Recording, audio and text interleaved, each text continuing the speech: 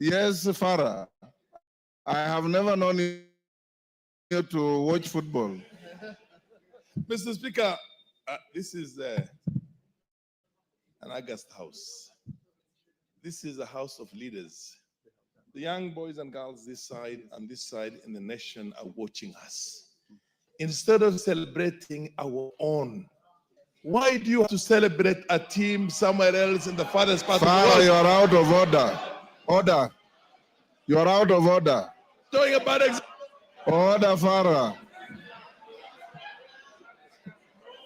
Order, Honorable Farah. Order. We are doomed with this. Honorable Farah, you are out of order. In fact, Arsenal is Arsenal because of our African boys like Nwango Kanu, Ebue, Why don't they come here? and many others. Yes, Saka, right now, Bukayo Saka. So you're out of order. Honorable members, let's go to, allow me to acknowledge in the public gallery, Gakuru Primary School from Tharakanithi, and Sally Ann School from Bureti, Kericho. On my behalf and on behalf of the House, we welcome the students, their teachers, and those accompanying them to the House of Parliament. Let's go now to Honorable Murugara. Thank you very much, Honorable Speaker. Now, Speaker, we are just from a light moment, but this is not very light now, as it touches on very serious matters that are before the House. Honorable Speaker, this is a statement on allegations of inducement in the consideration and passage of a bill. Honorable Speaker, this statement is made on behalf of the Departmental Committee on Justice and Legal Affairs and its members with regard to statements made during the joint Kenya Kwanza ODM Parliamentary Group meeting held yesterday, 18th August 2025, that was presided over by His Excellency the President, Dr. William Samoei Ruto, and the former Prime Minister, the Right Honorable Raila Amolo Odinga. At the meeting, a statement was made to the effect that the consideration and passage of the Anti-Money Laundering and Combating of Terrorism Financing Laws Amendment Bill 2025 was influenced by a Kenya shillings 10 million inducement collected by a member of parliament or members of parliament allegedly on behalf of members of the National Assembly. Honorable Speaker, the Anti-Money Laundering and Combating of Terrorism Financing Laws Amendment Bill 2025 was a bill sponsored by the leader of majority party. It was read for the first time in the House on the 4th of March 2025 and thereafter committed to the Departmental Committee on Justice and Legal Affairs for consideration and reporting to the House. The committee duly conducted public participation, considered the bill, and tabled a report in the House to inform the House's second reading of the bill. The bill sought to amend 10 acts of parliament to address technical compliance deficiencies identified by the Eastern and Southern Africa Anti-Money Laundering Group, the Financial Action Task Force, in Kenya's regime on anti-money laundering, combating of terrorism, financing, and the combating of proliferation of financing. The record of the House reflects that after exhaustive debate, the bill and the amendments proposed by the committee were wholly supported, leading to its passage on Wednesday, 16th April 2025, with amendments. Following its referral by the President with reservations on the term of the office of the Director General of the Financial Reporting Center, the bill was passed by the National Assembly on Tuesday, 3rd June 2025, with amendments fully accommodating the President's reservations. On behalf of the Justice and Legal Affairs Committee, I wish to categorically state that the committee did not solicit and they did not receive any inducement of any kind whatsoever from any member or quarter in its consideration of the anti-money laundering and the combating of terrorism financing laws, Bill 2025, as alleged or at all. The Departmental Committee on Justice and Legal Affairs and its members are fully cognizant of the principles of leadership, ethics, and integrity which bind the members of parliament. The committee and the members condemn and abhor corruption and any practice that is likely to erode these principles that are the substratum of the public trust that the people of Kenya have entrusted on this institution of the House of Parliament. Having deliberated over the matter and considering that the bill in question was a government bill whose contents were supported by the House, the committee poses the following 4 questions. Number 1, which member or members of the National Assembly solicited and or received the said Kenya shillings 10 million on the, or any other inducement in relation to the consideration and the passage of the bill? Number 2, who gave the alleged inducement? Number 3, what was the purpose of the inducement? And number 4, have the allegations been reported to the relevant law enforcement agencies? The committee notes that inducement inducement with respect to the bill could only have been given by to persons opposed to the strengthening of the laws against anti-money laundering, terrorism, financing, and related offenses. Only a person or entity that engages in corrupt practices, or wash, as is popularly known, could have opposed the passage of the bill. The fact that the committee recommended the passage of the bill and ensured its enactment into an act of parliament that is now in force speaks for itself. For avoidance of doubt, the position of the committee and its members is that if any member of the National Assembly or any other individual solicited and or received any inducement with respect to the consideration and passage of the bill as alleged, the member or individual is a criminal. Such a person ought to be investigated by the Ethics and Anti-Corruption Commission or the Directorate of Criminal Investigations, or even the committee of this House charged with the responsibility on such matters, prosecuted, and if found culpable to face the force of the law to the fullest. Such conduct has no place in the discharge of the mandate of the National Assembly and in the society of Kenya as a whole. The committee urges any person with information against any member of the National Assembly or any other individual with respect to the allegations to submit the information to the Parliamentary Powers and the Privileges Committee, which has always risen to the occasion and has jealously protected the integrity of the House and the members. Needless to add that the Justice and Legal Affairs Committee is one of the busiest committees in this House. It is only rivaled by the Finance Committee. These two being the busiest have always and will always resist any temptation, any advances that are made to induce the committees with the finances or any other form of material inducement, because the dignity of this House must be maintained at all times. Thank you, Honorable Speaker. I beg to lay my statement. Thank you very much.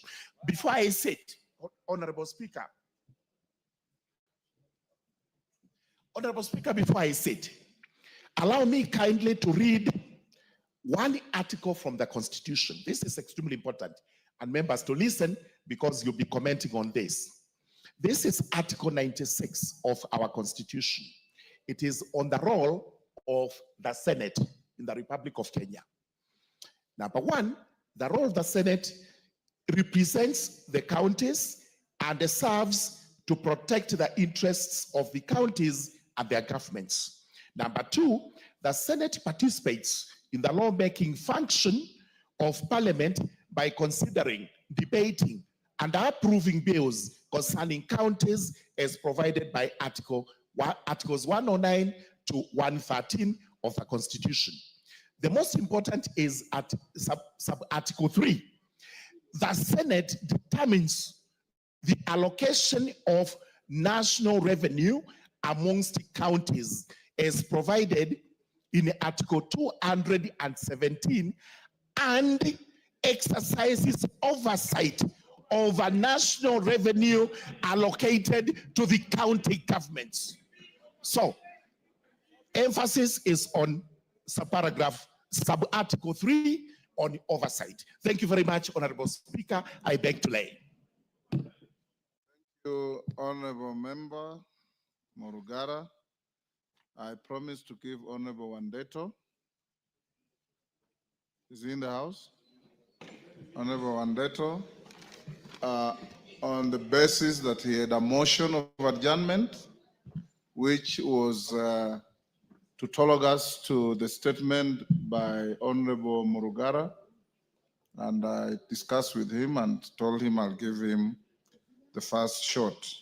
Members, you must also remember the provisions of Standing Order 87 on matters of contents of speech, so take into account that. Wandeto? Thank you very much, Mr. Speaker. As you have correctly said, I had brought before you a motion of adjournment to debate this otherwise very Wandeto takes the floor. How much time can I give everybody? 5 is... I have 1.5 hours for this. Can we do 3 minutes with your leaders taking 5. Okay. Thank you, Mr. Speaker. Like you have said, I had brought a petition to you. Mr. Speaker, you need to protect me. Yes, give Wandeto an opportunity. Wandeto, you have 3 minutes to compose your... Yes, thank you. So, Mr. Speaker, I would like to start by saying that this House, the House of Parliament, is a temple of democracy in this country. This is where the will of the people is exercised in accordance with Article 95 of our Constitution. And so whenever there are allegations of the nature that has been made in the last 2 weeks, Mr. Speaker, it is a matter of grave national concern, and that is why you have done the right thing to stop all other business of the House to ensure that members are able to ventilate into the otherwise very serious allegations that have been brought against this House. Mr. Speaker, I am very committed to the principles in the Constitution of integrity, transparency, and good governance. And Mr. Speaker, what we have seen the last 2 weeks is worrying. It started, I think, 2 weeks ago with an allegation by a senior member of the executive that there is indeed allegations of bribery within Parliament. I was at the devolution conference last week in Homa Bay, and none other than His Excellency repeated the same. The following day, the Prime Minister repeated the same, that there is a lot of bribery and corruption going on in this House. Mr. Speaker, to take you back to the events of 2024, these members of Parliament were nearly killed in this House as they defended democracy and the rule of law. Mr. Speaker, after that, there were some allegations that money had changed hands. I think there was a figure of 2 million that time. And members, some of them even lost their property. Their houses were burnt. Others lost livestock and other things. So, Mr. Speaker, an allegation of bribery against a member, especially the figures that are being touted, even makes it, we feel endangered as you walk the street. People, first of all, imagine you are some 10 million or some 150 million. and others possibly think you are the worst enemy of the people. Mr. Speaker, you know we have been called MPs. We have been called all manner of names.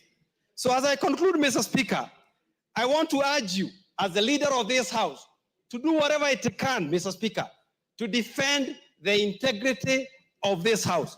And Mr. Speaker, we must first of all, and if you allow me, since I had a substantive motion, Mr. Speaker, add me only 2 minutes so that I finish. Mr. Speaker, it is important that you lead us to restore the dignity of this House. And there are certain things that we must stop doing. First of all, we have what I would call an unholy dalliance with the executive. That must. Give him a minute. Give him. Mr. Speaker, this House has to stop being a choir for the executive. Mr. Speaker, this week we have also seen a lot of attack on CDF and an attack on Constituency Roads Fund by the same executive whom we have helped here with very difficult decisions. And now I think, Mr. Speaker, the chickens have come to roost. Mr. Speaker, I invite the members of the executive to read Matthew chapter 7, verses 3 to 5. We know corruption is a big issue in this country, but the Bible reminds us, while look at the speck of sawdust in your neighbor, while you yourself, you have a log inside your eye. Mr. Speaker, as I finish, it appears some people are falling, but we will not allow them to fall with the whole House. Thank you, Mr. Speaker. Otienda Molo. Thank you, Mr. Speaker. Mr. Speaker, I will beg that I be added 2 minutes for context as a member of the Justice and Legal Affairs Committee. Mr. Speaker, first of all, let it be clear, I am a member of the committee. I have never sought or received any gain or advantage to support or oppose anything, except as by law and my conscience and my constituents. Mr. Speaker, the simple sequence of that long statement read by my chair is that this was a government bill sponsored by the Executive Office of the President. And we were told that we needed to pass it to remove Kenya from the gray list. In compliance, and it was signed off by the leader of majority, we complied, it came here, it passed. Where is our fault? Should we have rejected it? Because if we did, then you can blame us. Mr. Speaker, if that passage of the act and the amendment was procured by any corruption, then that corruption can only come from the Executive Office of the President. Because they are the ones who wanted it to pass. And if that is so, then 3 things follow. 1, that either the president or someone in his office knows who gave the bribe. 2, the president or someone in his office knows who received that bribe.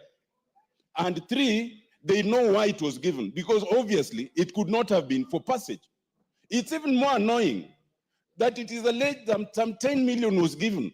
Do you know 10 million to give the members, that's 28,000. So it's being alleged that members of this House are cheap as 28,000 to pass a law. It's even more annoying.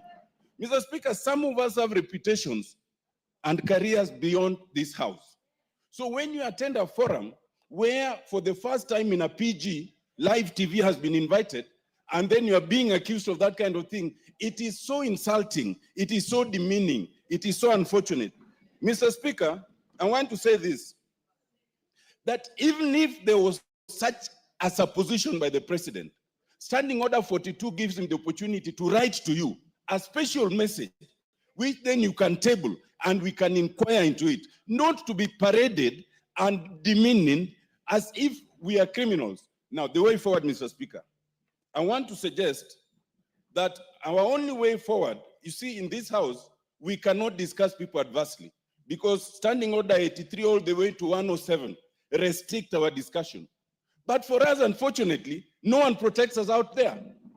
All sorts of allegations are made against you and you must just sit and listen. Our only ventilation is Standing Order 192.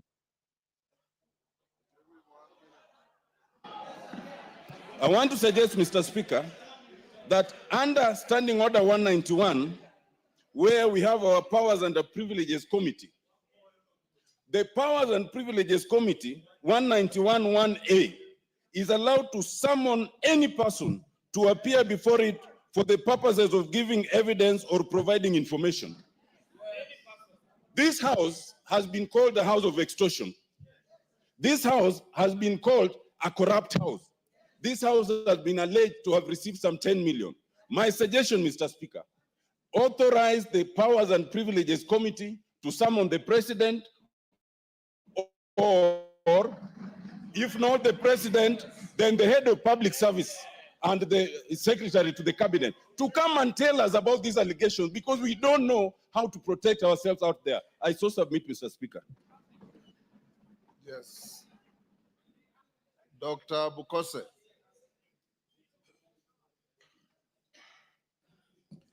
Mr. Speaker, thank you for allowing me to contribute to the statement Remember, by the you leader, have 2 minutes, 2 minutes. by the 3 chair, minutes Chaylak. rather.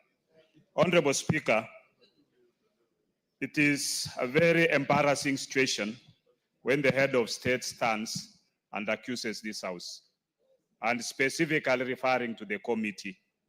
It's not acceptable. I think, and it should, if there was any issue, should have been able to have us as members of parliament and discuss this issue. To me, I suppose that most likely the head of state might have been lied by whoever took the information to him that that person took 10 million to the Chaylak. Yeah. Those are his views. Just listen to each other. If 10 million was given, then the person who gave the 10 million must state very clearly whom did he give the 10 million. Yeah? That person must state very clearly, because it seems that person should be able to account for the 10 million. Where did you take the 10 million? Yeah? And most likely, and to who? Because when the bill came to the House and it was presented by Chaylak, we were told this is one of the requirements and a precondition for IMF, and we passed. So, to be accused later on of having taken money, and it seems money exchanged hands, the 10 million must have changed hands. So where did that 10 million come from, and where did it go? And why? Because any bill that comes here and is a government bill is sponsored by majority, and more often, because we are now have a partisan kind of agreement within this house under the broad-based government, we've always supported all the bills that the government brings. Therefore, this must be investigated, and the truth must be unearthed so that all of us can be clean. Because when we go out there, people are looking at us as thieves, as extortionists, and that is not right. We have reputations to protect, we have families to look at us, and we have friends who should not be suspicious of our activities. Thank you, Honorable Speaker. Zamzam. Mheshimiwa Spika, wajua afisi akitaka kumla mwanawe usema ananuka mbuzi, Mheshimiwa Spika. Na Mheshimiwa Spika, inasikitisha sana. Bunge hili ndio limeshika Kenya kwa mkono, Mheshimiwa Spika. Tumepitisha bills nyingi sana zao, hata hii ya money laundering. Mimi nilikuwa against kwa sababu najua kuna watu ambao wamekuwa targeted, Mheshimiwa Spika, ambao ni wa real estate. Na hatukuwahi kufuatwa na mtu yoyote kuhongwa chochote, Mheshimiwa Spika.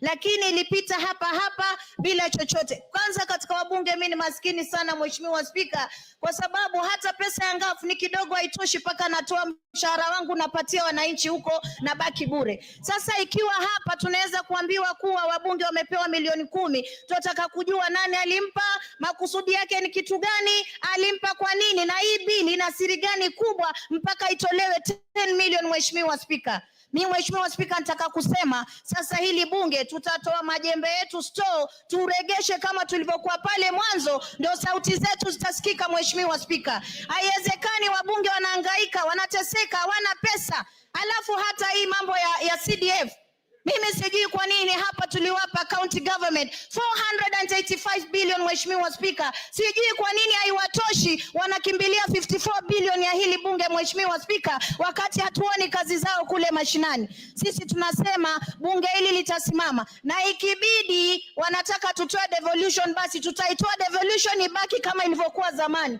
kwa sababu wanabunge hawezi kuwanyanyaswa kiasi hichi, Mheshimiwa Spika, mpaka kwenye televisheni wanaitwa wezi, wanaitwa extortionist, wakati ambapo mimi mama Mombasa najiangalia sina chochote, Mheshimiwa Spika. Hata ukienda kuangalia akaunti zangu wenyewe watashangaa. Leo Mombasa nikaambiwa mama Zamzam, nyinyi ndio mmeiba pesa, nyinyi ndio extortionist, nyinyi ndio nini. Siwezi kubali, Mheshimiwa Spika. Kama mtu anataka kwenda chini na sisi, mimi nitaenda naye chini. Asante sana, Mheshimiwa Spika. Musa Sirma.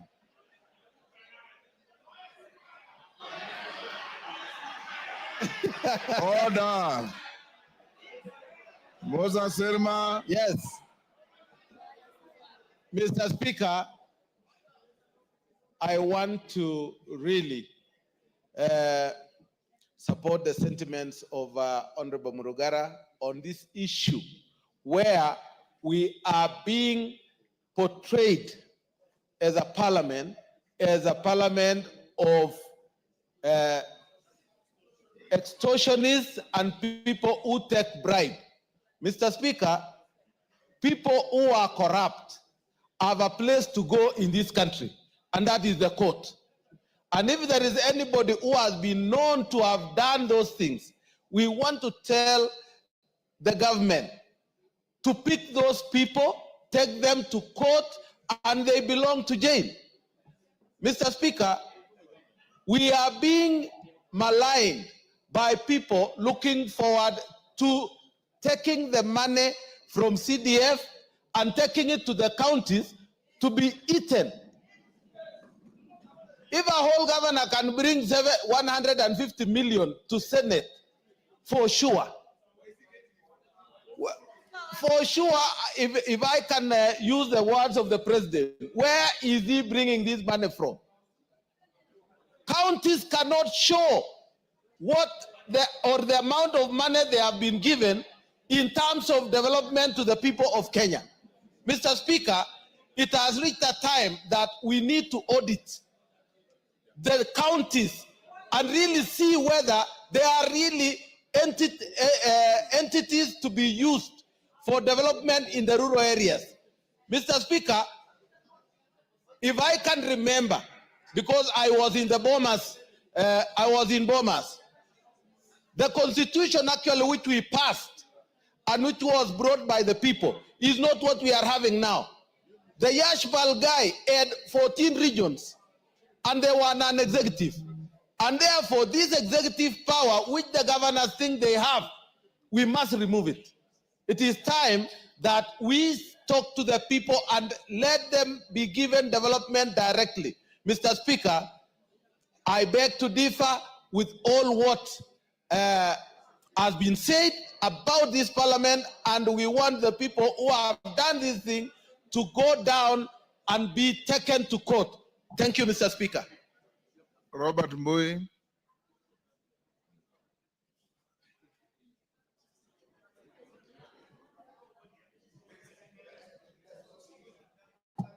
Thank you, Mr. Speaker. Mr. Speaker, Parliament is under attack, Mr. Speaker. And if you go on social media, read a newspaper, switch on your TV, continuously, this house is under attack. And Mr. Speaker, it has gone to the level where it has even gone to the funds that go to the people that we represent. That is CDF and KERA and GAF and the other funds. Mr. Speaker, the executive must respect this house. Members of this house have stood with the executive. Even though some of us have been opposing, members of this house have stood with the executive and supported them on all their agendas, including becoming extremely unpopular with the population because they were making sure that the agenda of the regime has passed on the floor of the house. But Mr. Speaker, now they have been thrown under the bus. It happened last year, even after passage of the finance bill, that the executive president again said that that bill was unpopular, and yet he's the one that had been telling members to support it. Mr. Speaker, I want to say that we must make sure that as a House we fight together. Mr. Speaker, there's something that is going on with the executive. When they say that this House has corrupt practices, I've been seeing empowerment agendas, empowerment forums all over the country. Mr. Speaker, someone who was just the other day a CS is able to give about 2 million, 3 million every week in a function, in fact, 2 or 3 functions in a week. Mr. Speaker, I want to tell you, what we need to do is start auditing the executive also. When they say there's corruption on the floor of this House, we also ask them, where is all the money you're spending coming from? Because, Mr. Speaker, this is a case of the pot calling the kettle black. So, Mr. Speaker, I want to say that it is important as a House we defend ourselves. Mr. Speaker, it shocks me when the executive goes completely against the Constitution, and members of, I'm lucky I was not in the lecture room yesterday, but Mr. Speaker, I hear that even constitutional, articles, provisions that are there in the Constitution were actually thrown under the bus also. Because when you say that the Senate has no authority to go and oversight counties, basically that completely goes against the Constitution. So as a House of Parliament, all of us, National Assembly and Senate, we must stick together and ensure that we're each other's keeper and we support each other and pass the bills that are good for the people of this country. And Mr. Speaker, hold the executive to account. Thank you, Mr. Speaker. Dr. Mutunga. Thank you, Honorable Speaker. Honorable Speaker, I would like to refer to sentiment by Honorable Mole. We did not discuss anything in that meeting because he's alluding to the fact that we kept quiet. There was no discussion, so there were no resolutions. So the meeting ended as such. It should go into record. Honorable Speaker, the Honorable Murugara must be finding himself in a very difficult situation. Because I'm a chair of a committee, I know how difficult it is for the committee report to be amended. We do these reports with Secretariat. We have to do the right thing. We would like to know who this is. Honorable Speaker, the report was given from raw information, intelligence. So the person who was given the money is known. And the reasons why the person was given the money is also known. Honorable Speaker, as members of Parliament, we need to be cleansed from this. We have suffered a lot as parliamentarians. There has been so much that we are supporting the executive, and this is what we can get in return. Honorable Speaker, since they are known, for us to be cleansed, they need to be named. Yes. The reasons why the money was given also needs to be brought to this House so that members of Parliament can be cleansed. Out there, we have a very bad name for supporting the executive. But we are supporting the executive because we would like the plan to go through. We would like the government to succeed. But Honorable Speaker, if there is a problem in this House concerning members, I think it should be brought to the fore so that members can know. Honorable Speaker, since last week, when the pronouncement was made in the devolution conference, we have suffered once more. We suffered after passing the finance bill. We suffered after the broadening of the government. We suffered again after sacking of some members of the CSs, some executive. We've suffered many times. And this is what you are getting in return. It is unfair. Thank you, Honorable Speaker. Karole Omondi. Thank you very much, Honorable Speaker. I'll try and be very brief, but let me start by saying I take great exception as the statements made by His Excellency the President, now 3 times attacking the character of everyone in this House, including yourself. We must now take the position of NATO. Mass character assassination we shall not accept. If somebody is guilty, let them be charged on their own. But an attack such as the one that was, he's made it twice, 3 times. First at the Stock Exchange, a devolution conference in Homa Bay, and yesterday at our PG. It is so unfortunate that a statement condemning all of us as corrupt extortionists, yet some of us have held the sharp end of the knife to support him, is something that we cannot accept. And Mr. President must either bring the evidence, take those people to court, or apologize and withdraw. And let me also say something. I'm very happy that Chairman Jailak has read out the Constitution. A lot of misinformation and reading of the law upside down happened at our PG yesterday. The allegation that the Senate has no power to oversight the county government has now been debunked. Article 96 of Article 3 of the Constitution is clear on that. Let me also debunk a few things on the NGCDF. The national government has the power to establish special funds to discharge its functions. And under Article 6, the national government can devolve its functions to the sub-counties, which form a constituency. In a presidential system such as the one we have, there is nothing wrong by the national government having NGCDF as its own fund, funded from the shareable revenue allocated to it. In any event, even if we don't have the NGCDF, the funds for the NGCDF will not be taken to counties. The counties will not receive it. But to make matters worse, the law is being misinterpreted by the Right Honorable Raila Amolo Odinga. In a parliamentary system, the members of parliament form the government, the prime minister and his ministers. The members of parliament sit in the executive. They design projects, they implement, they oversight. Let him see what is happening in the House of Lords, in the House of Commons in England. What is happening there? Why can't he say MPs cannot do what we are doing here? That is the wrong application of the law. And yesterday I was very upset because there is state capture in this country. Let this house today, let us look at what is happening at the e-citizens. How many pipes are leaking government revenue to private pockets? Do your work as members of parliament. Let us call them out. Sugar mills were privatized. Workers are being fired. Let us know who took over the sugar mills built by public funds without competition. Let them tell us. I have a question in the floor of this house calling the Minister for Treasury to come and explain to us. Let us take the war to them. Let us take the war to them. If they want, we will give.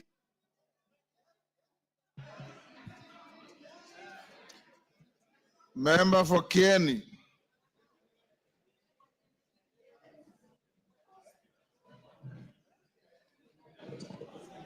Thank you so much, Mr. Speaker, for the opportunity. On this hour and this moment, I want to say that this House is under siege for all of us, inclusive, Mr. Speaker. You are in this House to preside over it, and when we are under attack, you are the first person on the line of attack. I really want to say that this is the government, the executive, which we have worked and we have given it our sweat and our blood to make it to where it is now.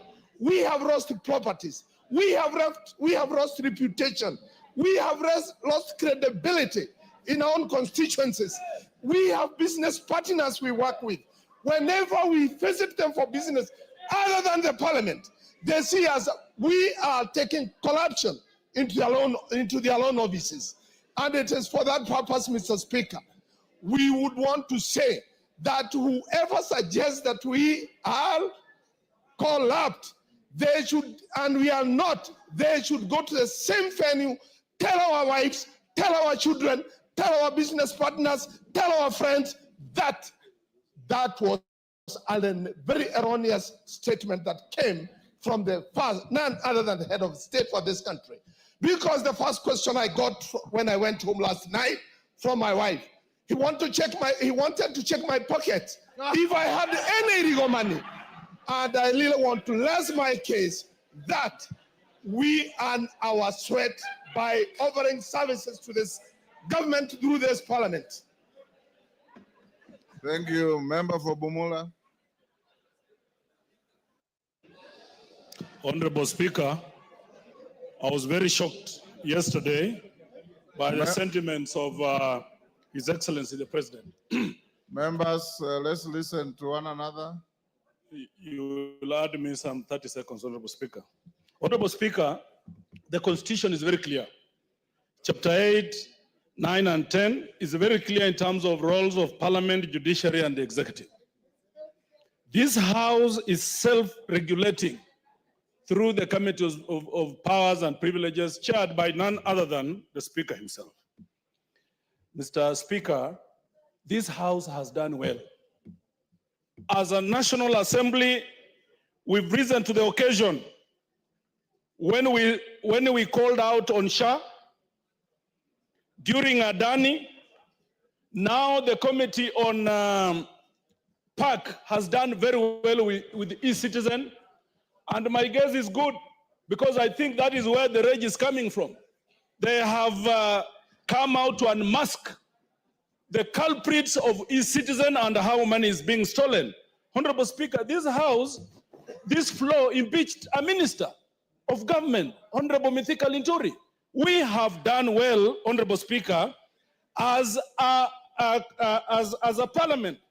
It is wrong, Honorable Speaker, for President to say he's fed on raw intelligence, Honorable Speaker, and moves to make such accusations against us.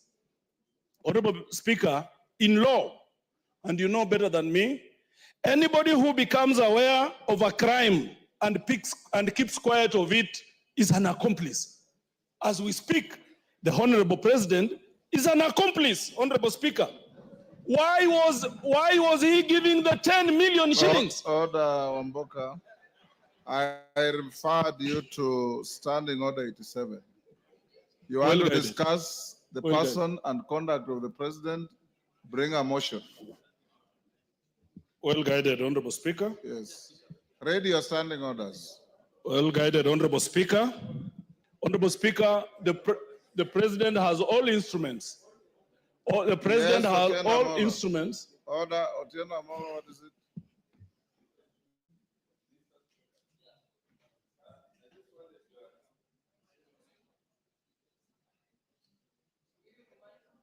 Give Otieno Amolo the mic.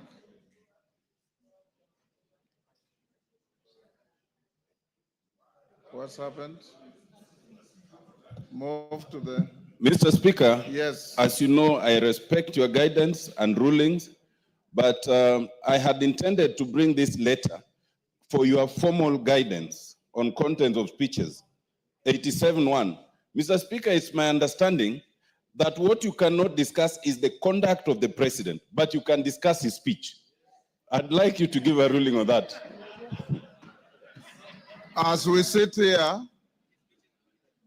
I have no speech from the President to discuss. You know very well, Honorable Otieno Amolo, that when the President addresses the House, he makes a speech, and I allow you to debate it for 3 days. As it is here, I have no speech that can guide me on what you should debate. So, Wamboka, go on. There is a thin line, Honorable Speaker, of what we are discussing, but I think the point is made. Our thinking, Honorable Speaker, is someone is trying to get to NGCDF, KERA, Honorable Speaker, and other funds that are devolved through this House, Honorable Speaker, and that is unacceptable, Honorable Speaker. To the extent, Honorable Speaker, that you are a member of Parliament, #1, member of National Assembly, that we see the kind of headlines that we see, like what was there today, Honorable Speaker, add me 2 minutes, I was distorted, Honorable Speaker. Yeah, that we see the kind of headlines today, Honorable Speaker, that's unacceptable. That is unacceptable. You are the champion, you are the head of this House, Honorable Speaker. We will not allow anybody to try and mud you, because that is tantamount to mudding the whole House, Honorable Speaker. As I finish, we are now going to exercise our teeth. We are now going to bite. And Honorable Speaker, as I speak, there is a table essential motion. It is before you, Honorable Speaker, it's coming. We must now take our rightful position as a National Assembly. It is so painful. Some members of this House, most members have stood with the executive. They have defended the executive. They have suffered because of executive, Honorable Speaker. They have lost their popularity, some of them, presumably because of the executive. And now the same executive want to throw them under the bus. We say no. Wakwende. Honorable members, I'll now give to Silvanus Osoro, but before he takes the floor, I acknowledge the following. Kipsingay, order. Order members. Kipsingay Secondary School from Sotik, Bomet. Joska PAG Church, Mavoko, Machakos. On my behalf and on behalf of the House, we welcome them to the House of Parliament. Osoro. Thank you. Thank you very much, Honorable Speaker. Honorable Speaker, I first want to confirm that I'm a member of the Jailer Committee. That has really largely been mentioned. Number two, even before I get to the details, Honorable Speaker, on what the Honorable Murugara has said, I also want to associate myself fully with the statements that have been made by the Honorable Karoli Omondi. And I'll be very particular, Honorable Speaker, on one issue even before I get to the second one, on the question of NGCDF and devolution.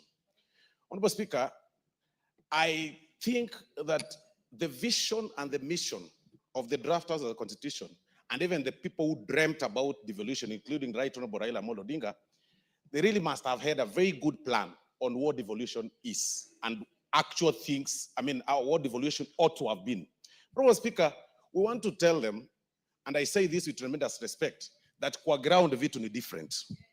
That what people think devolution ought to have been or should be is not what it is. There is nothing that is working on the ground as far as devolution is concerned, Honorable Speaker.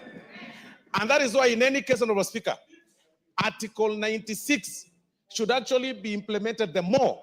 We cannot say that you want the county assembly members be left to the responsibility of oversighting governance. Honorable Speaker, a governor that controls 13 billion shillings, a county governor that controls 13 billion shillings cannot be oversighted by an MCA who wants 80,000 shillings, and then they give them 3,000 shillings every day, Honorable Speaker, even to follow them, Honorable Speaker.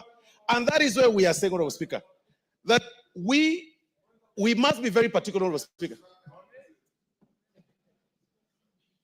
Mr. Speaker, the argument is about this house being declared corrupt. It's not about discussing devolution. The head of the state declared us corrupt. Well, how? Order. Order, Sane. Honorable Sane. No, don't be harsh on your colleague. Honorable Sane, if you are listening to the debate, you have been talking about two things: the integrity of this house, the fate of devolution, the fate of NGCDF, and the power of the Senate to oversight the counties. All these are entwined into what we are debating. So, Honorable Speaker, as I was saying, this house, Honorable Speaker, has been under attack from every corner. We've been attacked, Honorable Speaker, by the members, some members of the judiciary. We've been attacked by the members of the public, sometimes being threatened, Honorable Speaker, to have our houses torched, Honorable Speaker. We want to, with tremendous respect, also tell His Excellency the President.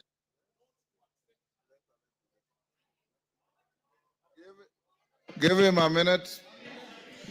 We want to tell His Excellency the President of the Republic of Kenya that now that attacks are coming from all over, I want to inform him, Honorable Speaker, that he should not take the invitation to also join the bandwagon that attacks this house.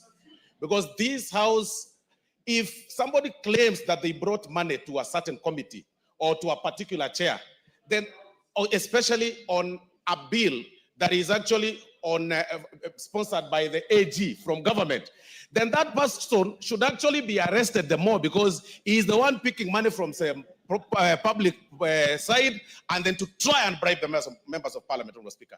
Because this House, Honorable Speaker, has been under attack from every corner, and it should actually not be happening. Today, as we are speaking, Honorable Speaker, people are already complaining about KERA. They want the KERA funds to be reverted to the counties. They want NGCDF to go. But, Honorable Speaker, you will need a microscope to see what governors or county governments are doing, Honorable Speaker, because there is nothing that is being done, Honorable Speaker. Time up. Time up. Parashina. Thank you, Mr. Speaker. Thank you also for standing for, to be one of the leaders to be counted in this country for defending Parliament. Mr. Speaker, I only also need to comment on three things: or four, doctrine of separation of powers that we saw yesterday, and we need to remind the executive we don't work under their mercy. Number two is yesterday I witnessed executive, that's the president, lecturing members of parliament, trying to create intimidation. We want to tell him that we are not going to go through intimidation here or outside. We will continue doing our duties without being coerced. We also need to remind the executive through the president and Mr. Raila that he should respect parliament every time. He is leading executive, judiciary should be respected, and parliament should be respected. Suggestions that Mr. Speaker came, which also brought yesterday, is about us in the committee. They alluded that when we summon state agencies or even PSs or ministers, they say that we keep asking them for money. Then the question is, how are we going to do our oversight role, if at all?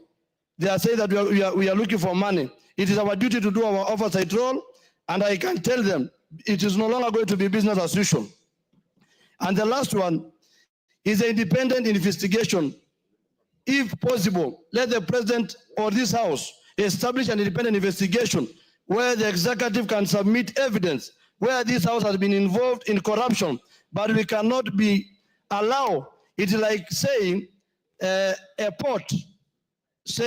How can a port say that the pan is black? It is not possible. Thank you, Mr. Speaker. Jane Kagiri.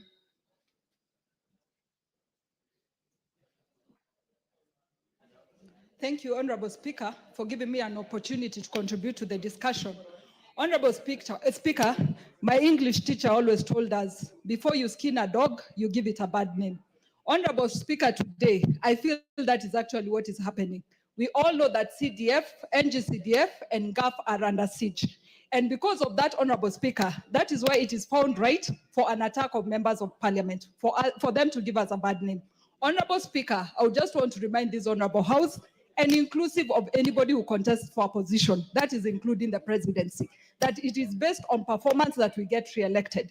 And even for the presidency, it should be well noted that the performance of NGCDF, the performance of NGAF will also count for their performance at the end of the 5 years. So, Honorable Speaker, we need NGCDF respected, we need NGAF respected, and Honorable Speaker, let it go on record that members of parliament make decisions based on their own minds and based on what they want to do for their people. So nobody is here to be helped to decide based on the money that they receive. We make decisions because we want the best for our people, Honorable Speaker. Thank you.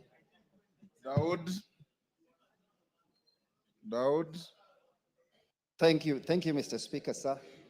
Mr. Speaker, let me also declare that I'm a member of JLAC, and they have not received any of the monies that has been paraded around. Mr. Speaker, I would like to thank the President on one thing. He has reminded us that we need to do our work. We have not been doing our work because we have been supporting the executive. Whenever things come here, we have always been supporting them. I think, Mr. Speaker, sir, the bill that is being, the act that the President mentioned, the anti-money laundering, was sponsored by the leader of majority. Actually, we should not even start with the President. We should ask the leader of majority whether he bribed the committee, the JLAC committee, and how much he has given us. The second thing, Mr. Speaker, if the bill, if that act was procured through bribery, then that act should be repealed and brought back to this house so that we can act on it again without the bribery. Thank you, Mr. Speaker. Yes, Karemba.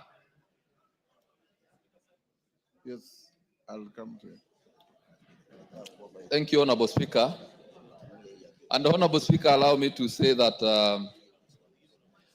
I am happy and upset at the same time. I am happy because of this conversation, because I believe, Honorable Speaker, the dragon that needs to be slayed in this country is the dragon of corruption. What is stealing the future of our country, Honorable Speaker, is corruption. And it is okay if this conversation is started by the President or any other person.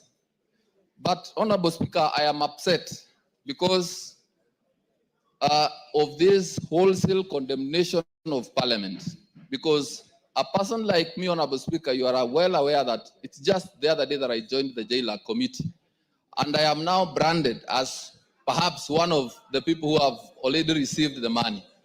And Honorable Speaker, it is very wrong for anyone to do this kind of condemnation on members of Parliament. But I believe it is for a few reasons. One, it must be that they are coming for CDF and for RMLF. It is for that reason. Two, it must be that they want to salvage their political aspirations at the expense of the members. They must have realized that many members perhaps are unpopular, and so they want to throw them under the bus. And it is unacceptable, having benefited from the support of the members, that now they want to sacrifice the members. Thank you, Honorable Speaker. Thank you. Kibagendi. Osero, you are not Kibagendi, are you? He borrows my name sometimes. Order. You are known in this house as Osero. Take your seat. Thank you. Thank you, Honorable Speaker, for giving me this opportunity. It is the classic case of the skunk calling the pig stinky. The president, who himself bears responsibility for questionable governance decisions, erred gravely in issuing a blanket condemnation of this august House. While Parliament is not without flaws, indeed, dismissing it wholesome is unfortunate by the head of state, and hypocritical, and an affront to the very democratic institution that gives legitimacy to the presidency. Constructive criticism is welcome, but scapegoating an entire arm of government for failures that cut across the executive is both disingenuous and dangerous for our country. The president needs, going forward, to do proper investigations. He said he gets information from NIS and DCI. He needs to do proper investigations before he can condemn the entire House. But again, sometimes we have to tell those who call us names that they need to look in the mirror. Kenyans know that the temple of corruption is actually State House. Thank you, Honorable Speaker. Yes, Lel Mengit.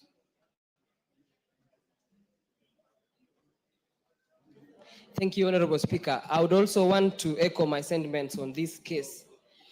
Honorable Speaker, first, I would like to apologize to this Honorable House, because a few years, Honorable Speaker, when I was in the university, I used to call the members here pigs.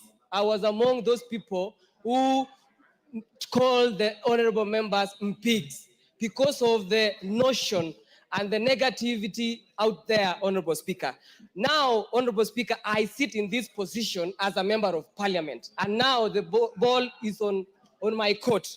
Honorable Speaker, I have realized that there is an enormous task bestowed to these honorable members, all the way as representatives, legislators, and oversighting responsibility. Honorable Speaker, I want to state this categorically, that even on the issues of NGCDF, as part of the representative duty that we do as honorable members, we cannot find substantive projects across the constituency or in the county government that have been done by the county government.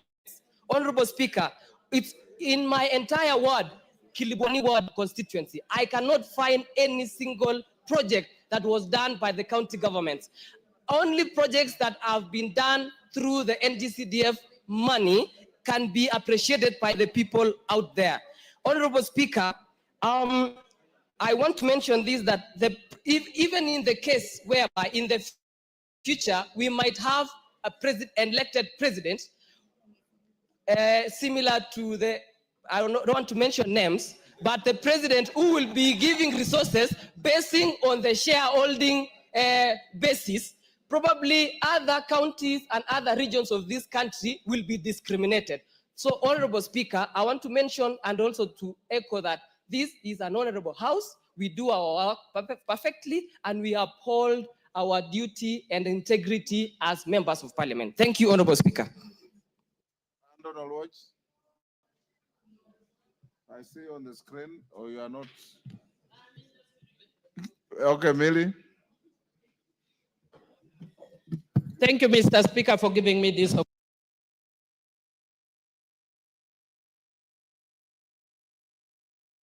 opportunity. Mr. Speaker, if there is one person I admire is Honorable Raila Amolo Odinga. And the reason I admire Honorable Raila Amolo Odinga is because he's a person who stands on principle. And even if he's the only man standing, he will remain standing on principle. Mr. Speaker, I have learned from the best.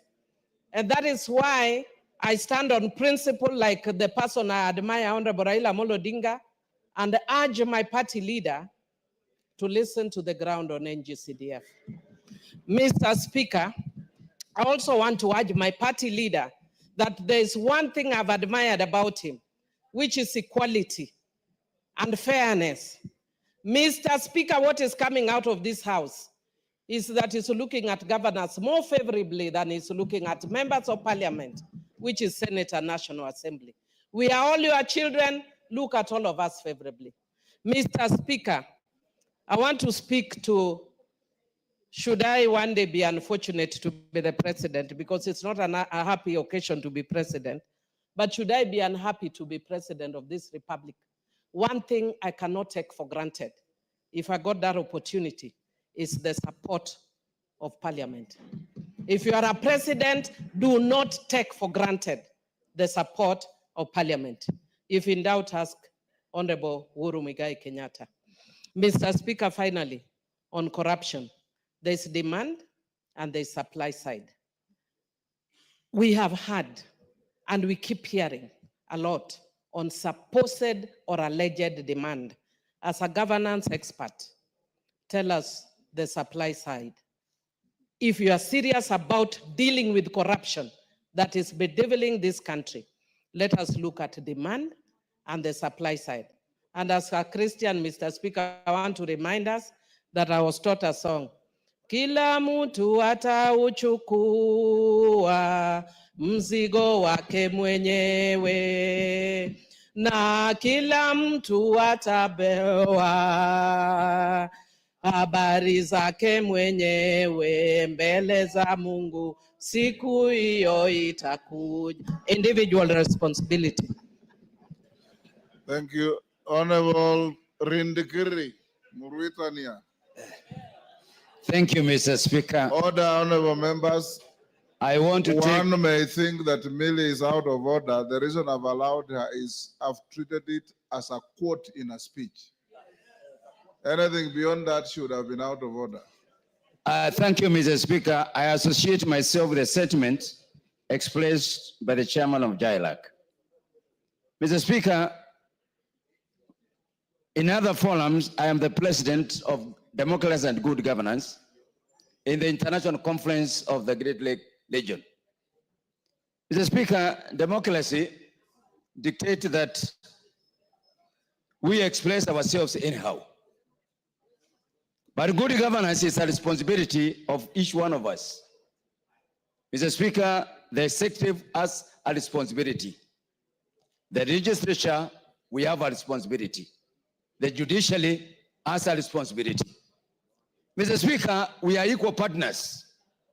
We are not lesser of the responsibility that we have been given. Mr. Speaker, the advantage of the executive can be good, can also be bad. Mr. Speaker, the last parliament and many majority members who are in the last parliament, we know we were called names. We were called collapse. This is not a new thing. The last regime, the past regime, called the members of this parliament collapse.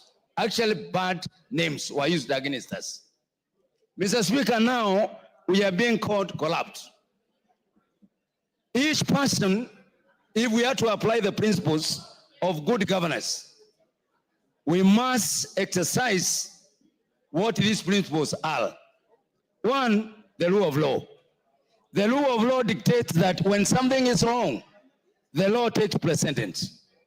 Mr. Speaker, I want to imagine that the president knows this, and I'm sure he knows. Let him subject all of us who have been found to be capable of being corrupt to the rule of law. It's as simple as that. Mr. Speaker, transparency is very key in leadership. Mr. Speaker, we cannot be all accused en masse without giving evidence. Mr. Speaker, the executive need to be held accountable, to become clear, to become transparent on what he is talking about, members of parliament being corrupt. Mr. Speaker, the presidency is private to intelligent information, and nothing prevents him from proclaiming the people that have been found to be corrupt. Mr. Speaker, I want to disassociate myself with the fact that this parliament is corrupt. Mbeyu.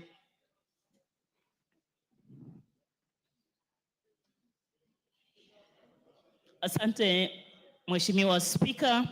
Mheshimiwa Spika, mimi nahuzunika sana. Haya maneno yalitokea kwa viongozi wetu wakuu jana, ni jambo la kusikitisha. Na hasa nikisikia upande wa kuondolewa pesa za NGCDF na ni pamoja na ngafu. Tufikirie sisi kama wabunge, majina tumepewa. Lakini hawa wabunge hawana shida kama wale wananchi wetu waliweza kutupigia kura pale.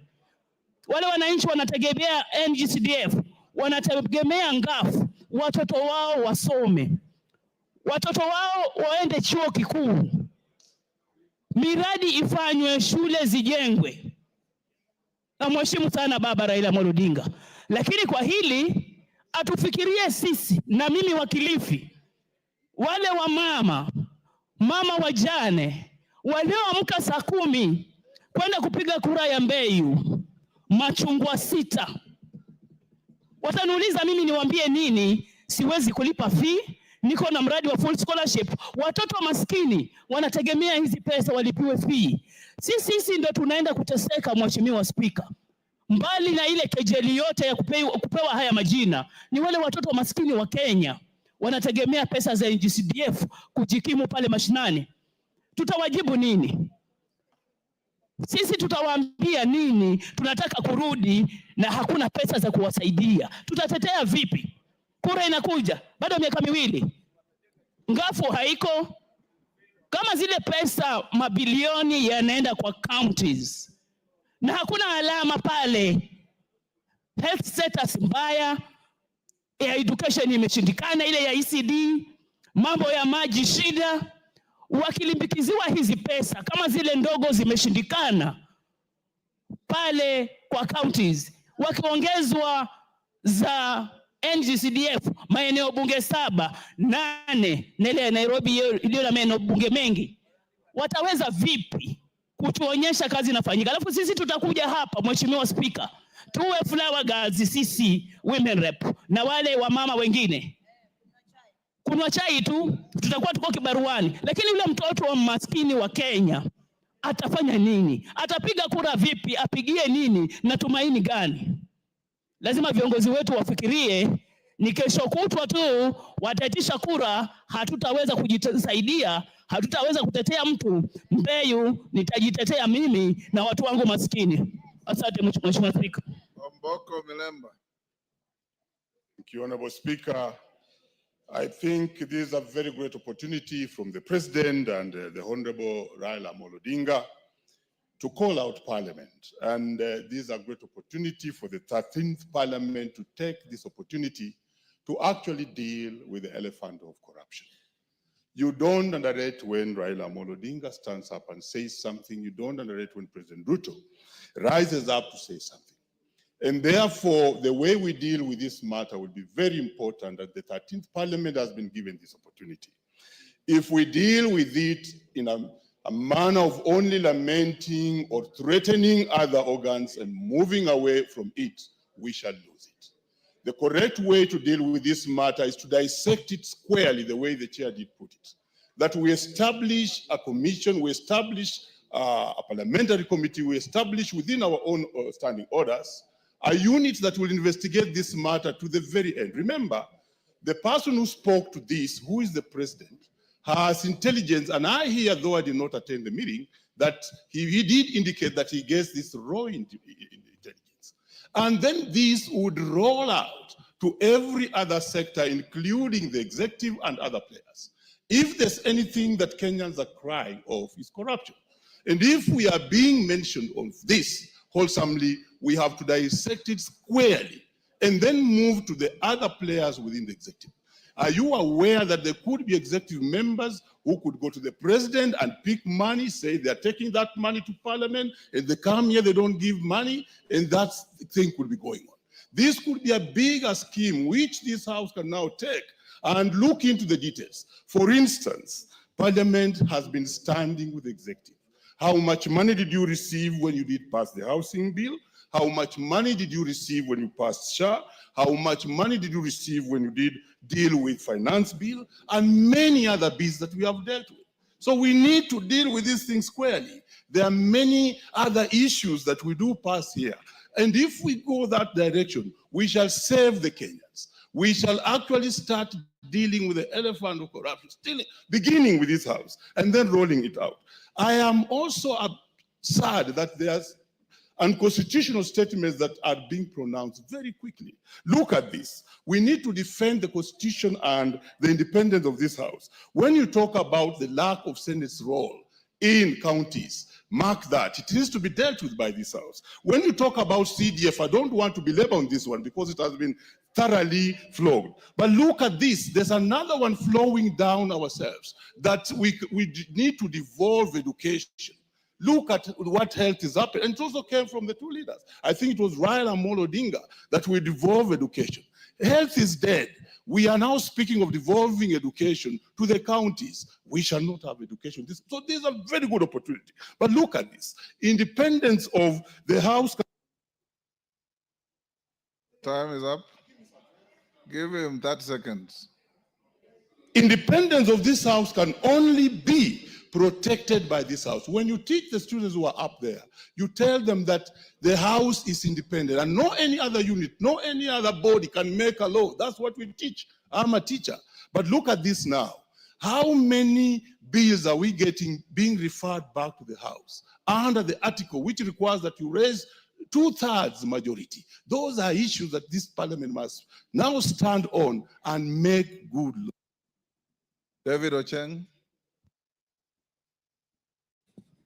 Thank you so much, Mr. Speaker. Mr. Speaker, I've been here long enough to know that every time we've had a bipartisan initiative, this house suffers. I remember in the 11th Parliament, when the President and Raila came together that time on IBC, we were brought here one afternoon, we were told, pass these bills, no removal of a comma, no full stop being removed. When BBI came, the same thing. Now we have this opportunity, and I thought this would be used to bring the country together and fight these ills together. Corruption has been pointed out as the biggest ill we've had. And all those initiatives, the one of Uhuru and Raila, the one now, corruption was at the forefront to be fought. But it disheartens me, Mr. Speaker, for the president to come before members of parliament and tell us that he knows that a governor gave people money. He knows that an MP was given money. And those governors and those MPs are not arrested. What does he want us to do? Are we police? If you're the president and you know those who are stealing, why don't you arrest them? Why do you come to tell us? What do I have to do with it? You are the president. You are saying you want to fight corruption. And you know those who are stealing. What are you waiting for? Is it our business? Everyone should carry out their functions. This president gave us a finance bill. That was very unpopular. We passed it for him. This president gave us a housing levy. We passed it for him. This president has asked us to pass SHA. We sat here until 10 p.m. Passed it for him. What have we done for him? What has this parliament not done for president that he now has to come and bastardize us? What? Let him do his job. And why he's also involved in corruption, we'll follow him. You can't come and name everyone else be corrupt as if yourself you're very clean. It doesn't work like that. We have one country. We must all protect this country. We won't allow. We are not begging for CDF. We don't use CDF money ourselves. We're not begging for CDF to be kept. Senate should not beg to carry out his functions. It is not the job of Raila to tell us what the law says. It can't be. This House must take back seriously going forward. And if there's a PS or a minister stealing money, let us deal with them. But we can't allow people to come and start reading for us Riot Act as if themselves they are very clean. This parliament must reclaim its place in history. Give him 30 seconds. So, Speaker, I was very happy yesterday with our leadership because you cannot go before governors, abuse us, insult us, then call us. Instead of telling us why you called us, you start lecturing us on matters that you should deal with personally. So, Speaker, I want to request our leaders today, leadership of Parliament. Let's deal with the issue the President has raised, but let's not be beggars. CDF, we must sit here as members of Parliament, make sure that CDF is in the Constitution. We can't allow people who don't sit in Parliament to control what we do in this Parliament, Mr. Speaker. It is. Thank you. Your time is up. Fernando Anyonyi. The Speaker, I just want to take this very seriously. I'm doing my third term in this House. And this House must be respected. Members who are here, I want to tell you, you actually have lost, you are losing your integrity out there. And our discussion here, Mr. Speaker, is not because we are defending ourselves. It's because of these allegations. I would have expected head of state to call us in the Kamukunji privately and expose to us, telling us exactly what he has had. But instead, actually, we have been exposed. I want to take this opportunity and say, whatever allegations have been given to us, Mr. Speaker, you actually, for your own sake, you actually, because you oversight us here, your name is also going to be, in fact, as you go out there, people are now dismissing us. I remember just 2 days ago, I gave out money, and they were saying, you are a millionaire. So I think as far as I'm concerned, if there was anything that was bad, an allegation that actually I've had, even the right Honorable Oginga Odinga out there, Jaramogi Oginga Odinga, I think I was so shocked. And he said that even we have no job. We are not supposed to do what we are doing.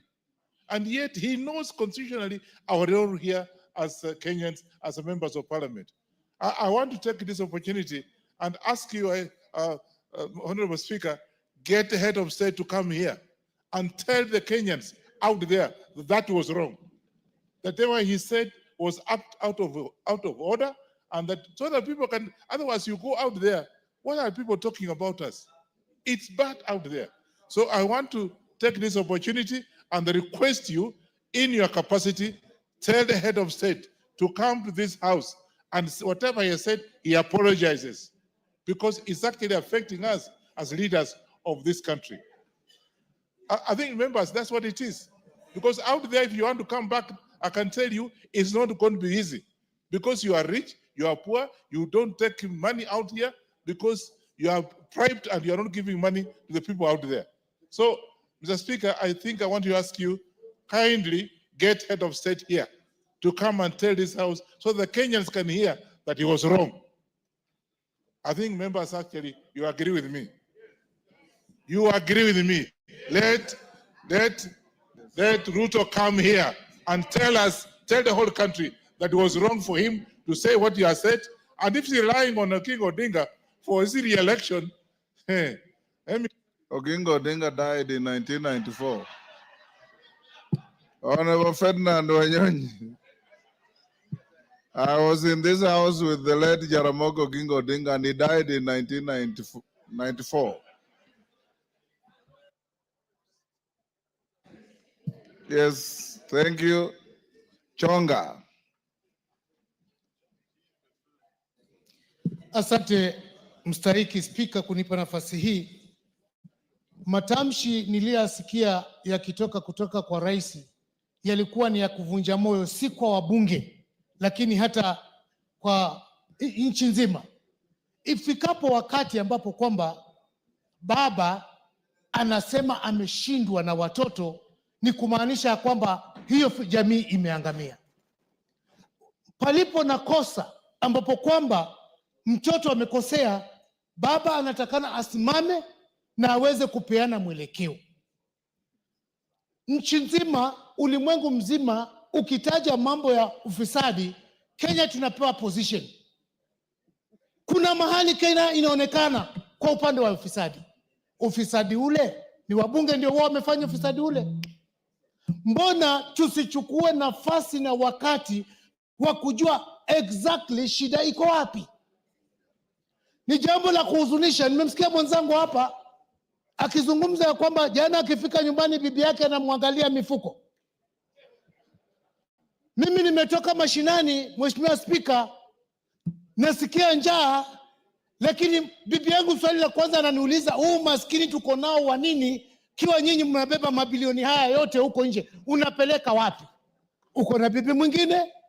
Uko na warembo? Ama hii pesa inaenda wapi?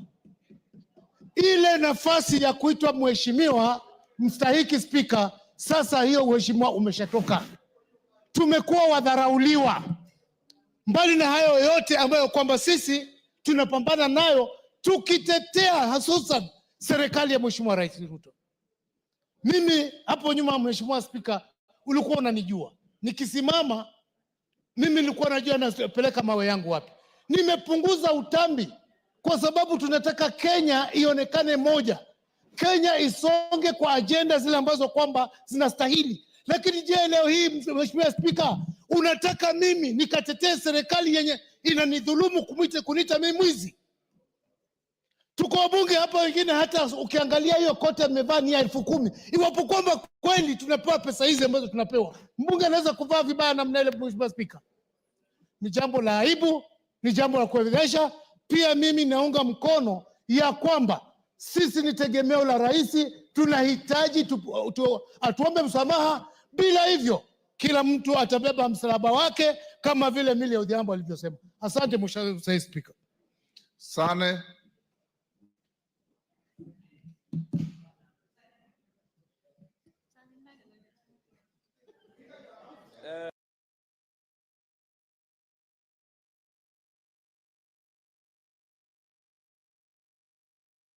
Thank you, Mr. Speaker. You have always stood to support the dignity of this House. Mr. Speaker, the former President Uhuru Kenyatta was on record having said that his government is always daily losing 2 billion shillings in corruption. Corruption is widespread in the executive than is being betrayed. Parliament is non-corrupt, Mr. Speaker. Mr. Speaker, 2 words were being used. Extortion is a dirty word. It means getting money forcibly. Better corruption. Corruption means using your office or your power to at least get something. So it was very rude, unacceptable, unpalatable to call us extortionists, Mr. Speaker. Mr. Speaker, the President, Parliament, tribunals, and the judiciary laterally enjoy delegated powers as per the Constitution. There are separation of powers, and we must respect each other, Mr. Speaker. The Speaker of this Parliament is the Right Honorable Wetangula, and he deserves respect. He leads a team of members. You must be respected, and By extension, we deserve that respect. We conduct business as per the procedures and the Constitution, Mr. Speaker. Mr. Speaker, we have been behaving as if we were conveyor belts for the executive. We have been called to State House, and we have never let down the government of the day in making sure policies were executed and laws were being acted. Mr. Speaker, we have been reprimanded most of the time using the Political Parties Act that when we speak our mind, we were being told you will be de-whipped, you will face sanctions. I think it is time to revisit the Political Parties Act so that members exercise their discretion and their right to represent their constituents. We can no longer represent others but the people of Kenya, the sovereign, Mr. Speaker. Thank you for your kindness. Junet, we have the last 10 minutes. I gave you 5, I gave you Chunga 5. Mr. Speaker, I want to start from the onset by saying that he who alleges must prove. He who alleges must do what? Must prove, Mr. Speaker. So the burden of proof are with the people who have alleged, not with us at all. Mr. Speaker, Parliament is an institution in this country that has been created by the Constitution.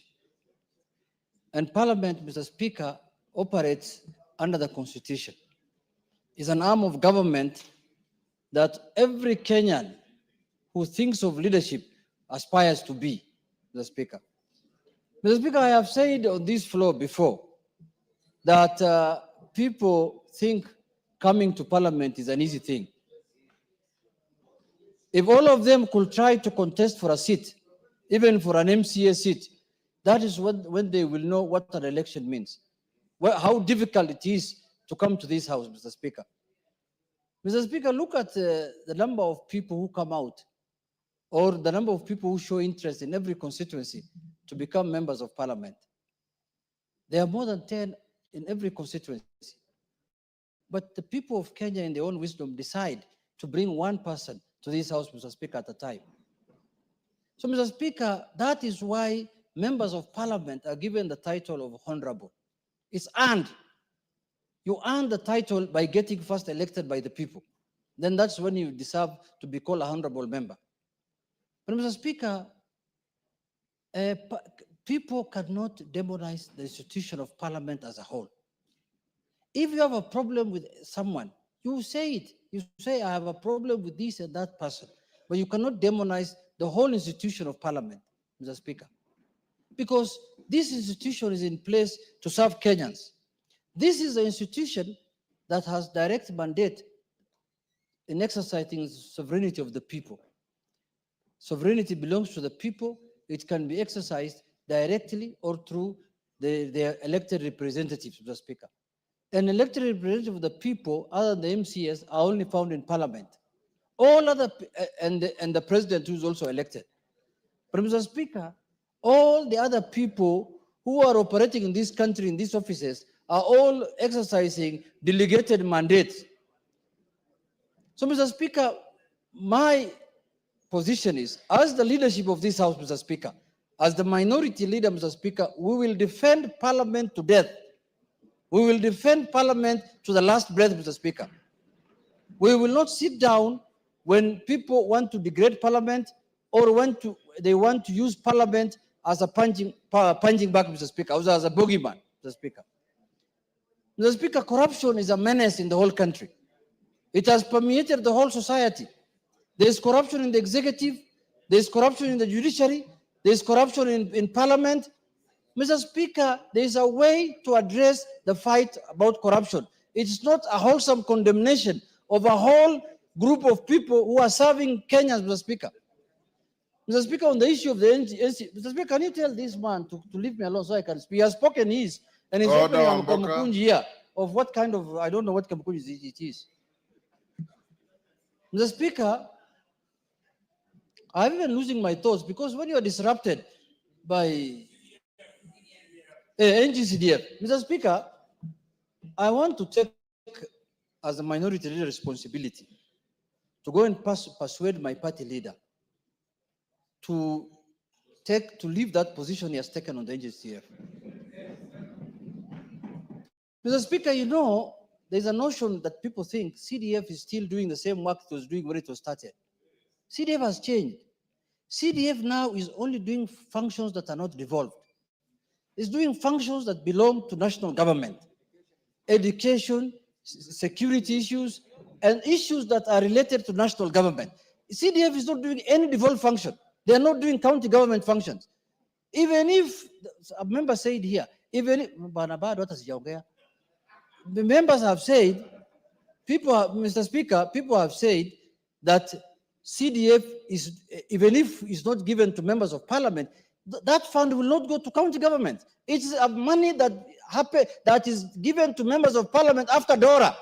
We do the division of revenue, money is separated into devolved functions and national functions. This money is coming from the national. Chep Congo wants to inform you. Do you want information? Yes, Mr. Speaker. You know, it's Thank you very much, Mr. Speaker. I just wanted to inform the minority leader that the Supreme Court, in fact, on the 15th of August, 2025, a few days ago, rejected the application of the Senate to review the orders of the Supreme Court, which declared that NGCDF does not concern counties. And it was completely rejected. And so it has nothing to do with counties. Cannot go to the Senate. It can only be enacted in this House. Thank you, Mr. Speaker.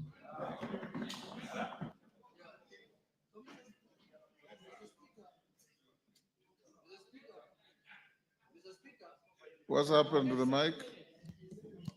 Mr. Speaker, I want to say this, that I agree with Honorable Chepkonga, that CDF has got nothing to do with the devolution. CDF, if this fund is not sent to constituencies, the national government can send it to county commissioners.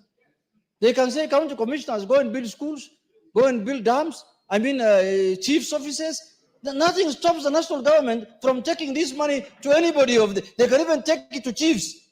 Chiefs can go and build even their offices themselves. So, Mr. Speaker, first we have to acknowledge that this fund has nothing to do with the devolution. It's not taking money that belongs to devolved entities, Mr. Speaker.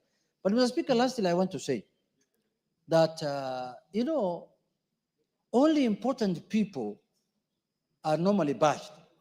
When you see the president accusing us of many things, or by my party leader, they know how important this House is. That is why they you know, let us not also take them very serious. Because, you know why I'm saying that? Because everything also they want to do must come through this House.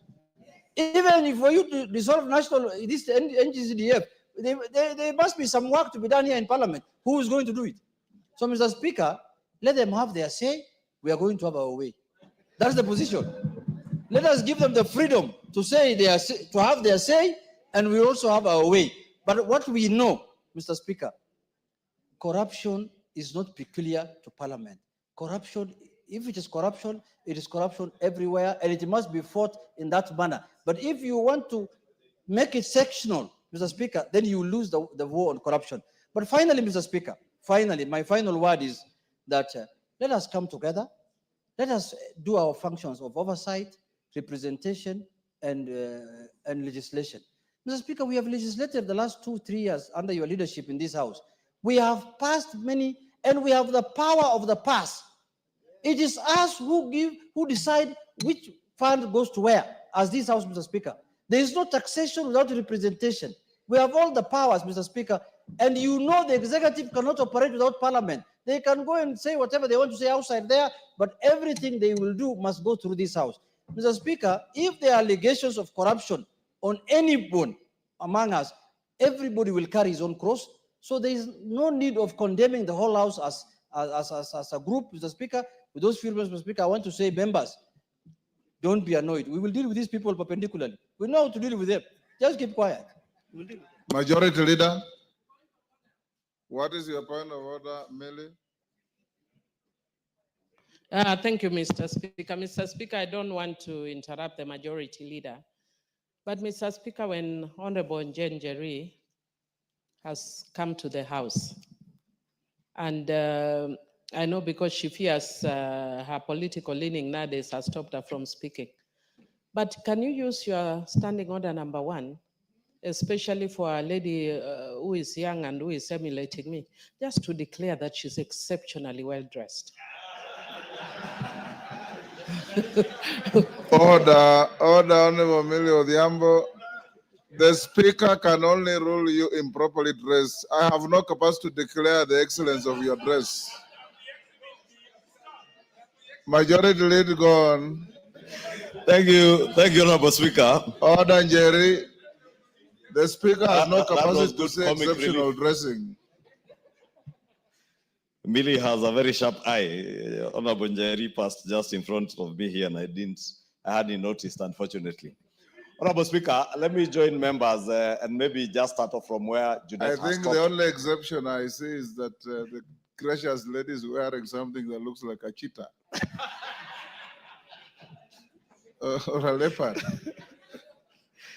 You can be certain, Honorable Speaker, if she was here earlier, she would never have recognized any of the footballers that you are mentioning from back those days. Just like the Honorable Joseph was asking who are those the Speaker is mentioning, because they were not born by then, Honorable Speaker.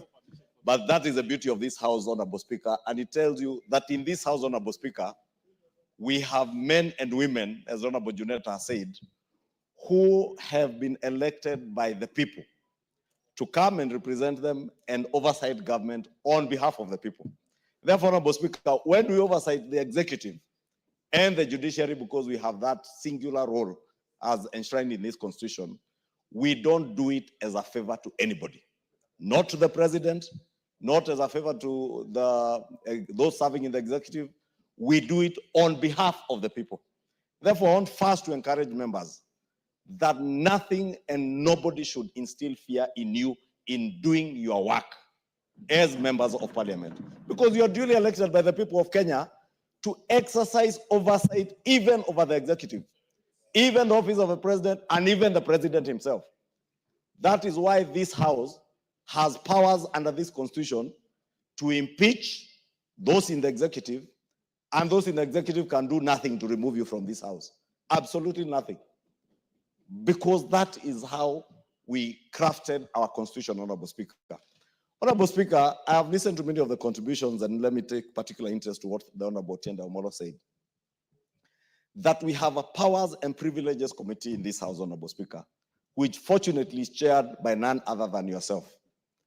This Powers and Privileges Committee has the powers and a singular mandate to receive complaints, as Honorable Tienda Omolo said, from whatever quarter against any member of parliament who may engage in any manner of impropriety, whether within the precincts of parliament or outside parliament, Honorable Speaker. It is not fair to condemn the House in its entirety, Honorable Speaker. We have young members like Honorable Njeri, Honorable Joseph, who just joined this House the other day, Honorable Speaker. We have older members like the Honorable Kainan, the father of the House, who has been here for a long time, and yourself, Honorable Speaker. When this House is condemned, you are condemned.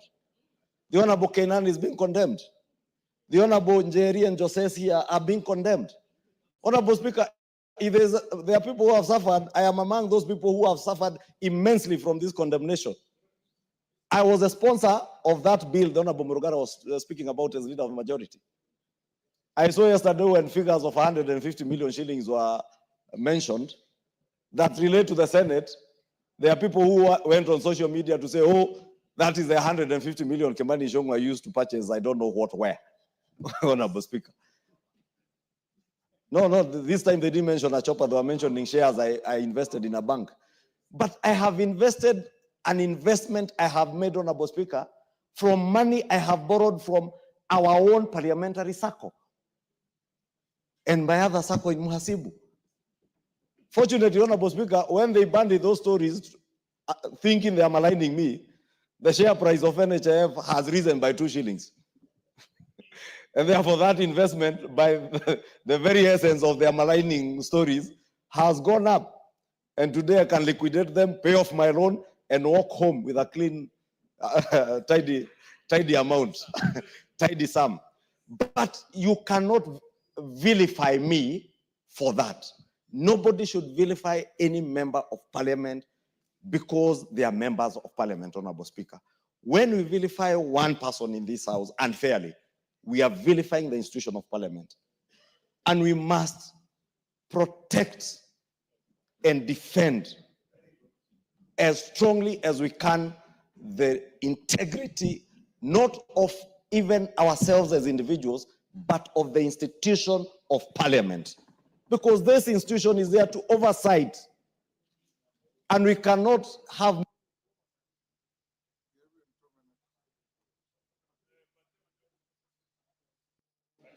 Honorable Speaker, I was saying we cannot have meaningful oversight over the executive if we are seen to be beyond reproach, Honorable Speaker.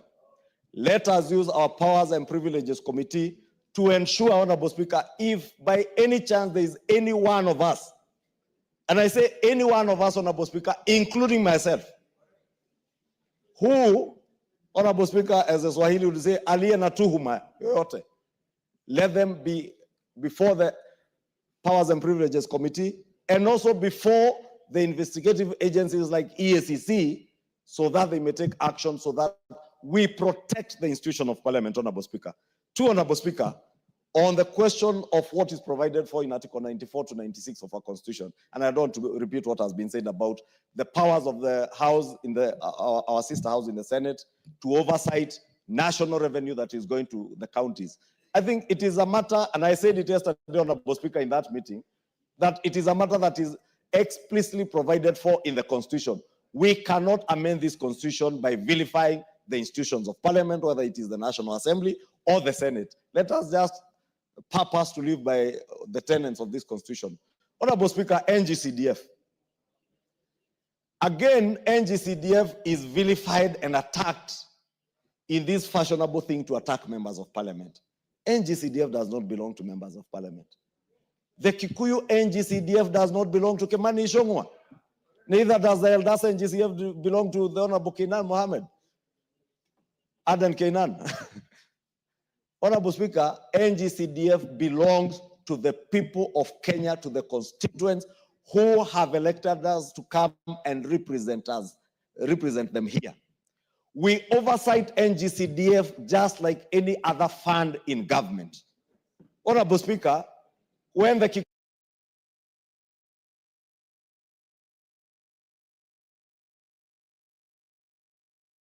to their sittings, they called my fund manager and the board officials here, the board CEO, NGCDF board CEO.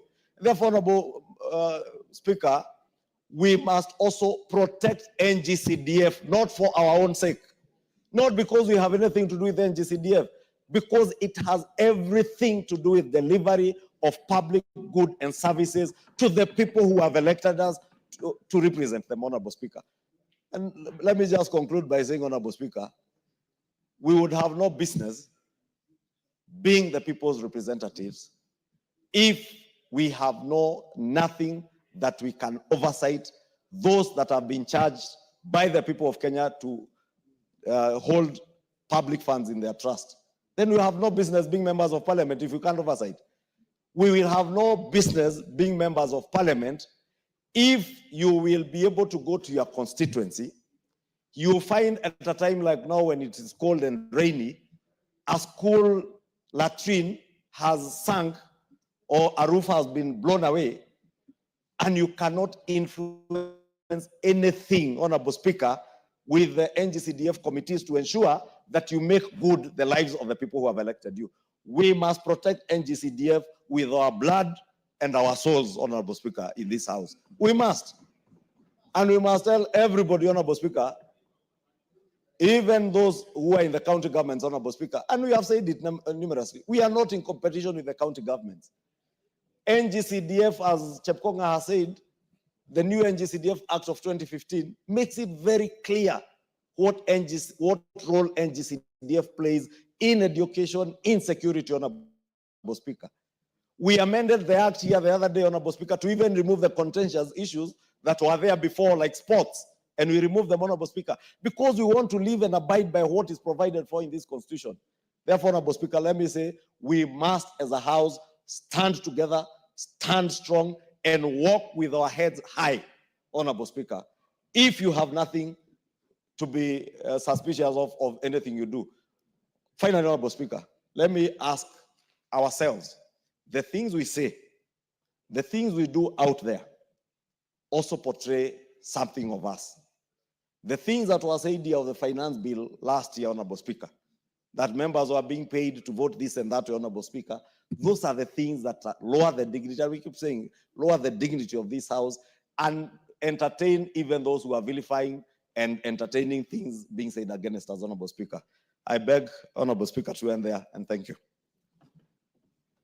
Honorable members, let me thank you as a House, particularly the Honorable Murugara and Honorable Wandeto, for having found it within their powers and necessary to bring the statement and the motion which I didn't approve, but which I informed the House and allowed Honorable Wandeto to have the first bite. Honorable members, as your Speaker, I shall always be your first and last line of defense to your integrity and to the dignity of this House. I want to encourage us, in the words of the Honorable Minority Leader, as leaders, we cannot insulate ourselves from criticism, both fair and unfair, because that's the cost of leadership. When you are in leadership, you fall under the category of what one writer says, that when you meet people, 30% will like you without even hearing anything from you or knowing who you are. 30% will hate you without knowing who you are or hearing anything from you. It is now up to you to convince the remaining 40% to like you or to hate you. That is the paradox of life. And I want to encourage us, as a House of leadership, to be above irritations, to be above any temptations to have a short fuse on issues, because you are leaders. And when you are a leader, you cannot sit there and expect to hear only things that please you. You also hear things that don't please you. And sometimes when we hear things that don't please us, they raise us to a higher calling to ensure that things are done differently. I also advise that when something is said against you, if it is not true, you ignore it. If it is true, you do something about it. Then we move on. There was a very high state of anxiety and anger. Many members called your Speaker, expressing displeasure, expressing anger, and wondering what direction we're headed. But that we have had an opportunity to speak. And to those who haven't spoken, I'm sorry, the time was not enough. We can't all speak on the same subject. And to members like the Honorable Salasia, when we have a motion like this, the Speaker gives priority to members who are regularly here. If you are not regularly in the House, you are unlikely to get the favor of the Speaker to speak simply because this is topical. There are members who sit here for hours waiting to speak. Sometimes they don't even get the opportunity to speak. Those are my priority. If Dr. Nyikal was in the country, I know he's out in Japan. He's like the new Martin Shikuku. The Speaker always found Martin Shikuku in the House and left him in the House. And for the entire afternoon, you'll never see Martin Shikuku even responding to a call of nature. He'll just be sitting there doing the business. So I encourage you, young Salasia, spend more time here. You'll catch the Speaker's eye when matters. But if you choose to prosecute parliamentary business on TikTok, then the House will deal with matters differently. I want to say this, honorable members, as we we come to a conclusion of this. I think Jeanette said it very well. Everybody has their say, you have your way under the Constitution. You hold the power of the past, you legislate. Even the next motion is going to deal with your authority over an executive order that is not in compliance with the law. That is the power you have. And that's the power the Constitution has given you. So I want to urge all of us here that our integrity must be beyond reproach. We must be like Caesar's wife, whom nobody could suspect. And I want to say, honorable members, that given what has been said, what you know, and what goes on, this House has sufficient mechanisms under the Constitution and under the law, whether it's conflict of interest law, whether it's leadership and integrity law, whether it is powers and privileges law, or the anti-money laundering, all those to handle issues that come before us. And I want to assure you that I have received some letters about members that I would have presented to the agencies on different things. Sometimes I call you, I talk to you, and you correct your ways. Let's also uphold our integrity. I have given you an opportunity this afternoon. Waswahili wanasema muwe mkala, lakini haki yake mpe. And by giving you haki yenu, you have exercised your right of reply in the matter. So I want to encourage us that let's now lower the anger, be the leaders that we are, and transact the business of the House in the manner we always do. I know that some members who are not happy, and rightly so, because if you are not within the bracket of those who are bent, and you say everybody's bent, then you create serious issues. You know, in my community, we say there's no little stream that does not have a snake. Every stream has its snake. And like Parliament, we probably also have our snake. Yes, we will probably also have our snake. So the leaders, Ichungo and your group, Juneta and your group, have regular get-together. Luckily, this matter comes at a time when we are retreating with the entire leadership of the House to Mombasa tomorrow. And among other things, we will also have a colloquium with the judiciary to discuss about our relationship so that we can also face each other and ask each other hard questions. If you have time, watch a movie called The Star Chamber. The Star Chamber, where beyond formal decisions, there are decisions on issues, so that you can be able to also look at each other in the eye and tell each other the stark truth. That you know what I know, and you know I know what you know. And going forward, let's not act in a manner that says, don't say, don't ask. Thank you, honorable members. We'll now go to the next business. But the decorum you have displayed reaffirms what everybody expects, that this is a house of reason, this is a house of sobriety, this is a house of maturity, and this is the nerve center of the Republic of Kenya. You are the representatives of the people of Kenya. They have donated this power under the Constitution to you, to levy taxes, to appropriate those taxes, and to audit those taxes through oversight. It can't be any better than that. Let's live to that billing. Thank you, honorable members.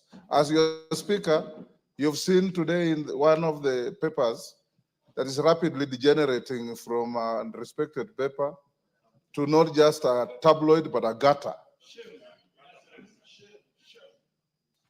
Putting the two speakers on the front page and you read the story, there is no relationship whatsoever. But as leaders, we're used to this. They will do this, they will give up. What is important is focus on what you are doing. Winston Churchill said, you'll never finish your journey if you stop to throw stones at barking dogs. Focus on your journey, and you'll do things right. Thank you.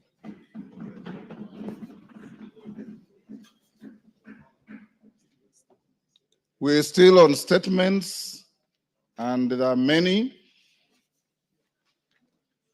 I wish those who are asking statements allowed us to go to order number 12, but I seek your consensus. Members, majority leader and minority leader approach the speaker.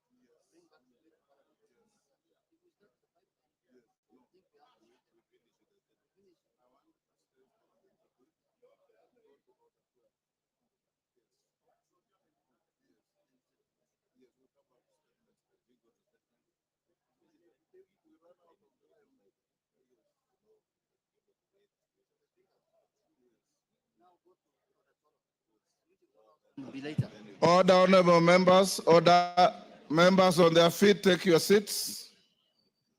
Honorable members, after consultation with your leaders, we are in a common agreement that we hold on the statements and go to order number 12. And you know, order number 12 directly affects you. So you'll have to declare your interest. Okay, clerk, call out order number 12. Order number 12, motion. Consideration of the Public Procurement Regulatory Authority Circular number 4 of 2025. Honorable Chair, Committee on Delegated Legislation.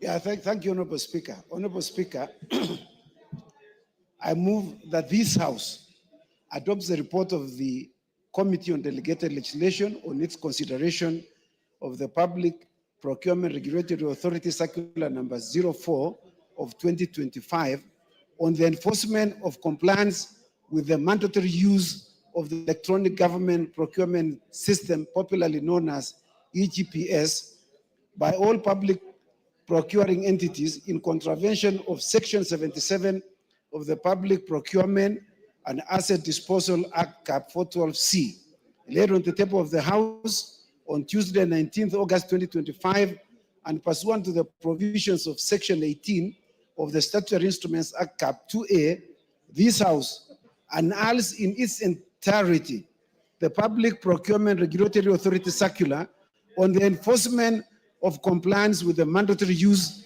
of the Electronic Government Procurement System, popularly known as EGPS, by all public procurement entities, published as circular number 04 of 2025 for the following reasons.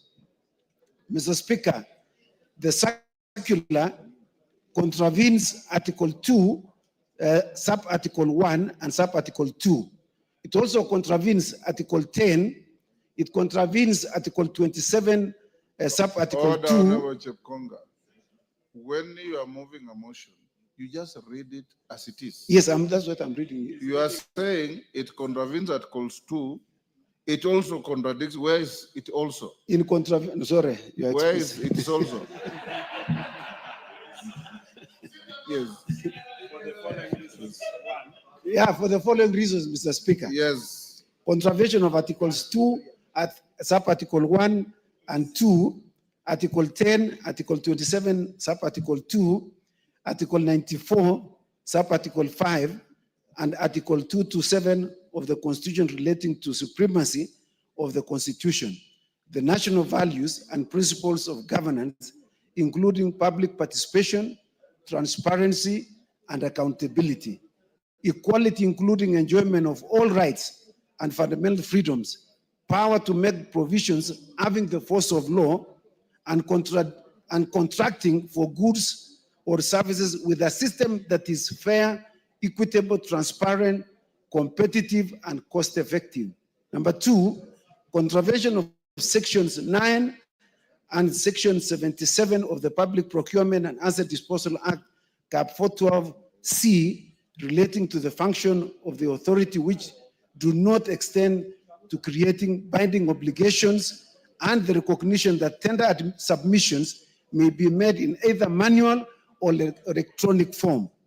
And three, contravention of section 2, 6, section 11, section 13, section 22, and section 24 of the Statutory Instruments Act, Cap 2A, relating to interpretation of statutory instrument, submission of a regulatory impact statement on each statutory instrument, requirement for public participation, publication, and tabling of statutory instruments before Parliament, and the exercise of powers in making statutory instrument. Mr. Speaker, I beg to move.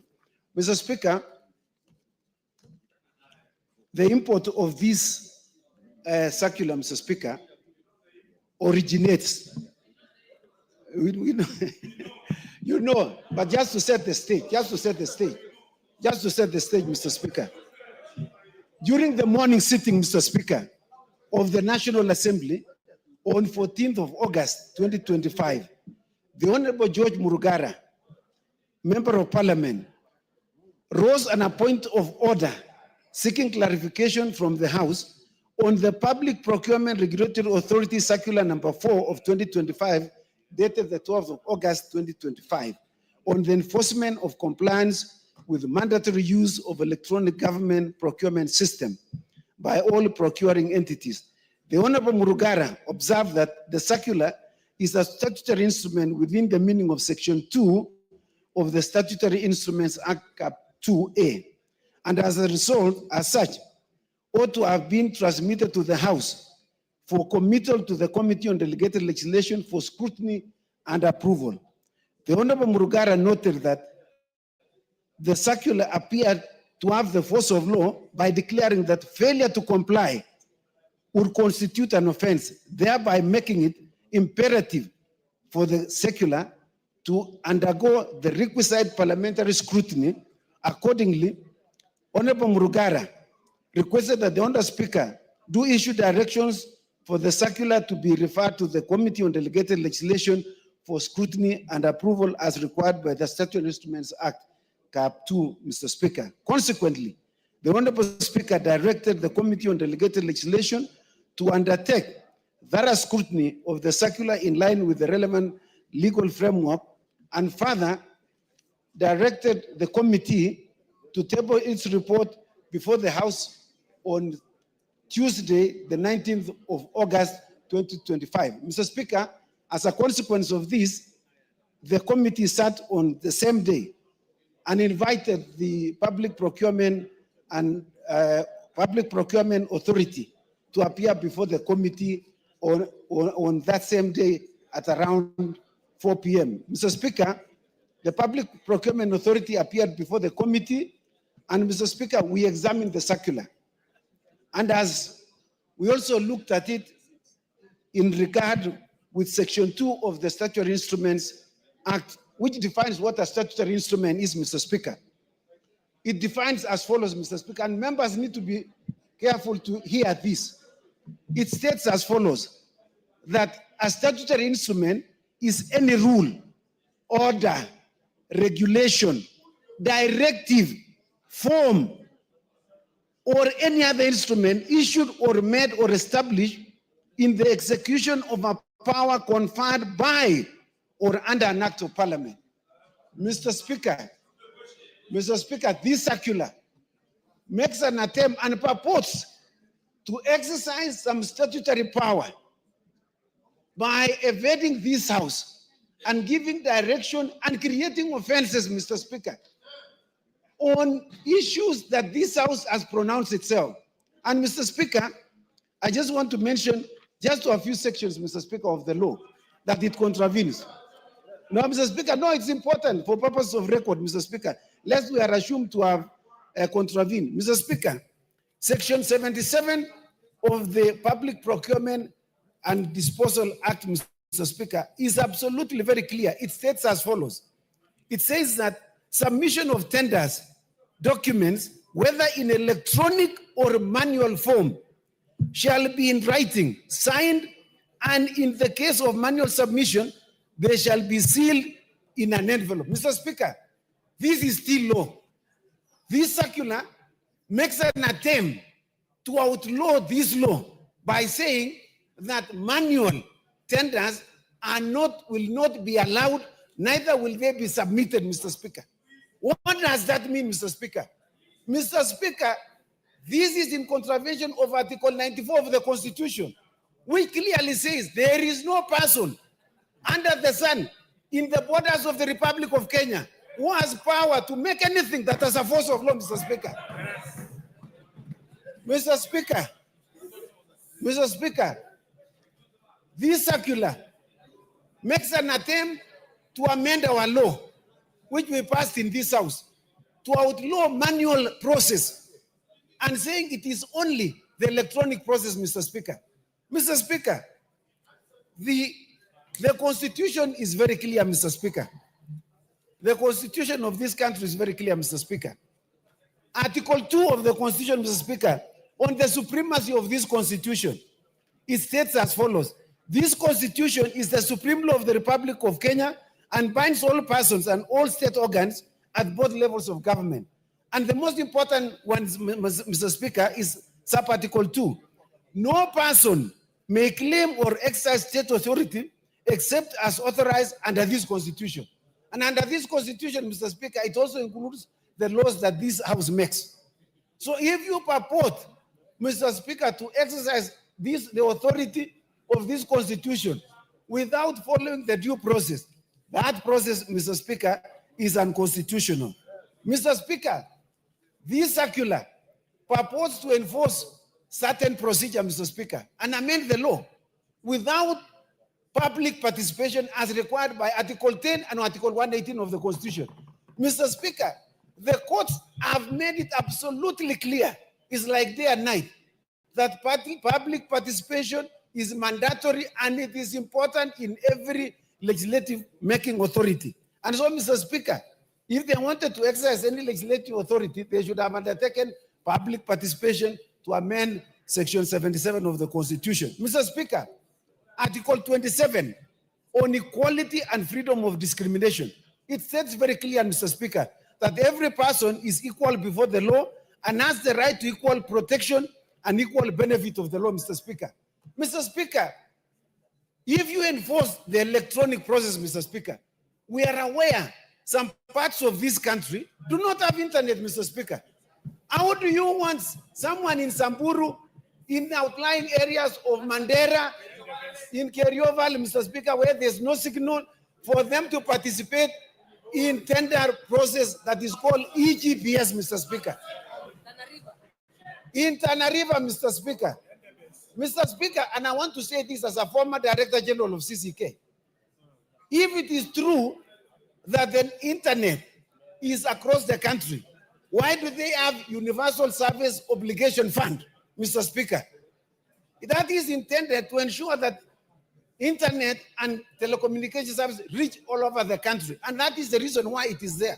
It is recognized that telecommunication services are not available across the country, Mr. Speaker. So to make EGPS mandatory, Mr. Speaker, is to make it discriminatory to other Kenyans who do not have that service, Mr. Speaker. Mr. Speaker, the PPRA makes an attempt to quote Article 227, which deals with fairness and equitable transparency, competitive and cost-effective. Mr. Speaker, in the spirit of fairness, you cannot implement EGPS when you know other parts of this country cannot participate, Mr. Speaker. In fact, Mr. Speaker, you are telling us that the Mama Mboga us to enter into a GPS to supply mboga to schools, to supply cabbages to schools, to supply milk to schools. Mr. Speaker, is that even possible? Is that even possible that Mama Mboga, the so-called hustlers, do they have the capacity and competence to enter into that system, Mr. Speaker? Mr. Speaker, these EGPS, Mr. Speaker, the purported circular clearly contravenes the Statutory Instruments Act, Section 13 in its entirety. In its entirety, Mr. Speaker, there was no public participation. It was not brought to this House within 7 days. The Speaker has not committed it to the Committee on Delegated Legislation and all other parts of that Section 13 of the of Statutory Instruments Act, Mr. Speaker. Mr. Speaker, with those very many remarks, it is the submission of the Committee of Delegated Legislation that this House annuls in its entirety the Public Procurement Regulatory Authority Circular on the enforcement of compliance with the mandatory use of the EGPS by all public procuring entities, as Circular number 4 of 2025 for contravening Section 27 and the Constitution and all other enabling laws. Mr. Speaker, I move and I request the Honorable, I want to request the Honorable Junet to second.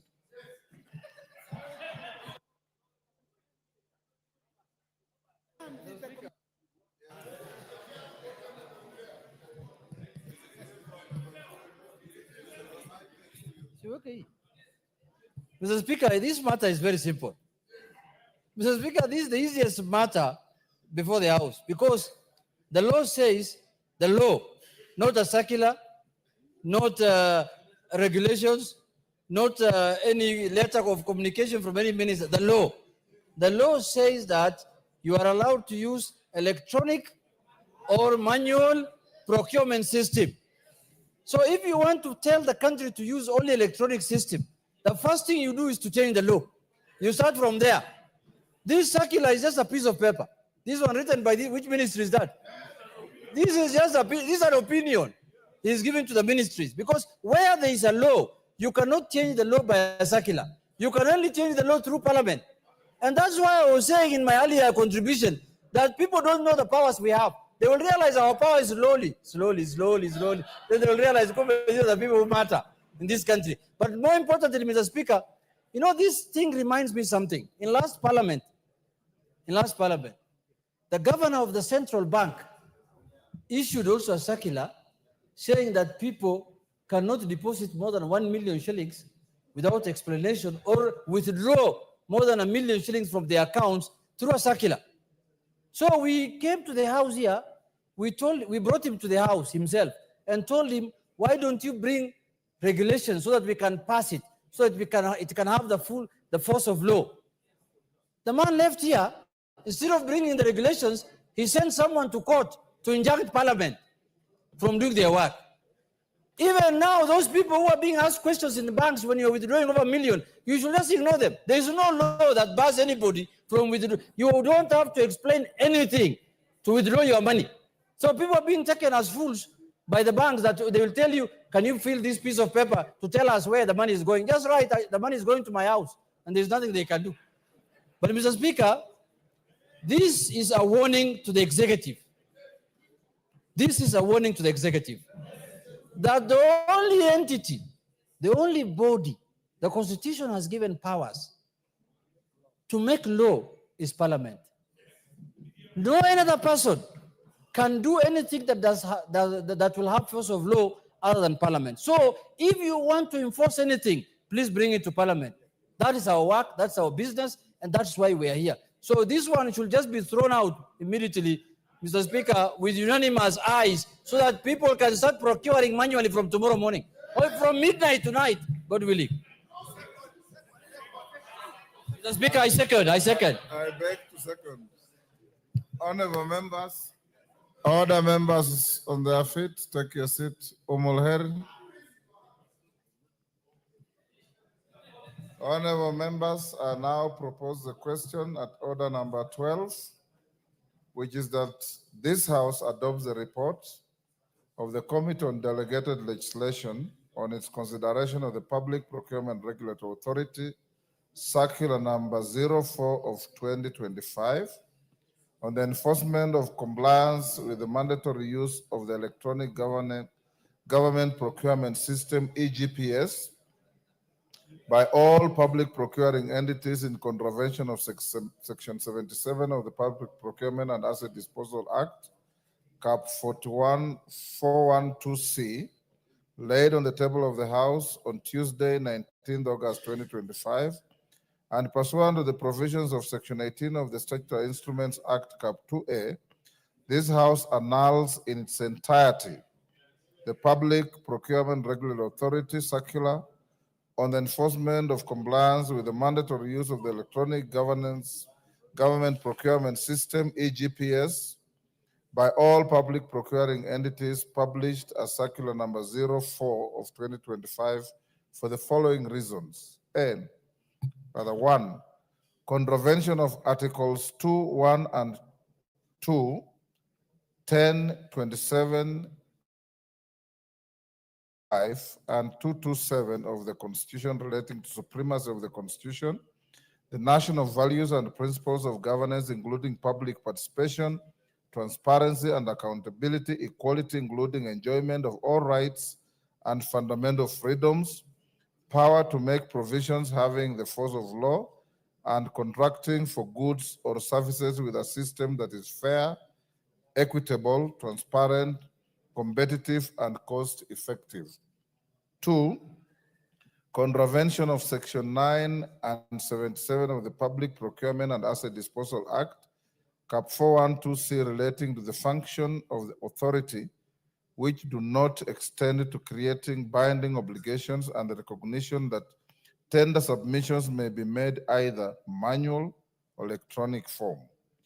And 3, contravention of Section 2, 6, 11, 13, 22, and 24 of the Statutory Instruments Act, Cap 2A, relating to interpretation of a statutory instrument, submission of a regulatory impact statement on each statutory instrument, requirement for publication and tabling of a statutory instrument before Parliament, and exercise of powers in making statutory instruments.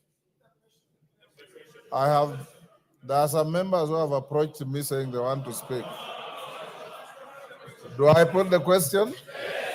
Is that the mood of the House? Yes. I now put the question that the Speaker now puts the question to order number 12. As members of that opinion, say aye. Aye. Will those of the contrary opinion say nay? Aye. The ayes have it. Honorable members, other members at the bar, take your seats. I have not put the question yet. Take your seats.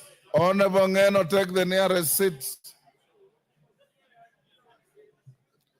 Take your seats. Honorable members, I now put the question at order number 12, which is that this House adopts the report. Order. That this House adopts the report of the Committee on Delegated Legislation on its consideration of the Public Procurement Regulatory Authority Circular number 04 of 2025 on the enforcement of compliance with the mandatory use of the Electronic Government Procurement System, EGPS. Order. Order. Kwenya and your colleague, order. EGPS by all public procuring entities in contravention of Section 77 of the Public Procurement and Asset Disposal Act, Cap 412C, laid on the table of the House on Tuesday, 19th August 2025, and pursuant to the provisions of Section 18 of the Statutory Instruments Act, Cap 2A, this House annuls in its entirety the Public Procurement Regulatory Authority Circular on the enforcement of compliance with the mandatory use of the Electronic Government Procurement System, EGPS, by all public procuring entities, published as Circular number 04/2025 for the following reasons. 1, contravention of Articles 2, 1, and 2, 10, 27, 2, 94, 5, and 227 of the Constitution relating to supremacy of the Constitution, the national values and principles of governance, including public participation, transparency and accountability, equality, including enjoyment of all rights and fundamental freedoms, power to make provisions having the force of law, and contracting for goods or services with a system that is fair, equitable, transparent, competitive, and cost-effective. 2, contravention of Section 9 and 77 of the Public Procurement and Asset Disposal Act, Cap 412C, relating the function of the authority which do not extend to creating binding obligations and the recognition that tender submissions may be made in either manual or electronic form.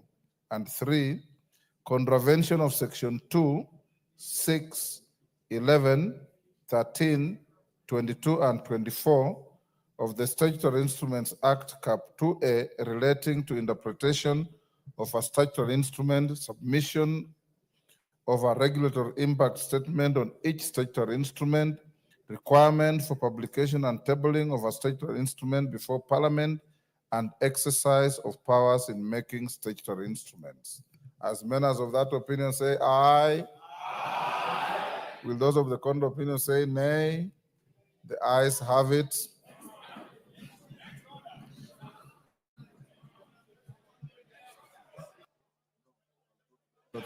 Honorable members, can we now go to order number 13? Call out order 13.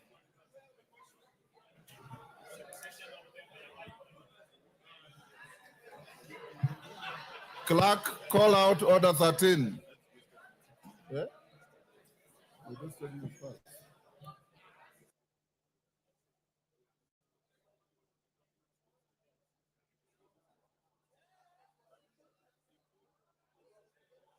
Honorable members,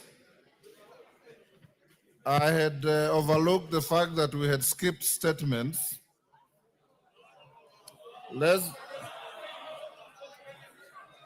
Let's clear statements first. Call out order 7.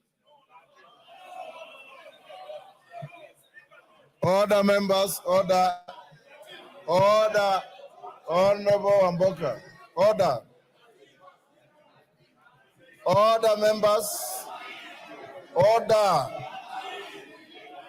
Unfortunately, that authority is not shared.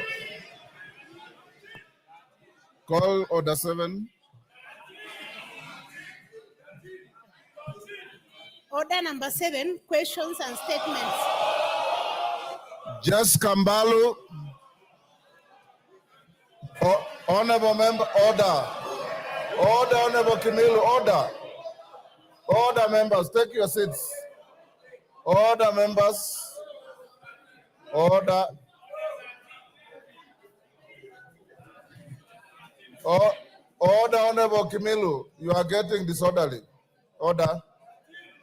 Honorable members, unfortunately, that authority is not shared. It is the Speaker's authority. We have called out statements. Jess Kambalu. Jess Kambalu. If Jess Kambalu is not there. I am. Oh, go ahead.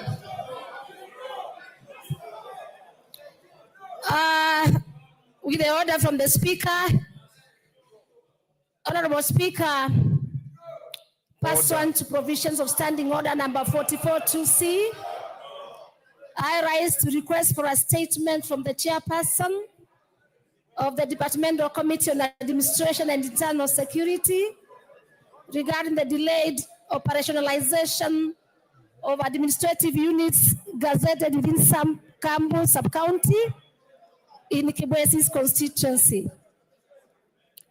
Honorable Speaker, in 2017, the national government gazetted new administrative units in Makueni County with the aim of bringing government services closer to the people.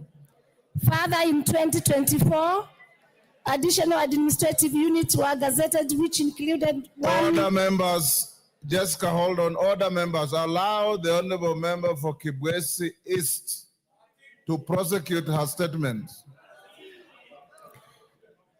I move on, Mr. Speaker. Thank you. Of course, I understand the House.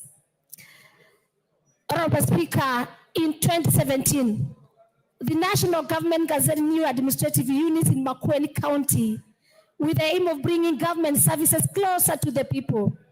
Further, in 2024,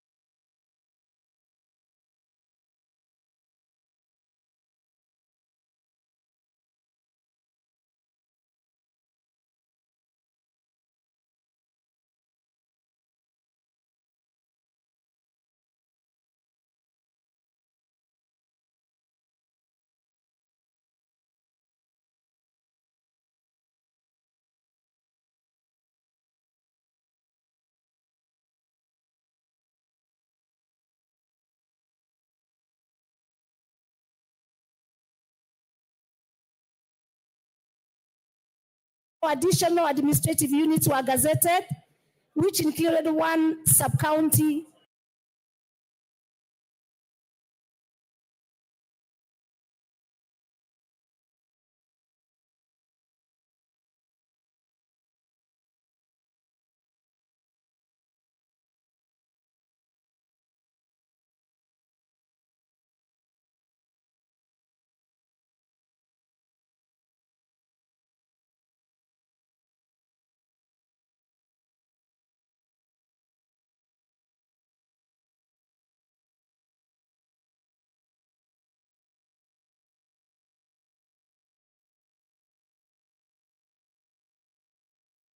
Four divisions, 28 locations, and 48 sub-locations spread across the county.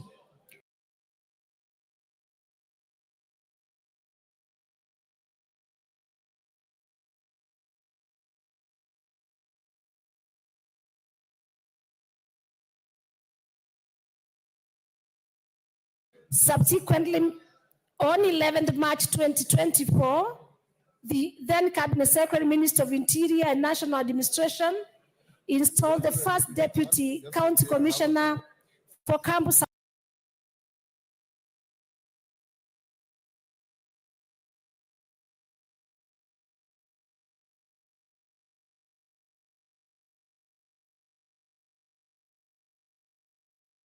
County.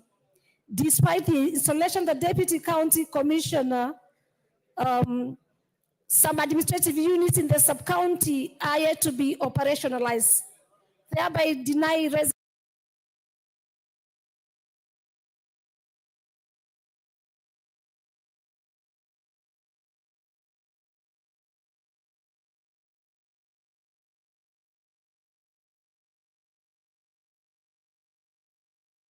residents access to critical government services. As a result, many residents of Camp Sub-County are forced to travel longer distances to access such services. Honorable Speaker,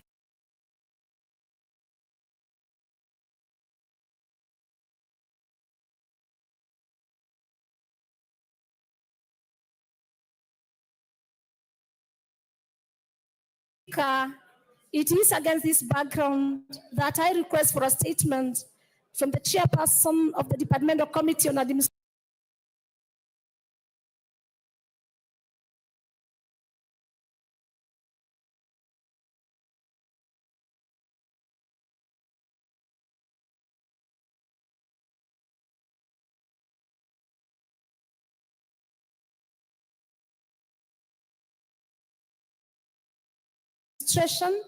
and internal security on one, a report on the status of operationalization of the administrative units in Camp Sub-County, particularly Nguata, and Chulu divisions, Kavatini, Ndongoni, Zambani, Kadhekani, and Mutituandi locations, and Kikunduku, Dua, Maiku, Usalama, Adi Salama, and Kiduruni sublocations so as to improve service delivery, address security concerns, and enhance equitable access to opportunities dependent on administrative units.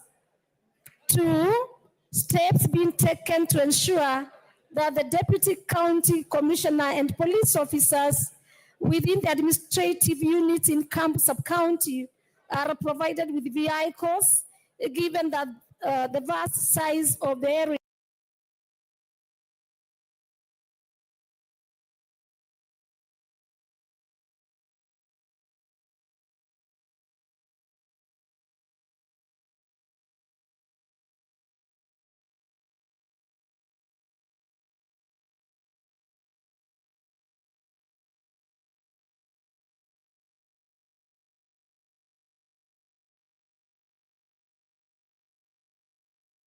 Yeah, including posting of additional police officers and administrative officers. And 3, measures being taken to operationalize the gazetted administrative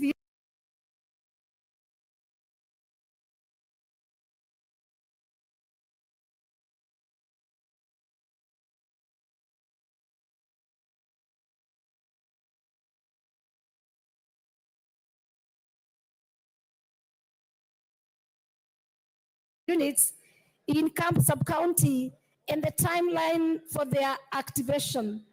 I thank you, Honorable Speaker.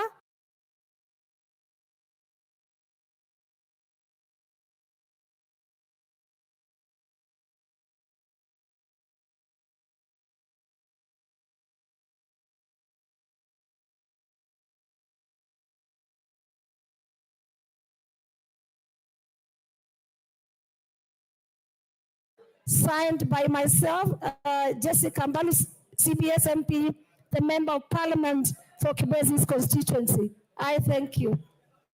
Thank you, all the members.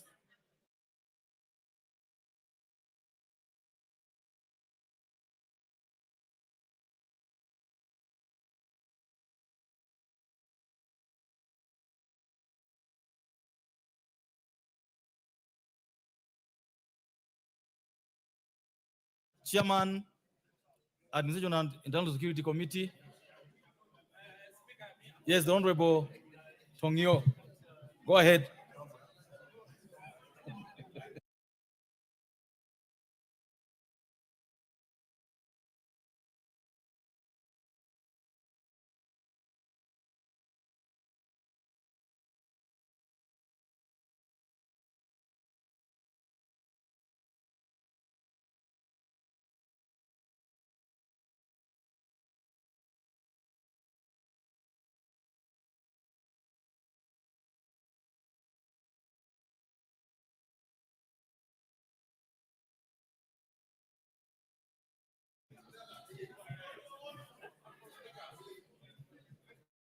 The Honorable Tongoyo, how long, and I hope you heard that question.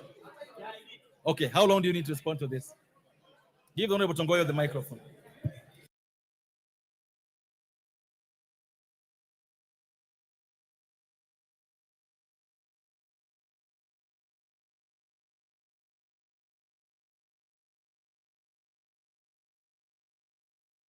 The Honorable Karoli, there's nothing out of order, and you know that very well.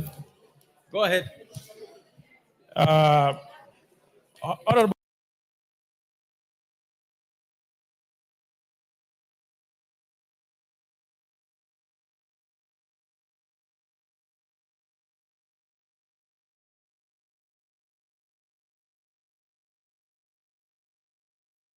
Speaker, I will respond to the question 1 week on resumption from recess. But I want to add, Honorable Speaker, the issue of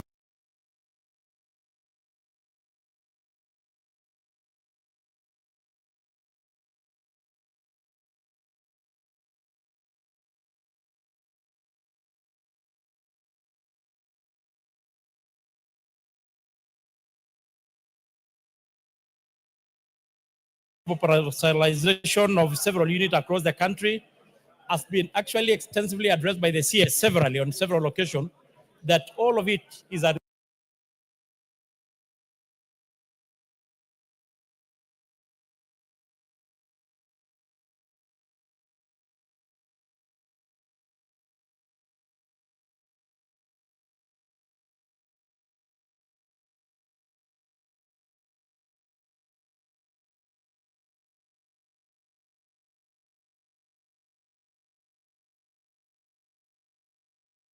result of lack of funding.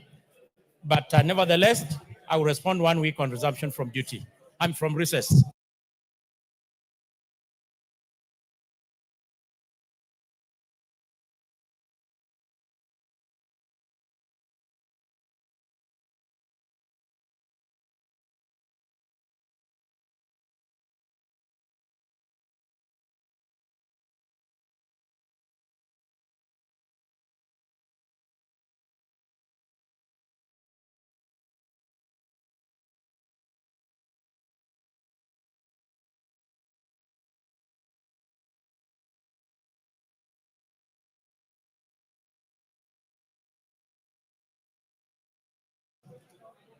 Honorable Mbalo, you heard that 1 week after we resume from recess. The next statement is from the Honorable Edith Nyanze, if she's in the house.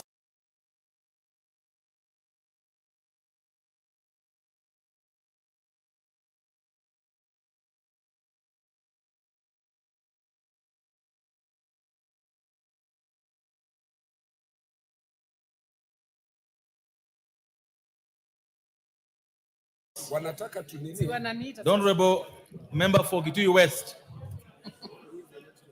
Is she in the house? Yeah, she's in the house. Go ahead.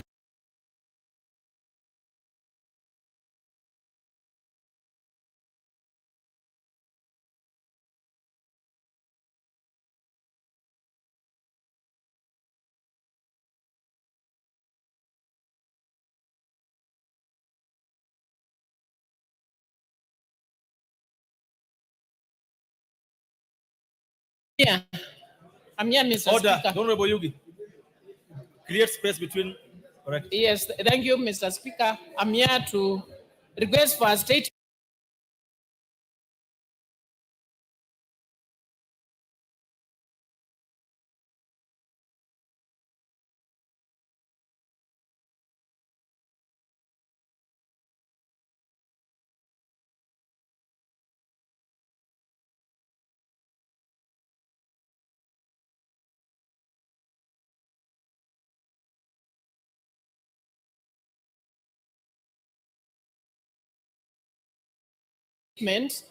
Regarding the provision of motor vehicles to national government administration offices in the Kitui West constituency. Honorable Speaker, pursuant to standing orders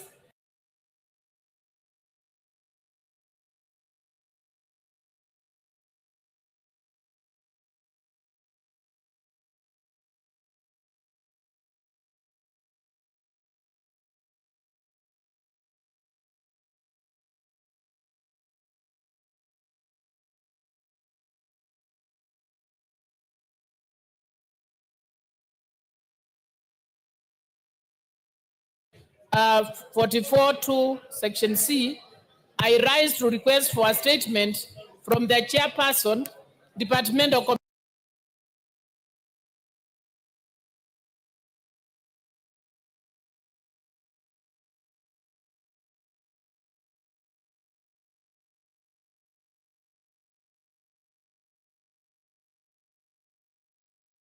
Committee on Administration and Internal Security regarding the provision of functional motor vehicles to the National Police Service.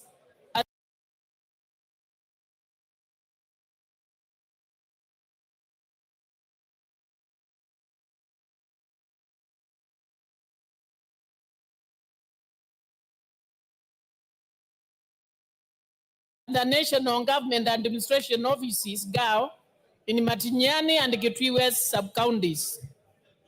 Honorable Speaker, the motor vehicle leasing program initiated in 2013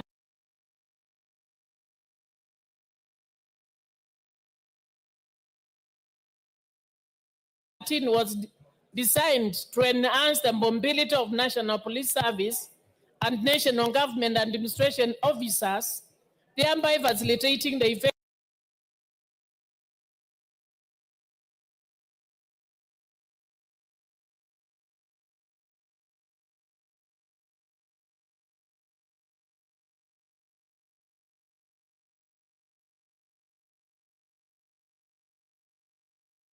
provision of crucial security and administrative services. The program has progressively increased the availability of vehicles for police operations, resulting in quicker response times, improved visibility, and enhanced service delivery.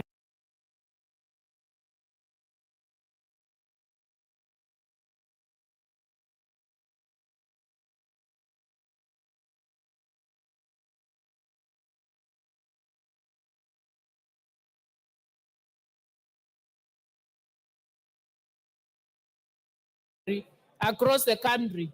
Honorable Speaker, despite the importance of this program, the Deputy County Commissioners for both Matinyani and Kitui West sub-county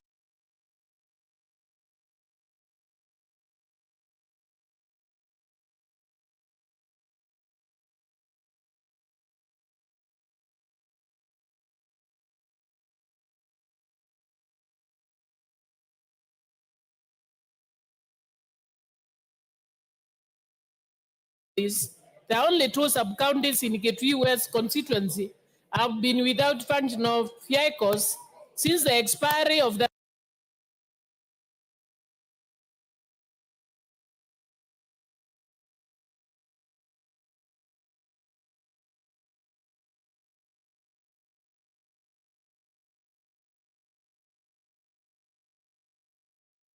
previous lease agreement in 2022. Regrettably, neighboring sub-counties within Kitui County have already received vehicles through renewed lease agreements. This discriminative consideration has created disparities in service delivery and resulted in a delay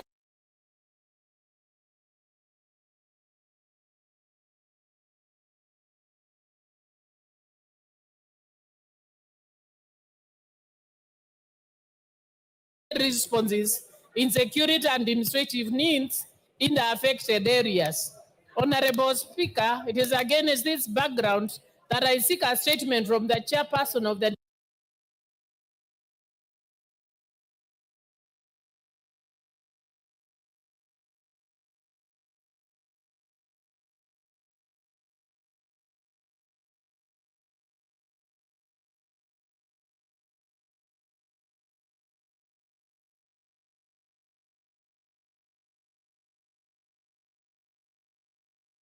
Departmental Committee on Administration and Internal Security on the following. Number one, the reasons for the delay in the delivery of motor vehicles and the renewal of motor vehicles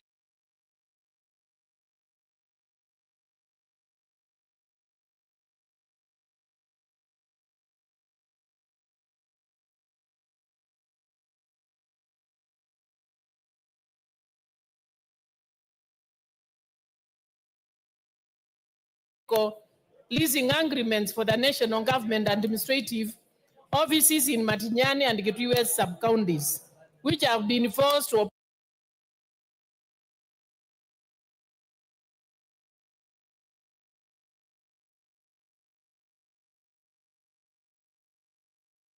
operate without functional vehicles since 2022. Number two, the steps being taken to provide the two sub-counties with motor vehicles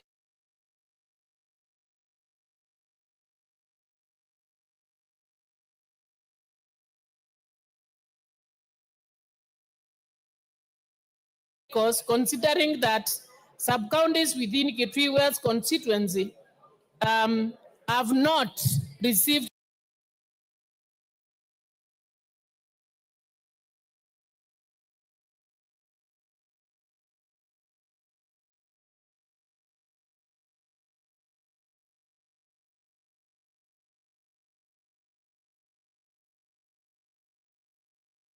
their vehicles. And number three, the measures put in place to ensure alternate means of transport are provided to the affected areas as the renewal of leases and provision of vehicles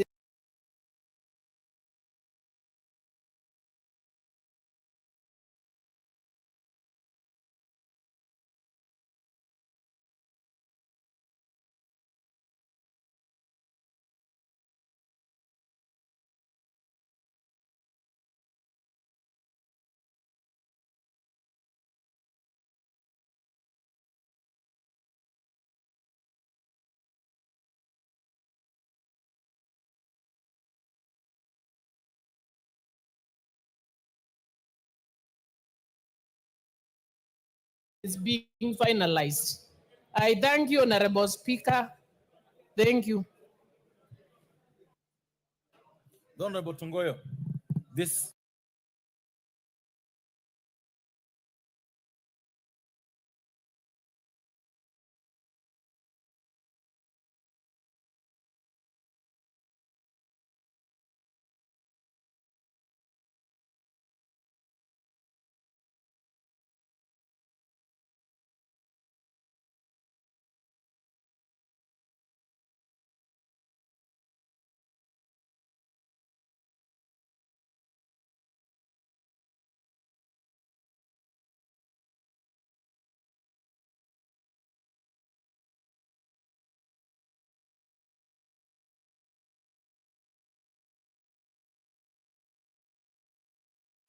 is directed to you, and this is not an isolated question, Honorable Tungoyo, and this isn't about Kitui West. You know,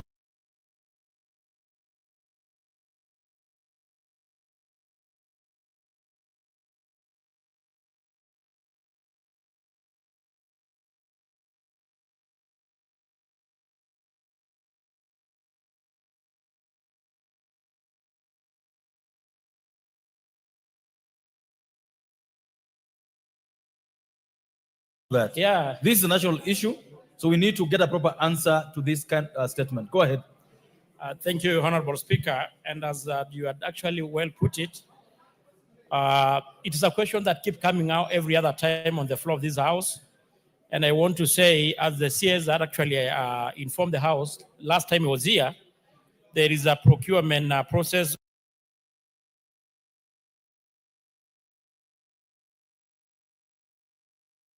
of being undertaken by the National Treasury to provide the motor vehicles for the Ngao, to include the Ngao, of course, the National Police Service. Nevertheless, Honorable Speaker, maybe 2 weeks on resumption, I can able to come with a comprehensive response. All members,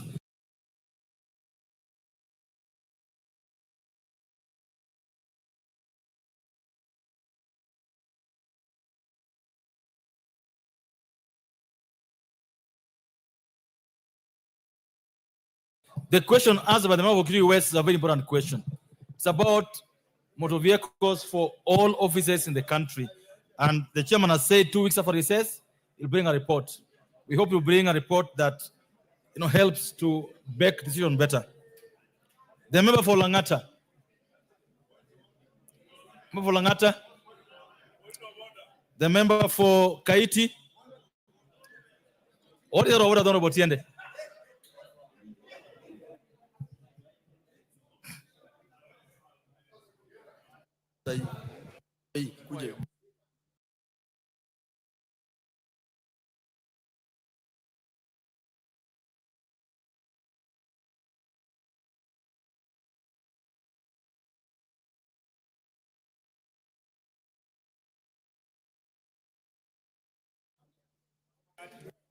Point of order, just hold on.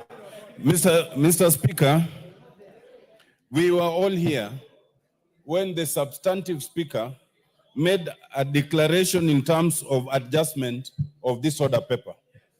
And the pronouncement was very clear that once we are done with order number 12, we come to order number 13. There has not been a subsequent adjustment of that one.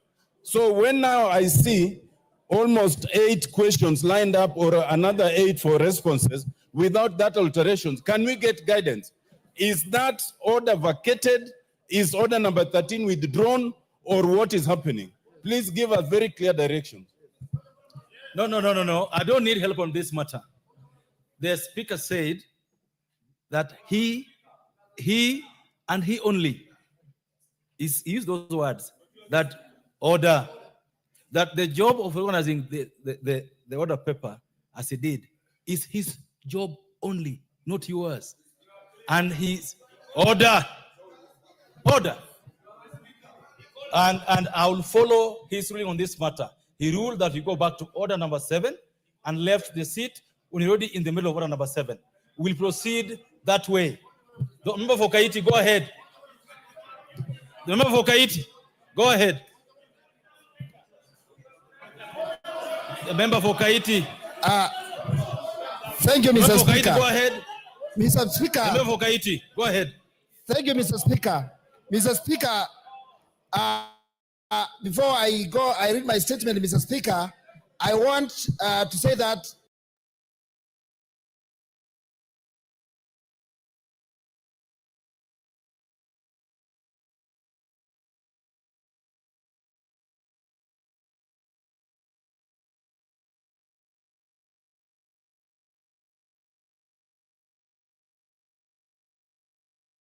the statement I have here, Mr. Speaker, has taken by event because it was about the EGP. So, Mr. Speaker, I withdraw. Thank you. Thank you. The member for Isiolo South, Honorable Tubi Bidu. The member for Isiolo South, go ahead.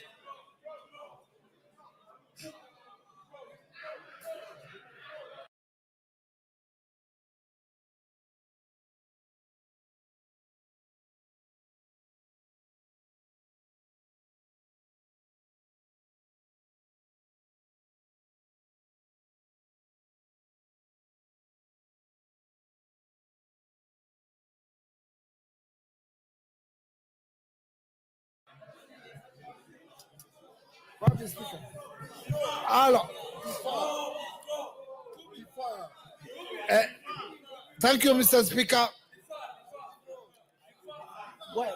When is the time over?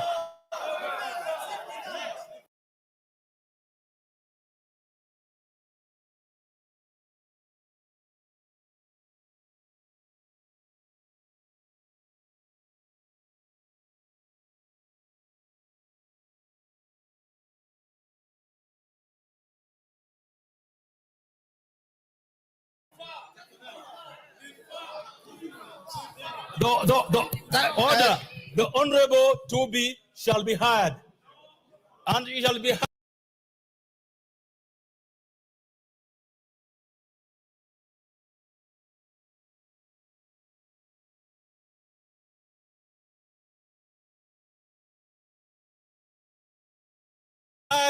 and he shall be heard in silence. Go ahead. Thank you, Mr. Speaker, for giving me the opportunity. Mr. Speaker, I'm good.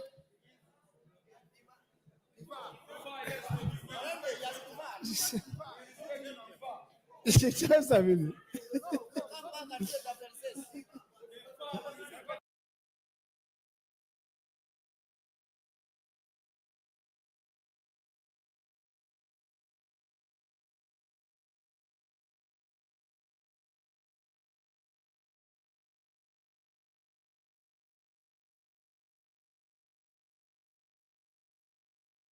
Mr. Speaker,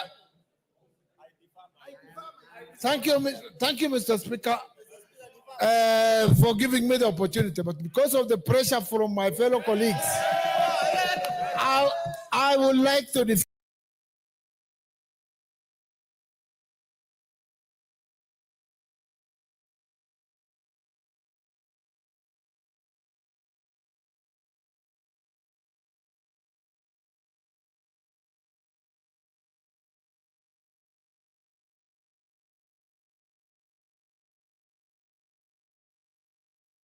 For these questions for next time. Thank you.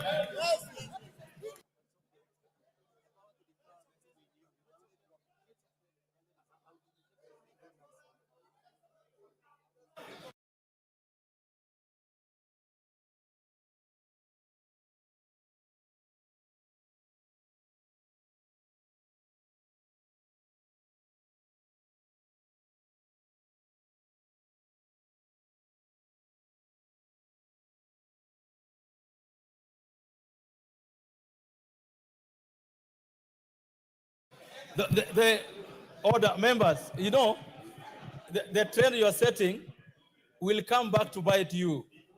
The Honorable Tubi, order, the Honorable Tubi.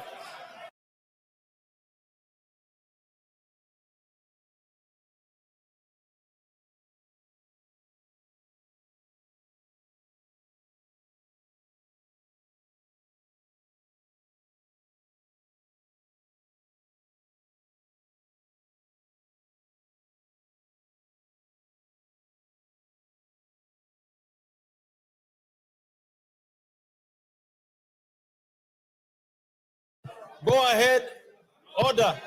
Go ahead and withdraw the question. Thank you. Go Mr. ahead and Speaker, withdraw. sir. Thank you, Mr. Speaker, sir. Go ahead and withdraw. Yeah, I have said that.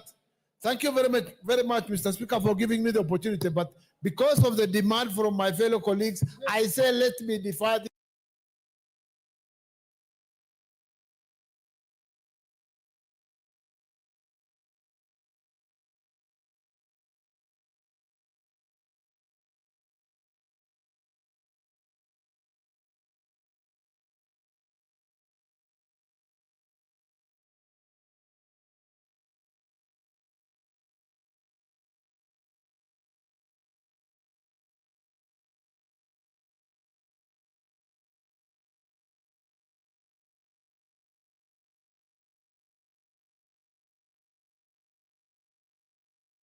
This question. You can only withdraw.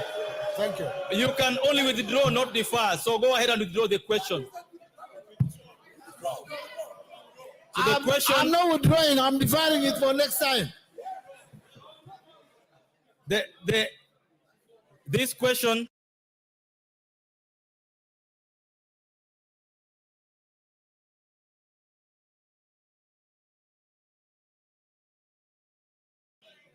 is marked as withdrawn, not deferred.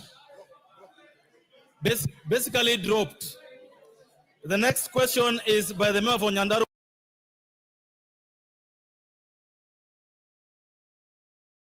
County, the Honorable Faith Gitau. Honorable Faith Gitau.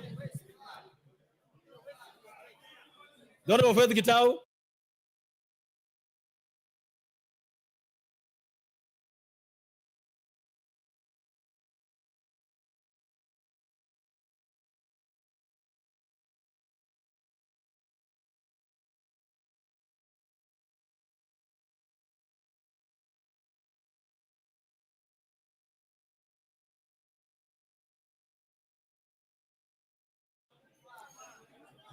The next one is by the member for Luanda, the Honorable Dick Maungu. Give the mic to the Honorable Dick Maungu. Mr. Speaker, looking at the board in the House and being in the same system, I wish to defer my question to a later date.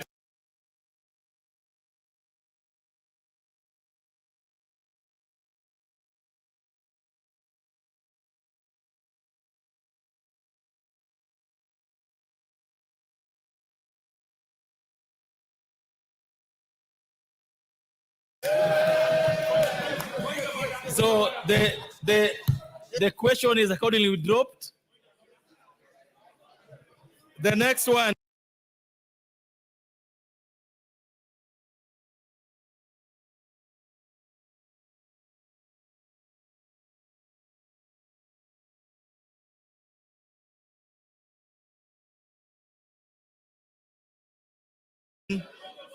No, order.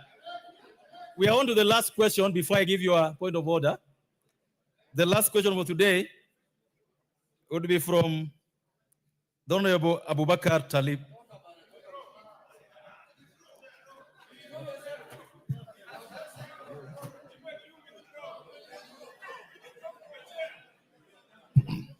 Where are you? Yeah.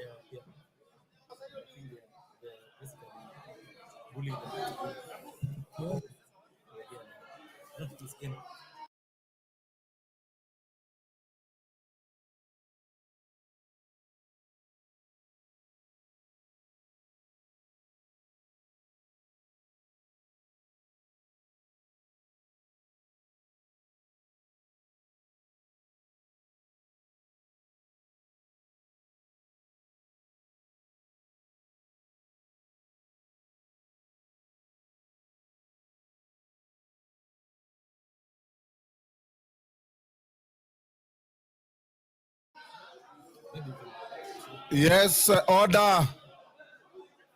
Order. Order.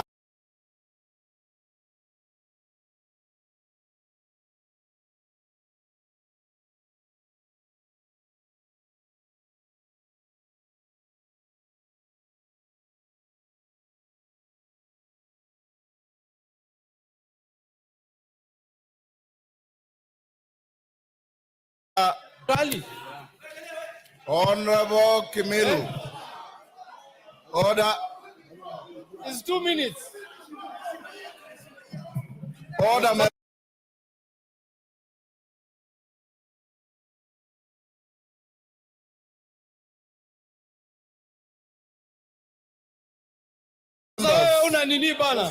Order, members. Osero. Order. Order, members.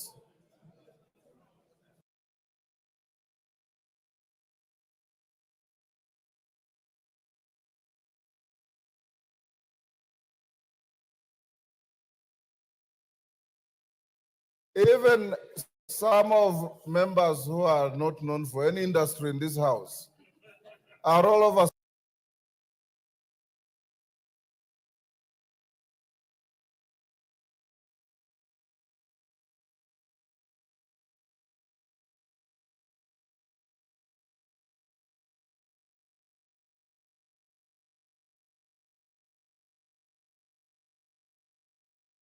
Suddenly becoming picketers. We can't allow that in a house. Honorable members, even those who have said they defer the questions, there is no member who has any authority to defer a question. The questions can only be deferred on the authority of the speaker. You cannot stand there and say you defer your question.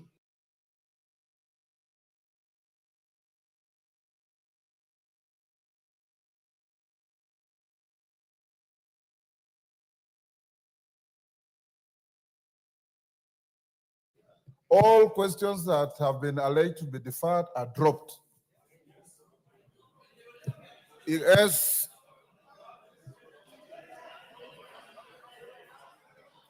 Talib Abakarim.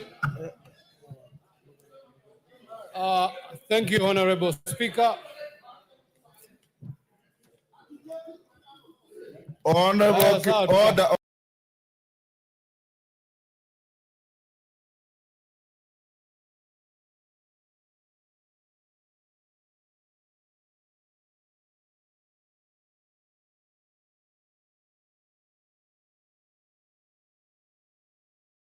Honorable Kimilu, I have known you to be a very decent member. If you continue being rowdy, you will constrain the speaker. You know,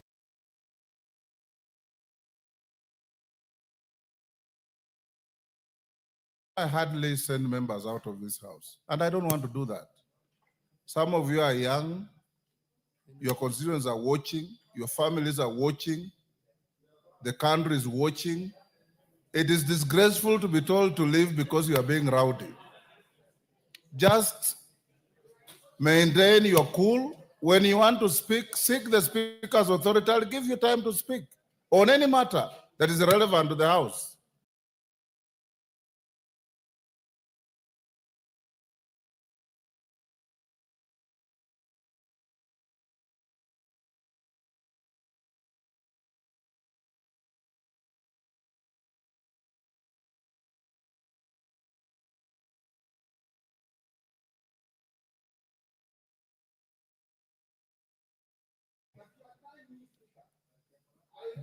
Go on, Honorable Abakar Talib.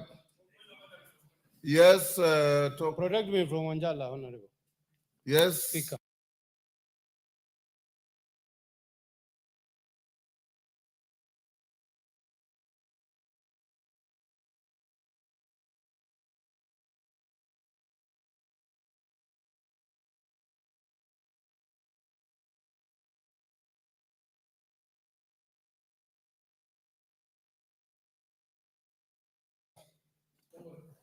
Not Tongoyo, Kokoyo.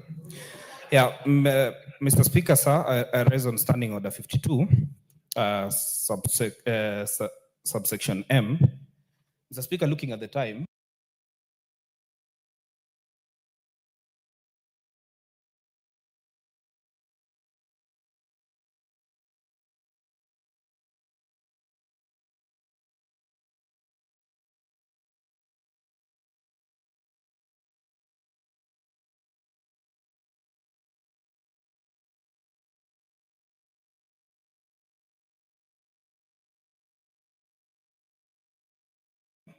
the session should end at 7 o'clock.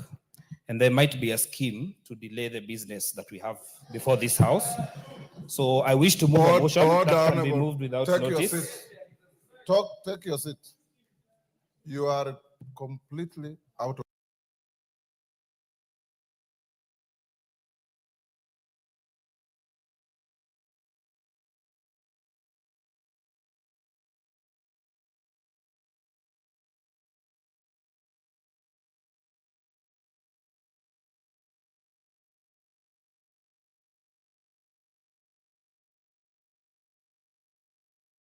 order. And what you are doing is you are casting aspersions on the Speaker.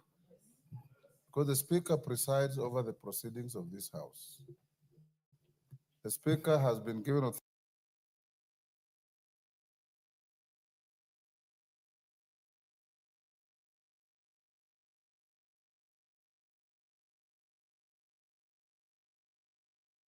by these standing orders to rearrange the order paper.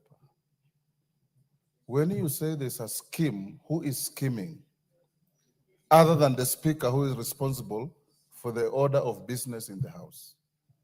You are grossly out of order. If you are not a first timer, I would have sent you out because you are still on a learning curve.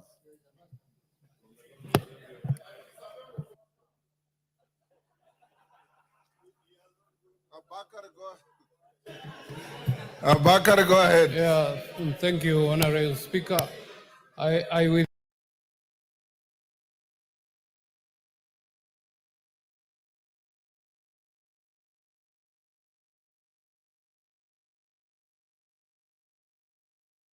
Withdraw my question. Thank you. Question dropped. Now we go to responses to questions. Defense, intelligence, and foreign relations. Respond to the question by Weitan Mohammed. Go ahead. Nelson, go ahead and respond. I will not be long. Just allow me 2 minutes, kindly. As a response to a request, it's an important issue that touches on Muslim members of parliament who are going to the Hajj. And I allow just 2 minutes to respond to it. Honorable Speaker, pursuant to the provisions of Standing Order 422, rather 44.2c, the Honorable Member for Mandera East Constituency, Honorable Hussein Weitan Mohammed MP, requested for a statement from the Cabinet Secretary for Foreign and Diaspora Affairs regarding the management of the Hajj program in the country.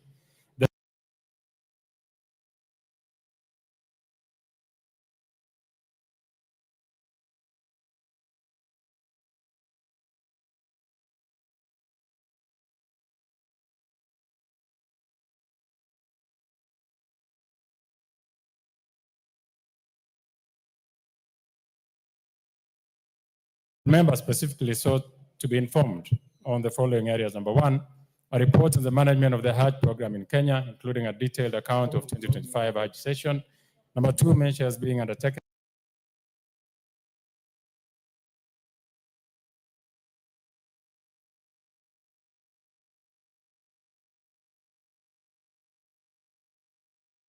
by the Ministry of Foreign and Diaspora Affairs to ensure the welfare of Kenyan pilgrims in protected, particularly on the failure by SUPKEM to provide essential services while charging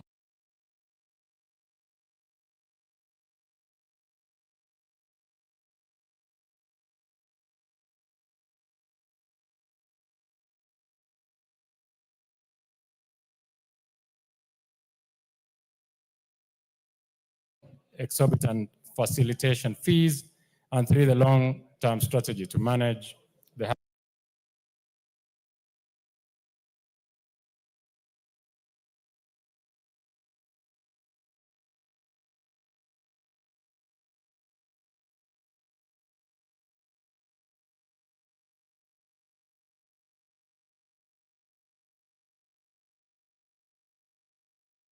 Hajj program, including the establishment of a regulatory framework to anchor the program within the government agency, and oversight mechanisms to ensure the welfare of Kenyan pilgrims, including the cost effectiveness of the administration of the program and specific timelines for implementation of this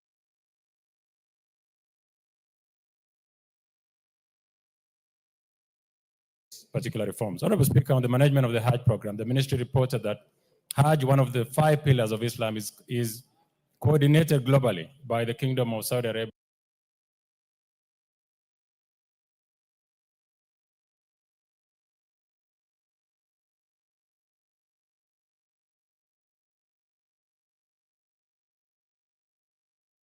Through its Ministry of Hajj Affairs and Umrah.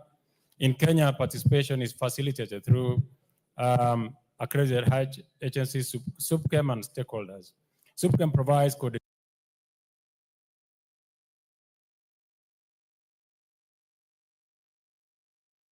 support services to pilgrims, including pre-departure education, registration support, liaison with Saudi authorities, health advisory, and compliance with administrative requirements. In 2025, a total of 4,500 Kenyan pilgrims participated in pilgrimage, up from 3,400 in 2024.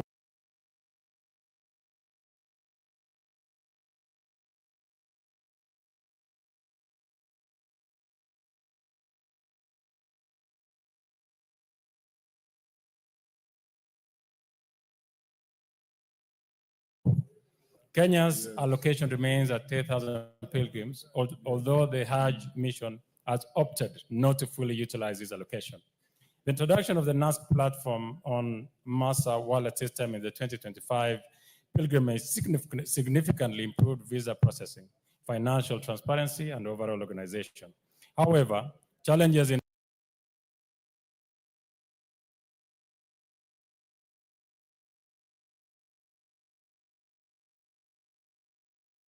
transportation, accommodation, and on-site logistics support negatively impacted the pilgrim.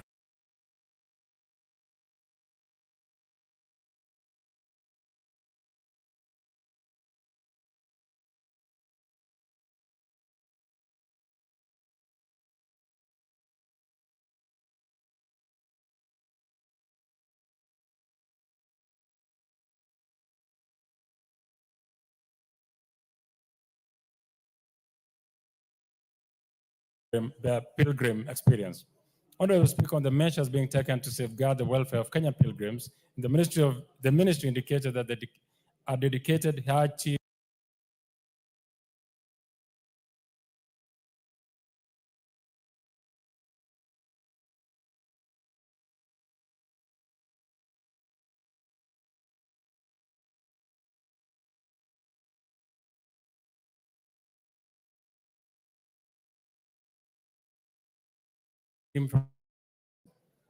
in Riyadh and consulate in Jeddah is deployed annually to assist pilgrims in consular matters, emergencies, and liaison with Saudi authorities.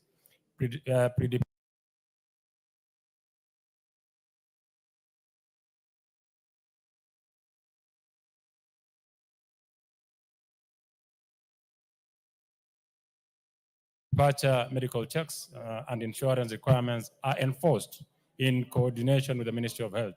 To address concerns raised in 2025,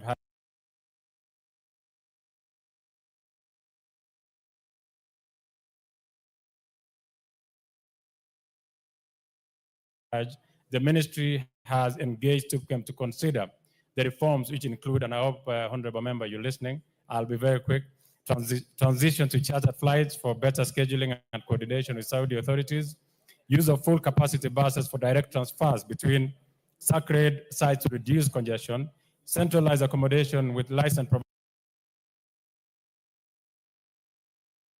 providers to ensure quality standards, timely payments and secured fixed spaces, quarters to avoid disruption in Mina and Arafat, enhanced oversight of Hajj agents to curb inflated pricing, and substandard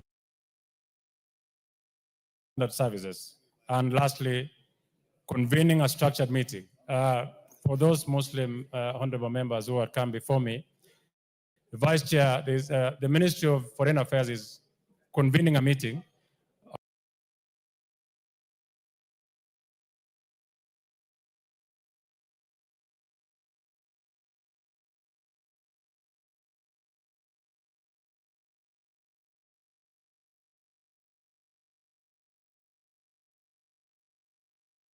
Honorable Vice Chair, Major Retired Bashir, who is my vice, will be part of that team, and the Ministry of Foreign Affairs, and a team from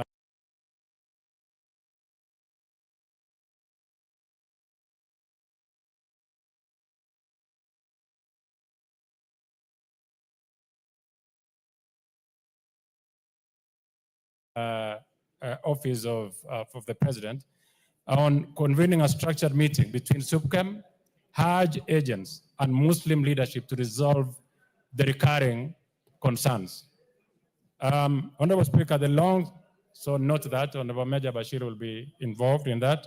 On the long-term strategies for managing the Hajj program, the ministry noted that it does not have the mandate to regulate religious matters. Honorable Speaker, as I conclude, the ministry stated that it is keen to protecting the welfare, rights, and interests of Kenyans abroad and will continue to employ necessary measures to guarantee their safety in foreign countries as it continues to address the distress cases in Hajj through the numbers that have been listed here before me. And I will, when I table, you can check on the table office. I submit and thank you, Honorable Speaker, and thank you, Honorable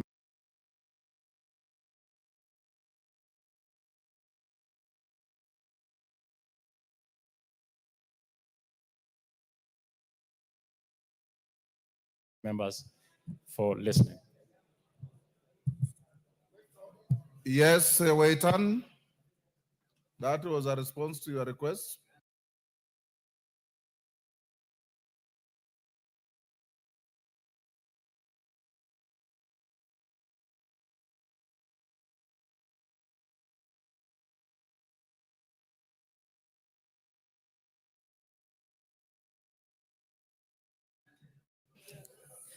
Thank you, Mr. Speaker. I'm not satisfied with the answer or the response given by Foreign and Defense. Ask the questions. Yes. What I was asking is this. What have you done on the question I asked over SUPCAM's failure, to keep Kenyans the level that they deserve, just like other African countries, Tanzania, Uganda, Somalia, while Kenyans were taken to level 6, or zone 6 in other words, which is over 7 to 8 kilometers to the Jamarat. Jamarat is the stone throwing area. Those questions are not answered. The questions, I mean the response seems to be very shallow. Do you throw stones or you stone the devil? Is it just throwing stones? You're stoning the devil? Yes. Yes, Mama Zamzam. Take note, Nelson, you'll respond after.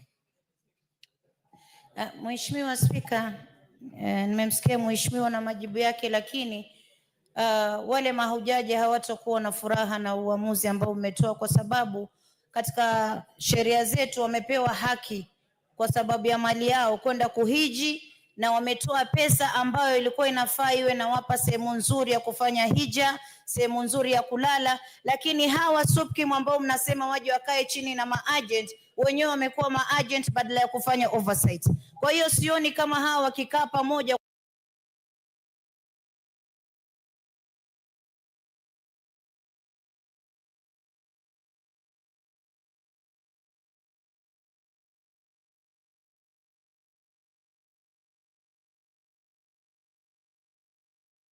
utakuwa na mwelekeo.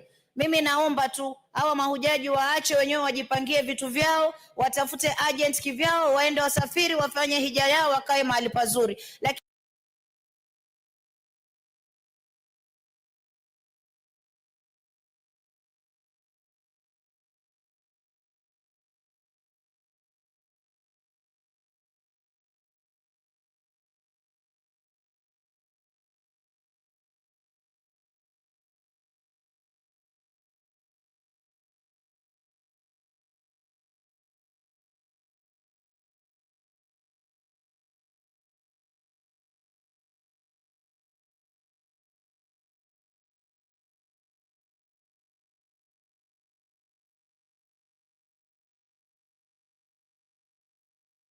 Lakini ikiwa serikali pia wanasema hawawezi kuwasaidia kwa sababu ni religious matter, tukumbuke kuwa hawa ni Wakenya, wametoka Kenya. Chochote kikitoka kule, serikali ya kule ita communicate na Kenya. Kwa hiyo sisi tunaomba tu wangekuwa wamewapa mwelekeo mzuri badala ya kuwarushia tena kwenye SUPKEM ambao wamekuwa wakibadhiri pesa zao, hawajawaregeshea pesa ambazo walitoa na wakapata huduma mbaya, hawajafanya refund. Kwa hiyo sioni kama wakikaa watapata uamuzi. Asante sana Mheshimiwa Spika. Farah Maalim.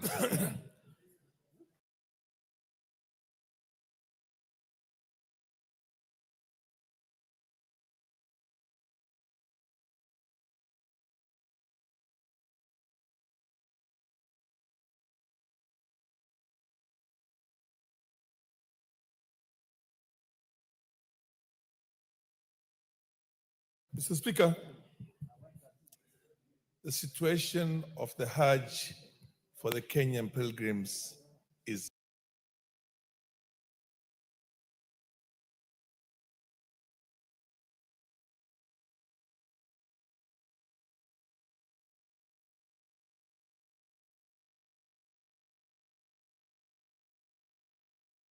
very pathetic. It is the worst in that place. Even a failed state like Somalia has got so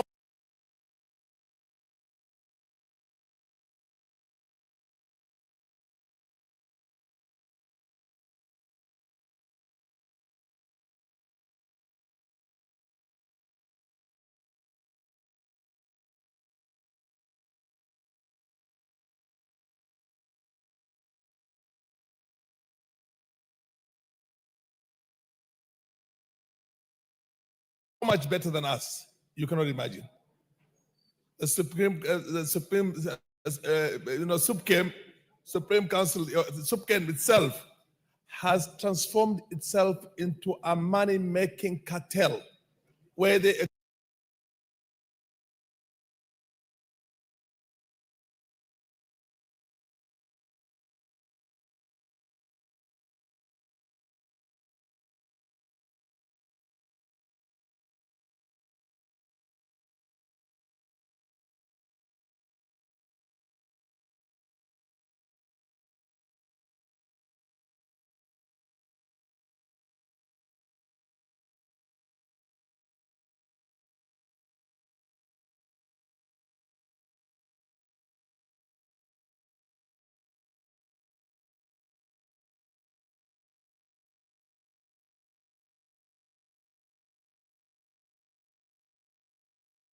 extort millions of dollars.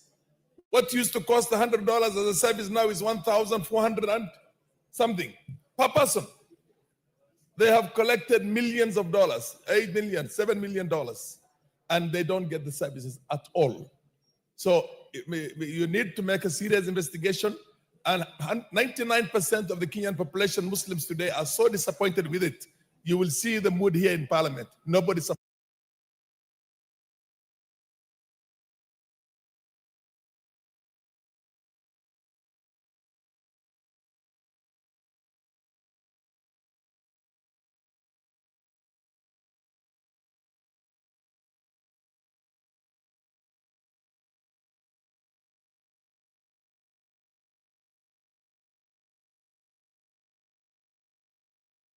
it, including your vice chair, who is next to you there.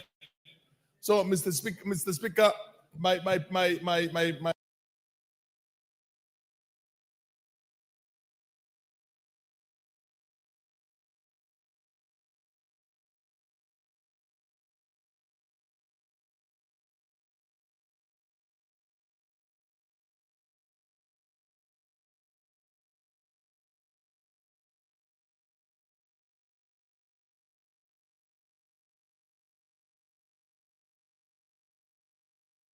my plea, both the chair and the speaker, is that let this be taken as a national.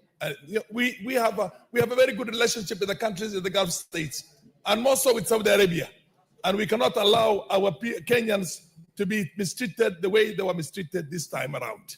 So, Mr. Speaker, I want this chair.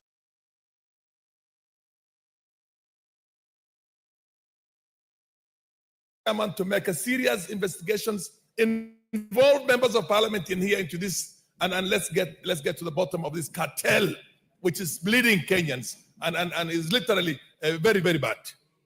Yes, Sane.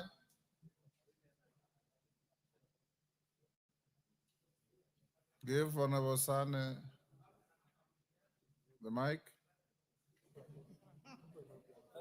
Mr. Speaker, briefly, SUPKEM is to supervise the exercise of Muslims on their fifth pillar of Islam, which is a very cardinal pillar.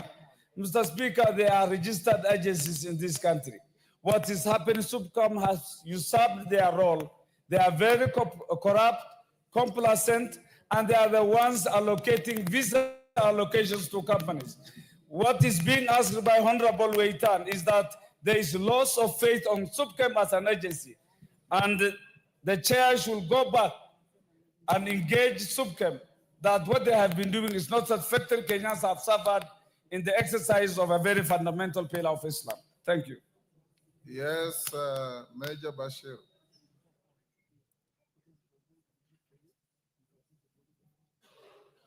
Honorable Speaker, first and foremost, I'm a member of the Committee of Defense, Intelligence and Foreign Relations, and of course, as a Vice Chair, thank you. And I understand the pain that members of the Islamic faith undergo when they go for Hajj. And the most important thing is that this is not a matter for really government to regulate, because Islamic issues cannot be regulated by the Ministry of Foreign Affairs. When I heard the statement that was read by the chair, it says there must be a structured meeting between SUPKEM, which has been alleged, Hajj agents, and the Muslim leadership to convene. I think that is the best way forward that we need to engage. So instead of trying to tell, because I mean, this house has a number of religious entities. So the best way is that we convene a meeting between SUPKEM, Hajj agents, and the Muslim leadership, so that we come up with a structured way of handling Hajj way forward. Thank you. Farah. Yes, Honorable Junet. Farah, hold on.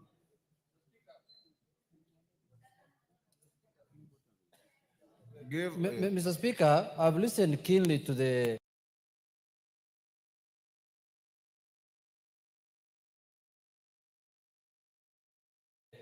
Vice Chair of the Foreign Relations Committee. Mr. Speaker, by virtue of going to Saudi Arabia for Hajj, you don't lose your nationality. You still remain a Kenyan. And so you must that is why, one of the reasons why the Kenyan government has an embassy in the Saudi Arabia is to facilitate Kenyans who are going there. That's why they have even this government, I must appreciate them, because they even went and opened a consular general in Jeddah, near the Hajj place, so that Kenyans you can feel sick, you can become sick, you can die there. But you can't just say, call the SUPKEM, Hajj agents, and leadership of Muslims. They cannot agree on anything, you know. That is why government is in place, so that the government can tell them how to go and how to do things. I know you are a Hajj agent yourself, but don't bring your agency into this matter. If you are conflicted, there's a conflict of interest bill that is going to deal with you thoroughly. Yeah. Farah. Mr. Speaker, thank you for giving me this opportunity. This issue is not about Islamic religion. It's about the administrative aspect of the Hajj. As Honorable Junet said, the ministry has a role to play, Mr. Speaker. Mr. Speaker, I disagree with my brother, Honorable Major. I want the committee to investigate this issue, call all the relevant departments or stakeholders to do a thorough investigation and come with a conclusive answers in this house. Mr. Speaker, what the chairman has read here is not a solution to the people who went to Hajj for the last several years. They have been suffering and they were tortured in a very bad way, Mr. Speaker. Thank you very much. Honorable Koech, just take your seat first. I listened to your response, I appreciate that you are reading what is written at the ministry. Even as the speaker, I find it unsatisfactory. For the simple reason, and I can tell you for free, when I was foreign minister, and Farah can bear me witness, I dismantled the cartels that were swindling our pilgrims to Mecca. They were charging exorbitant resources and abandoning the pilgrims. A delegation saw your speaker in the chamber, and I was shown a contrast. Pilgrims from Tanzania are put in a level where they have beds, they have sanitary facilities, they have catering facilities. Pilgrims from Kenya are wriggling on the floor in a very awkward situation. And the people who go to Mecca as our compatriots don't lose their citizenship when they go there. They go there because we facilitate them to go. It's a religious duty for Muslims to go to Mecca, those who can.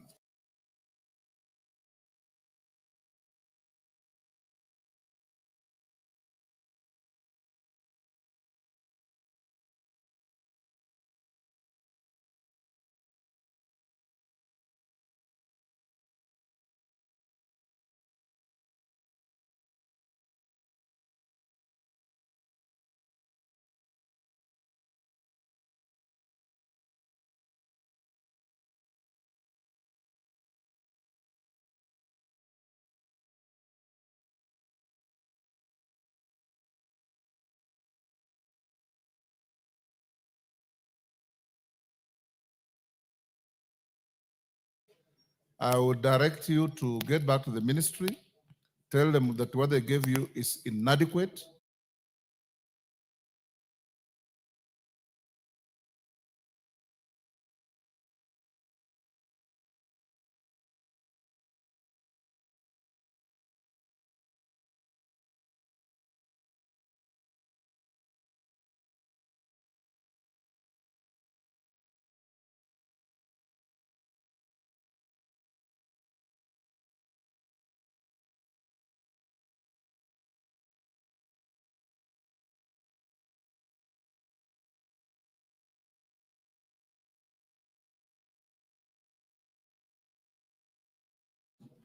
We want you, if necessary, I'll send your committee to go to Jeddah and go to Riyadh and find out where these lapses are that are put in Kenya.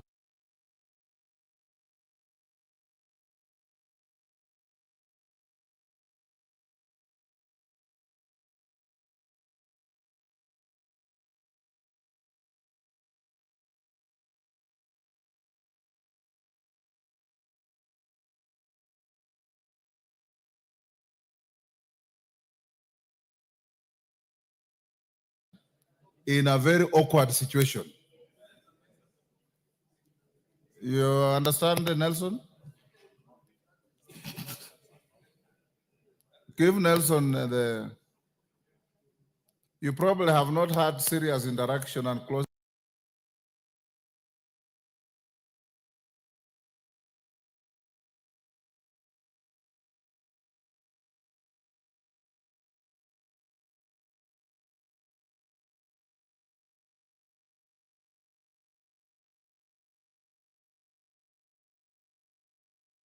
Interaction with the Muslim faith.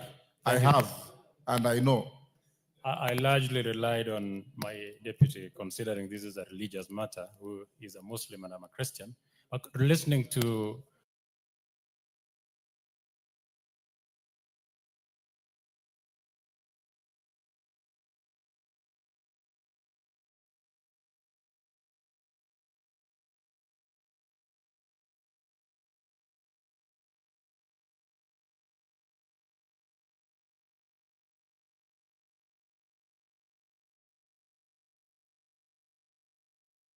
or what members, the Muslim members here, and the few members who have spoken, is a serious problem, evidently, that deals with management.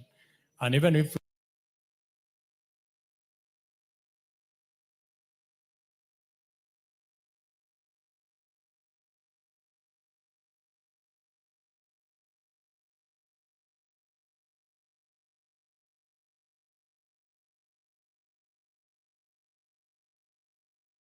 we were to have a meeting with the Ministry of Foreign Affairs, for instance, with the leadership, I don't think it would make sense. So, like you rightfully instructed,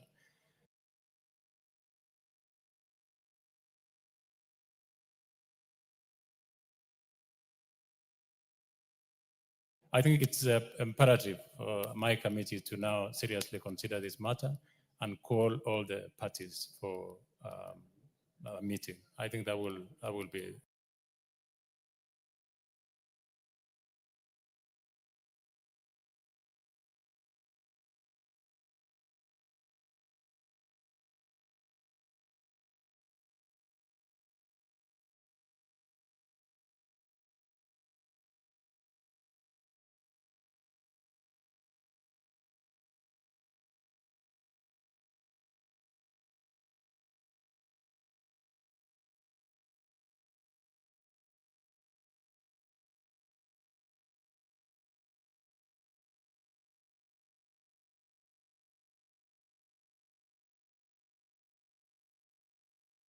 The best thing to do.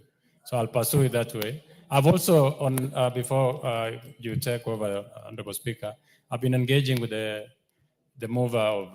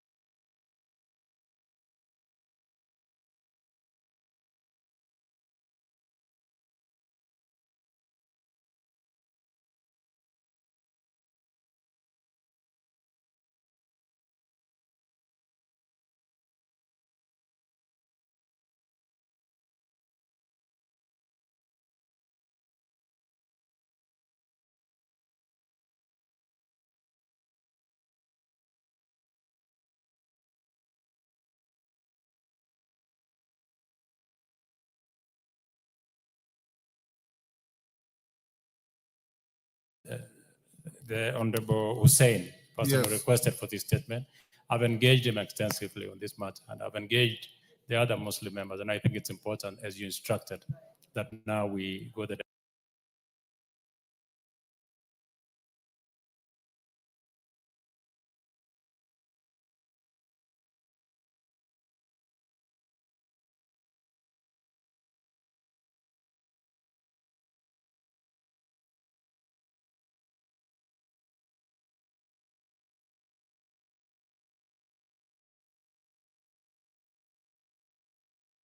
direction that you've given. So most obliged, Honorable Thank Speaker. you.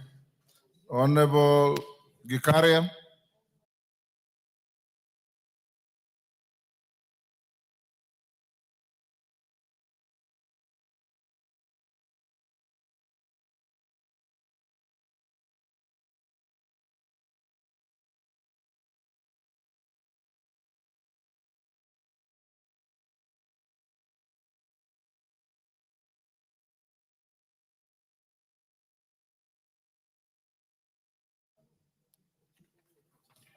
Gikarias, I think you are the questioner. Yes. So, Kareke?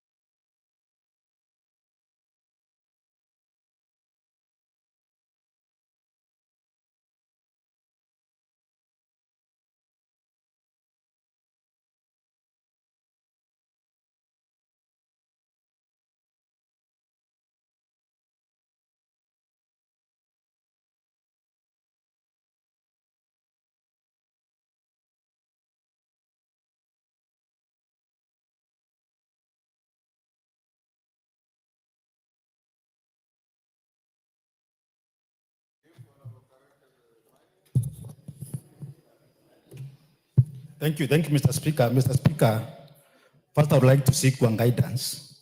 Because, Mr. Speaker, we had very close interactions and engagement with the honorable member, because I have 7 statements to give this afternoon. We had engagement with the members who had sorted the statement. Then subsequently, we invited the cabinet secretary and the entire team from the Ministry of Tourism and Wildlife, together with the members who had sorted the statement, and we deliberated on the issues. And Mr. Speaker, I strongly want to believe out of all that, the respective members were satisfied with the responses which were given by the cabinet secretary. So, Mr. Speaker, I'm seeking guidance on how to proceed. Why did you let the statements be listed? Honorable Gikaria, did you have an engagement? Yes, Honorable Speaker, we had an engagement at the committee, I think last week. So, yes, and the explanation that was given, maybe, Honorable Speaker, what you can do is also to go on record whether the statement can be tabled as something that you can refer to tomorrow. I'll come to that. Yes, thank you, Honorable Speaker. Okay. The next is Joshua Kandie. Are you in the same category? Go on record. Give Kandie the mic.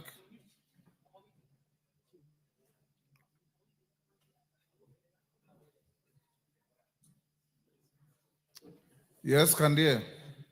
Thank you, Mr. Speaker. I'm waiting for the reply from the Ministry of Tourism. Okay. Kareke, go ahead. Thank you, Mr. Speaker. Mr. Speaker, I wish to give the response to a statement on the rampant cases of snake bites in Baringo County requested by the Honorable Joshua Kandie, MP, Member of Parliament for Baringo Central. Mr. Speaker, the statement sought the following concerns: the steps taken by the Ministry of Tourism and Wildlife to reinstate compensation for victims of snake bites, particularly in Baringo and other regions where such cases are rampant. Number 2, the measures put in place or are being considered to provide interim relief to the affected families who suffer the loss of their beloved ones due to the snake bites. And finally, a report on the number of snake bite incidents leading to the fatalities or severe injuries that have been recorded in Baringo County. Mr. Speaker, on the first issue, on the step taken by the Ministry of Tourism and Wildlife to reinstate the compensation, the Ministry of Tourism and Wildlife has acknowledged the rampant snake bites, particularly in Baringo and other regions where cases are rampant. Compensations for snake bites victims in Kenya was officially discontinued following the miscellaneous amendment to the Wildlife Conservation and Management Act, with the change taking effect from January 18, 2019. As a result, victims of snake bite are no longer eligible for the compensation under the current law.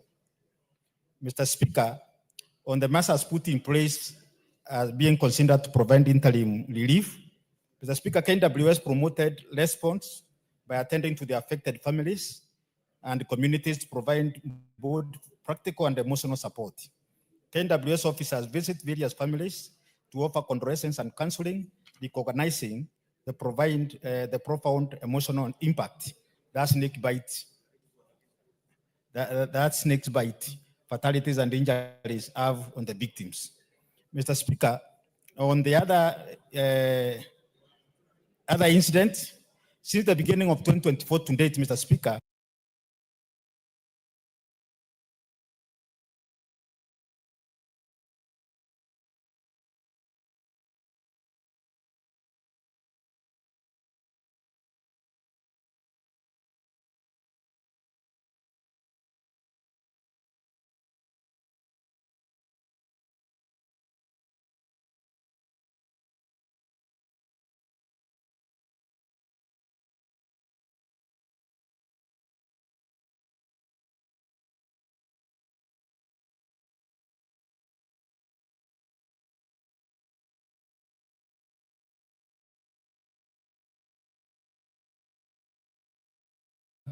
Baringo County has responded to 42 cases of snake bite injuries and 3 deaths caused by the snake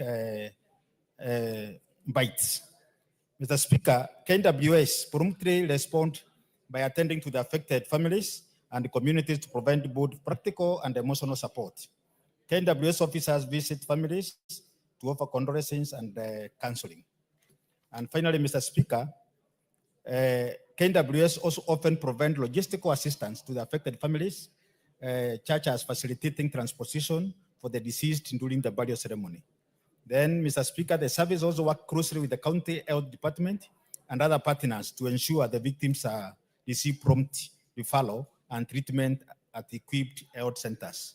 And finally, Mr. Speaker, KWS actively participate in raising awareness about the snake bite prevention and first aid with communities. I thank you, Mr. Speaker. Thank you, Kandia. Yes, Kibagandi, what is it? No.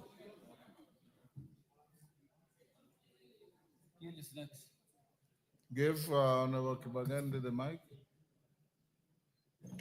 Thank you, Honorable Speaker. I rise on a point of order, standing order 52M, to move a motion without notice for the extension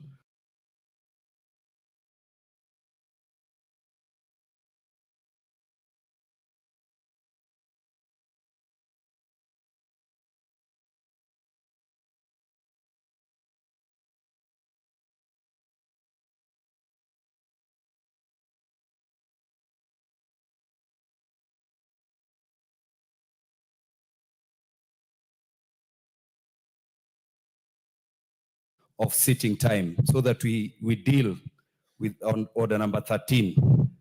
And I would like to call Honorable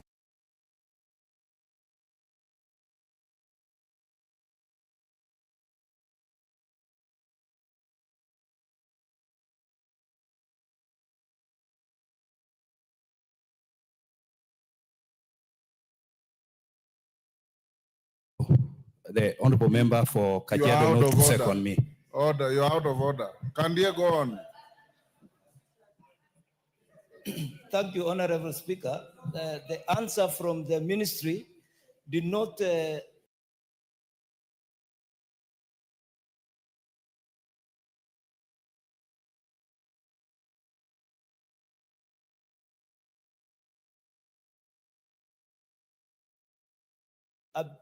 the answer is not accurate because they did not offer any counseling. They attended the burial as guests. Number two,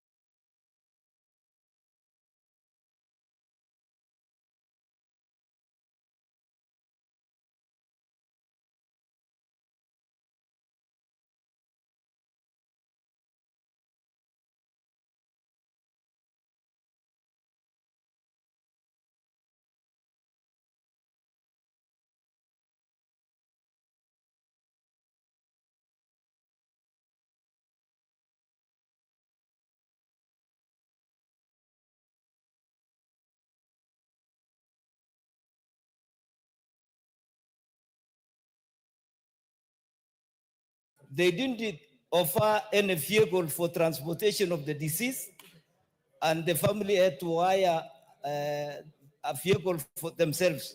So the answer from the ministry is inadequate, and the family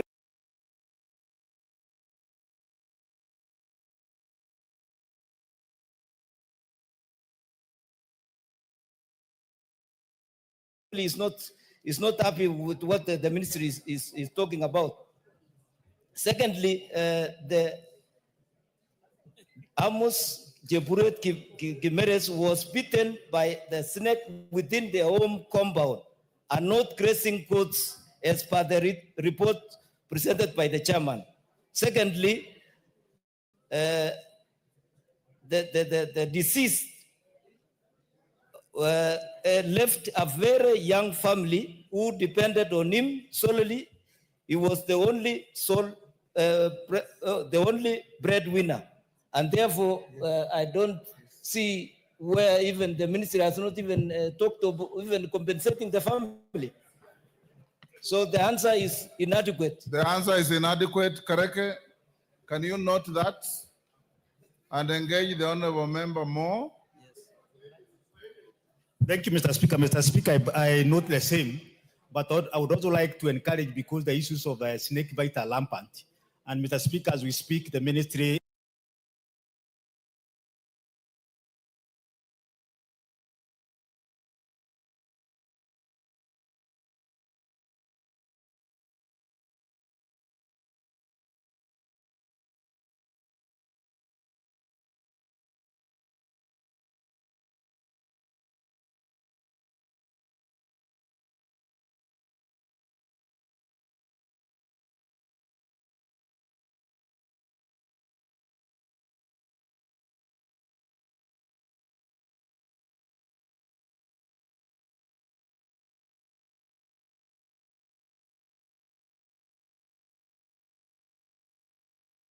is doing the review of the Wildlife Conservation and Management Act. The same will be able to come here on the floor of the House. And if at all members feel that snake bites should be included as part of the animals whereby the compensation is supposed to be done, then I'm going to close the branch when we get there.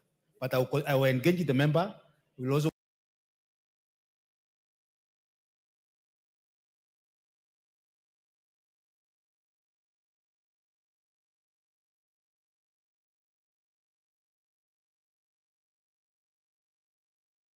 going to have a discussion with the ministry together with him so that we can be able to resolve the matter. I thank you, Mr. Speaker. Thank you. Marian Kaitany is not here, so that one is stayed. Victor Koech, did you engage with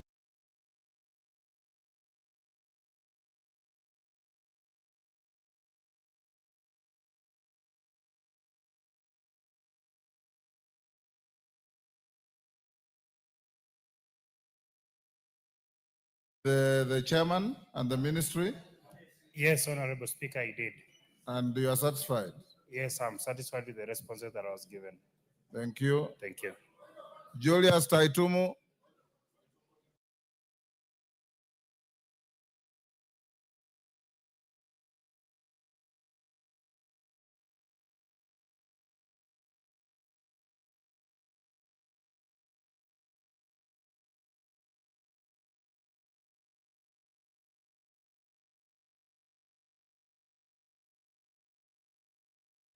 Yes, Kimelu. Kimelu, give him the mic. Thank you, Mr. Speaker.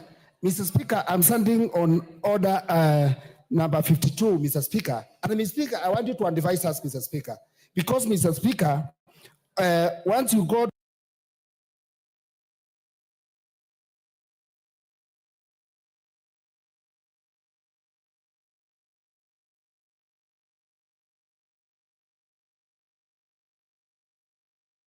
to M, it says that motion for the extension of sitting time of the House without notice, Mr. Speaker. Mr. Speaker, I'm standing to request the extension of hours because of interest of number 13, Mr. Speaker, so that we can have time, we can extend up to 8, Mr. Speaker.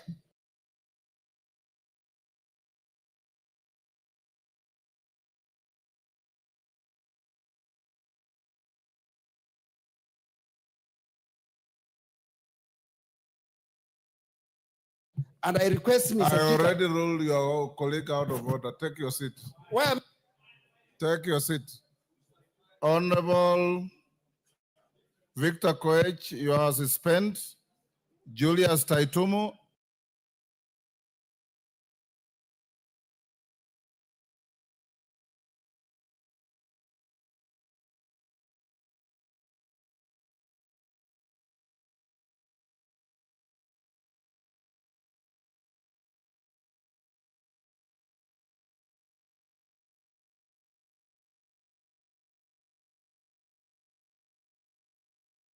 Is not in the house.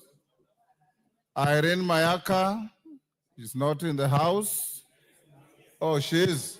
Irene, have you gotten your...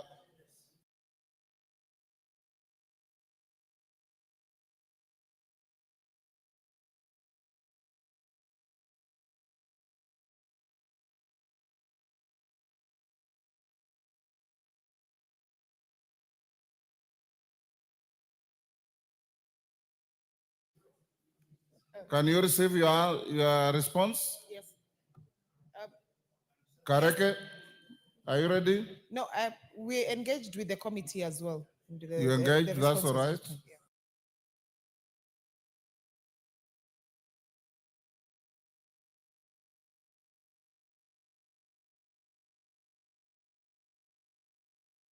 You are satisfied.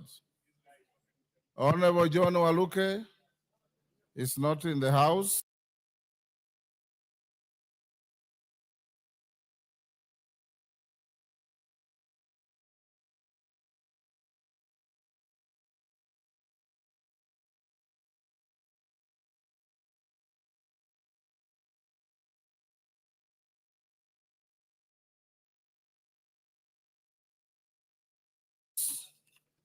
That ends statement time. What is it, Honorable Joroge? Mr. Speaker, I had wanted you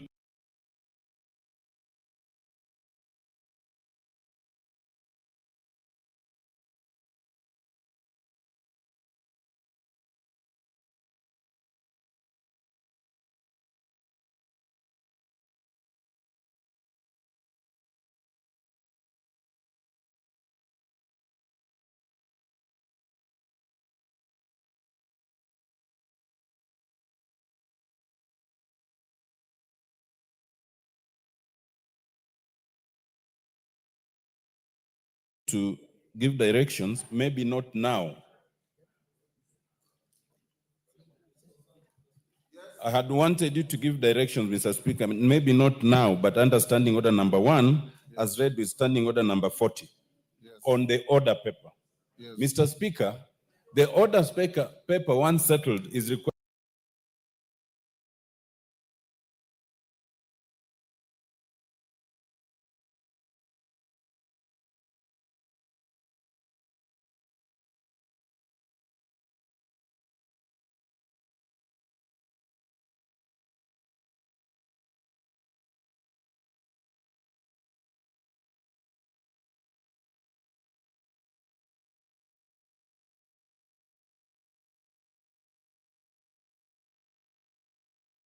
to be published by the clerk.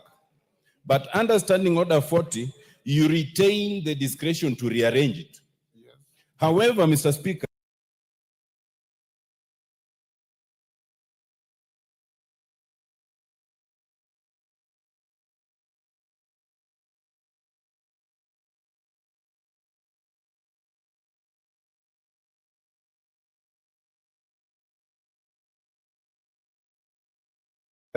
understanding order 42, you can only rearrange it for the convenience of the House, in my understanding.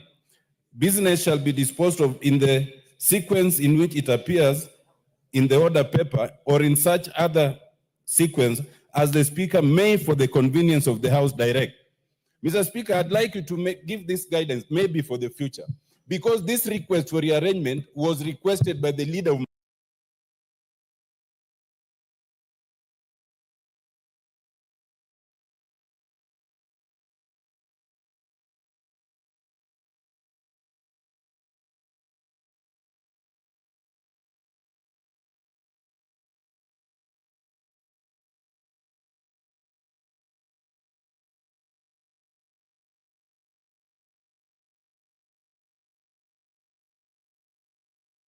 majority. My understanding of the convenience of the House is like usually asked, is that the mood of the House? And in this case, the mood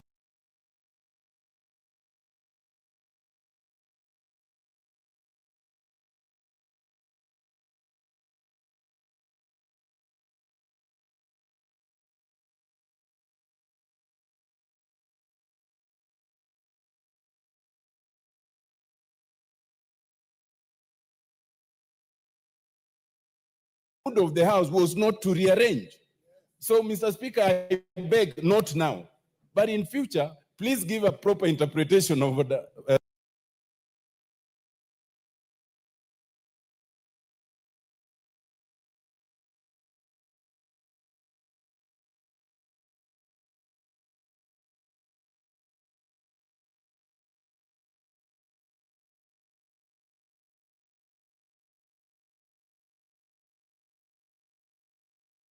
Standing Order 42, so that we are very clear at whose discretion we rearrange the order paper. Thank you.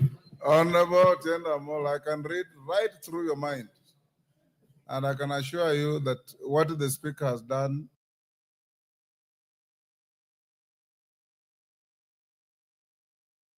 is perfectly legal, is within the standing orders.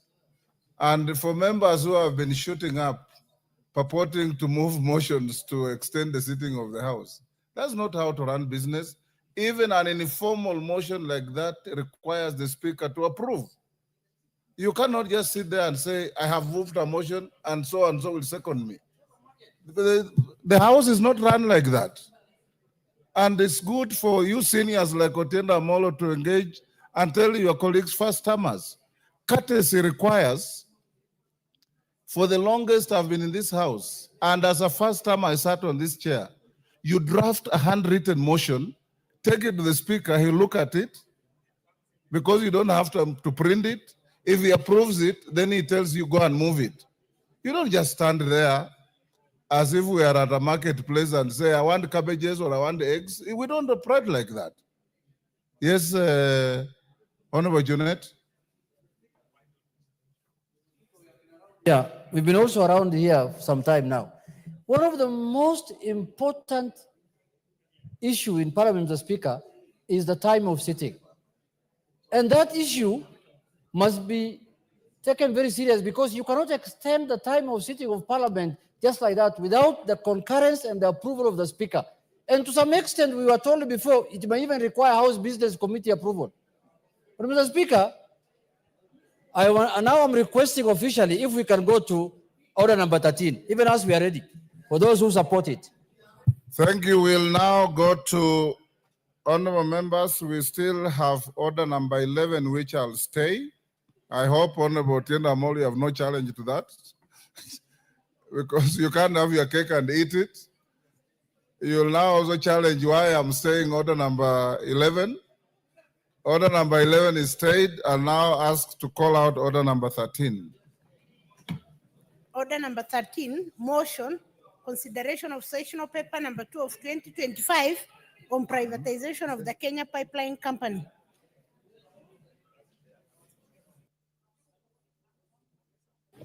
And jury, order members, order, and order Kimayo, order honorable members. That Kamkunji is illegal. Toto, you appear to be the center of attraction. Take your seat. Order members, honorable members, order Kiborek, order, take your seats. Honorable members, for guidance of our new colleagues in the House, even those like Kimilu who are purporting to move a motion to extend the sitting, a motion to extend the sitting of the House, first must be with the authority of the Speaker. 2, it must come at least 30 minutes before the House rises. You should read your standing orders properly.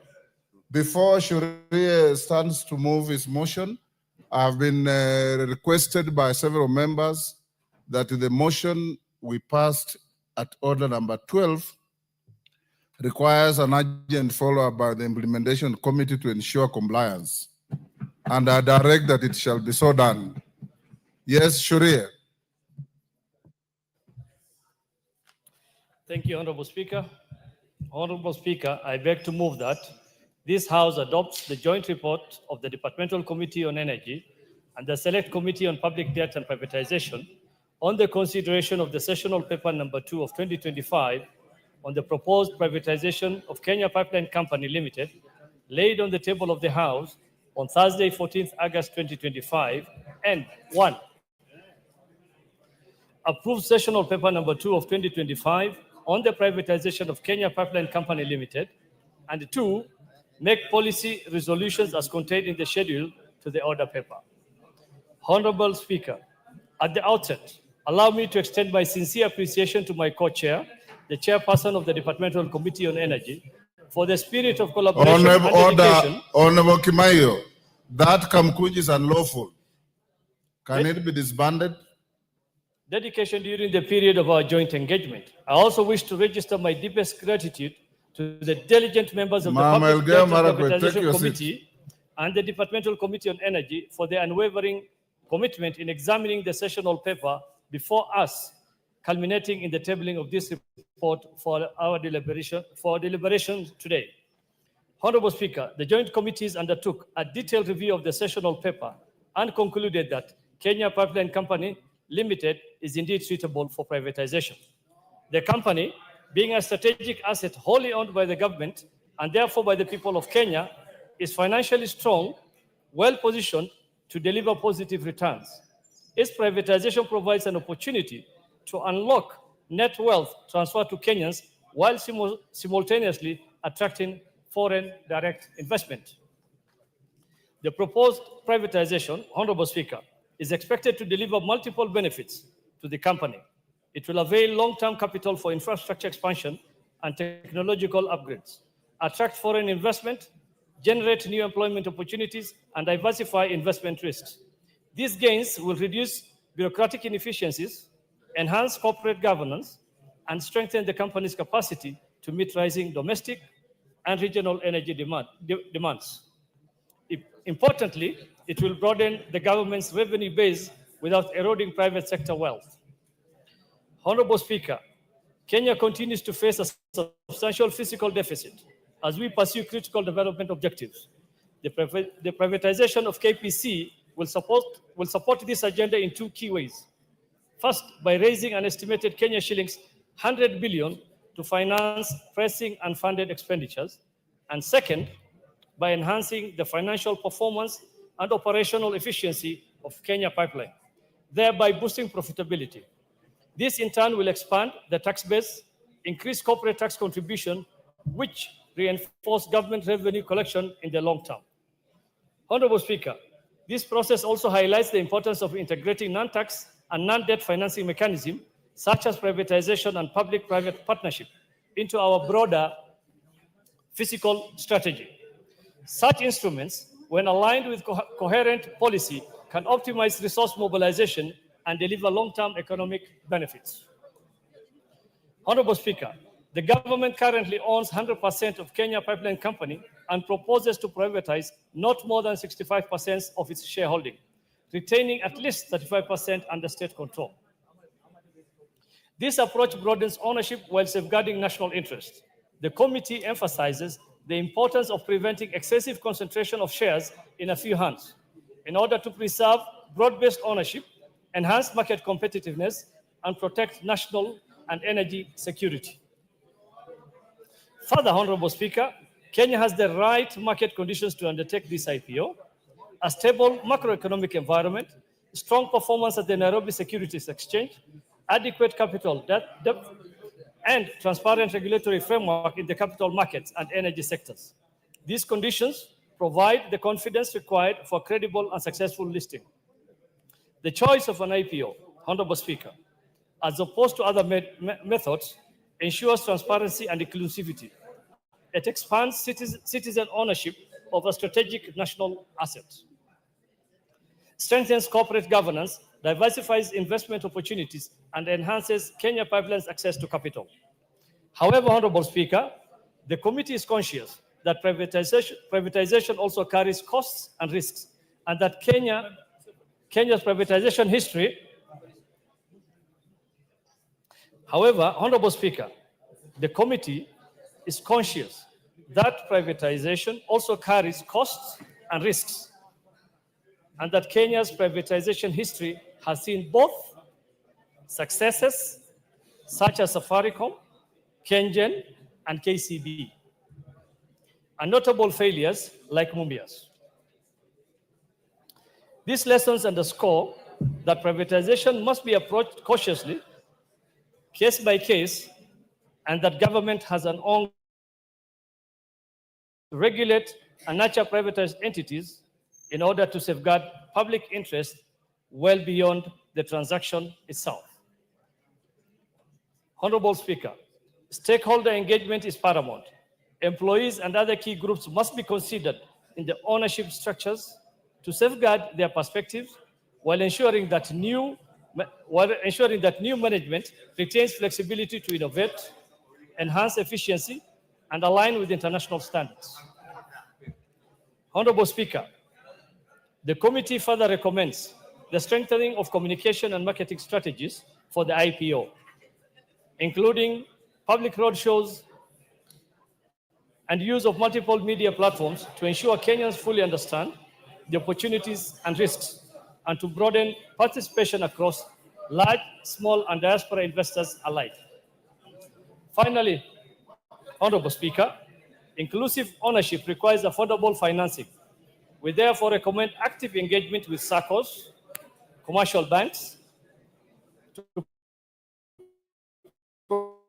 provide financing mechanism that will empower ordinary Kenyans to participate in this IPO, thus promoting equitable ownership and ensuring that benefits of privatization are widely shared. Honorable Speaker, in conclusion, privatization is not an end in itself, but a means to a greater economic vision. With the right policies, safeguards, and oversight, this process will not only strengthen Kenya Pipeline Company, but also advance Kenya's broader economic, physical, and social development agenda. With that, Honorable Speaker, I beg to move and request Honorable David Gikaria, Chair of the Energy Committee, to second. I thank you, Honorable Speaker. Thank you, Honorable Speaker. I arise to second the adoption of the joint report on matters to do with the public debt, privatization of Kenya Pipeline. Honorable Speaker, as the chair of the National Debt and Privatization Committee has indicated, we had a very elaborative consultation and engagement with various stakeholders, Honorable Speaker, and to the fact that we met Treasury, the Ministry of Energy, and 8 different stakeholders in the petroleum sector. And I want to admit, Honorable Speaker, that all of them did support the sale of this because of a very, very obvious reason. One, Honorable Speaker, is that during our budget public participation, it was alluded to the fact that we will be raising 149 billion shillings through privatization, out of which, Honorable Speaker, 100 billion was going to be realized from the sale of Kenya Pipeline Company, Honorable Speaker. Honorable Speaker, there were issues which were raised, particularly, and we were satisfied that the sessional paper number 2 of 2025 fully complied with the Privatization Act in its entirety in all the aspects, Honorable Speaker.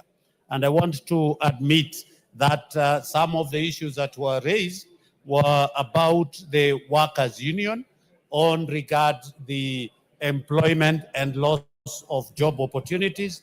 And Honorable Speaker, it was agreed that the workers are assured that no job losses will be envisaged. Secondly, there was an issue as to whether the petroleum tariffs will be increased by bringing in a private investment. And Honorable Speaker, it was confirmed that EPRA will continue in its mandate and responsibility of regulating the petroleum prices in the market.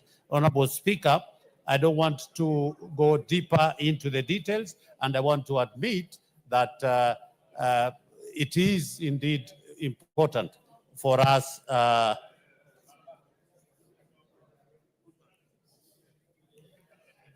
Honorable Speaker, It is, Honorable Speaker, the proposal seeks to privatize 65% of the government shareholding in KPC through the initial public offer. This, Honorable Speaker, the government will be retaining 35% to safeguard the strategic control. Honorable Speaker, as it has been indicated, the objective is to raise, Honorable Speaker, approximately 100 billion, Honorable Speaker, of which will go to finance the 2025-2026 budget and reduce the debt reliance and broaden citizen participation in one of the nation's most strategic enterprises. Honorable Speaker, our committee did find KPC to be financially sound and strategically important institution that plays a central role in petroleum transport and storage in Kenya and the wider East African region. Honorable Speaker, the Nairobi Security Exchange is currently robust with sufficient depth, liquidity, and investor appetite to absorb the transaction of this magnitude. Honorable Speaker, Kenya regulatory framework in both the energy and capital market sectors is strong enough to guarantee transparent, fairness, and protection of investors' interest. Honorable Speaker, the committee made several recommendations. First, that the House approves the privatization of KPC through an IPO in which government will retain 35% of the stake. Second, that, yes, Honorable Speaker, that this indeed is a very important privatization. Honorable Speaker, I second.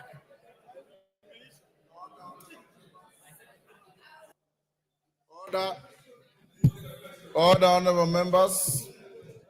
I'll now propose the question. Take your seats, Kainan. Lisa Chelule, take your seat. Yes. Order. Yes. Mr. Speaker, I wanted to seek your indulgence, Mr. Speaker, that this is a very important matter for our country. So I want to be given good time for debate, Mr. Speaker. We want to share with Kenyans. We want to share with Kenyans what we know, Mr. Speaker. Mr. Speaker, this is, Mr. Speaker, protect me, Mr. Speaker. Protect me, Mr. Speaker. Mr. Speaker, I must be given, Mr. Speaker, I am entitled. Order, members. Mr. Speaker, He's on a point of order. I was sent here, Mr. Speaker, they are fools here who are just shouting at me. I don't want to say that. Order. You're a fool, Bana. Honorable Junet, withdraw the use of the word fools. I withdraw. Order. Bana, stop shouting at me. Bana. Order, Honorable Junet. Order. Honorable Junet. Order. Withdraw the use of the word fools against your colleague. Junet, go ahead. Mr. Speaker, I withdraw. Mr. Speaker, I withdraw the word fools. But Mr. Speaker, I am entitled to be given time to debate. Mr. Speaker, it's my constitutional right. Take your seats. Honorable members, I'll propose the question at order number 13, which is that this House adopts the joint report of the Departmental Committee on Energy and Select Committee on Public Debt and Privatization on the consideration of the sessional paper number 2 of 2025 on the proposed privatization of the Kenya Pipeline Company, KPC Limited, laid on the table of the House on Thursday, 14th August 2025, and 1, approves sessional paper number 2 of 2025 on the privatization of Kenya Pipeline Company KPC Limited, and 2, makes policy resolution as contained in the schedule to the order paper. Order, honorable members, will you be upstanding?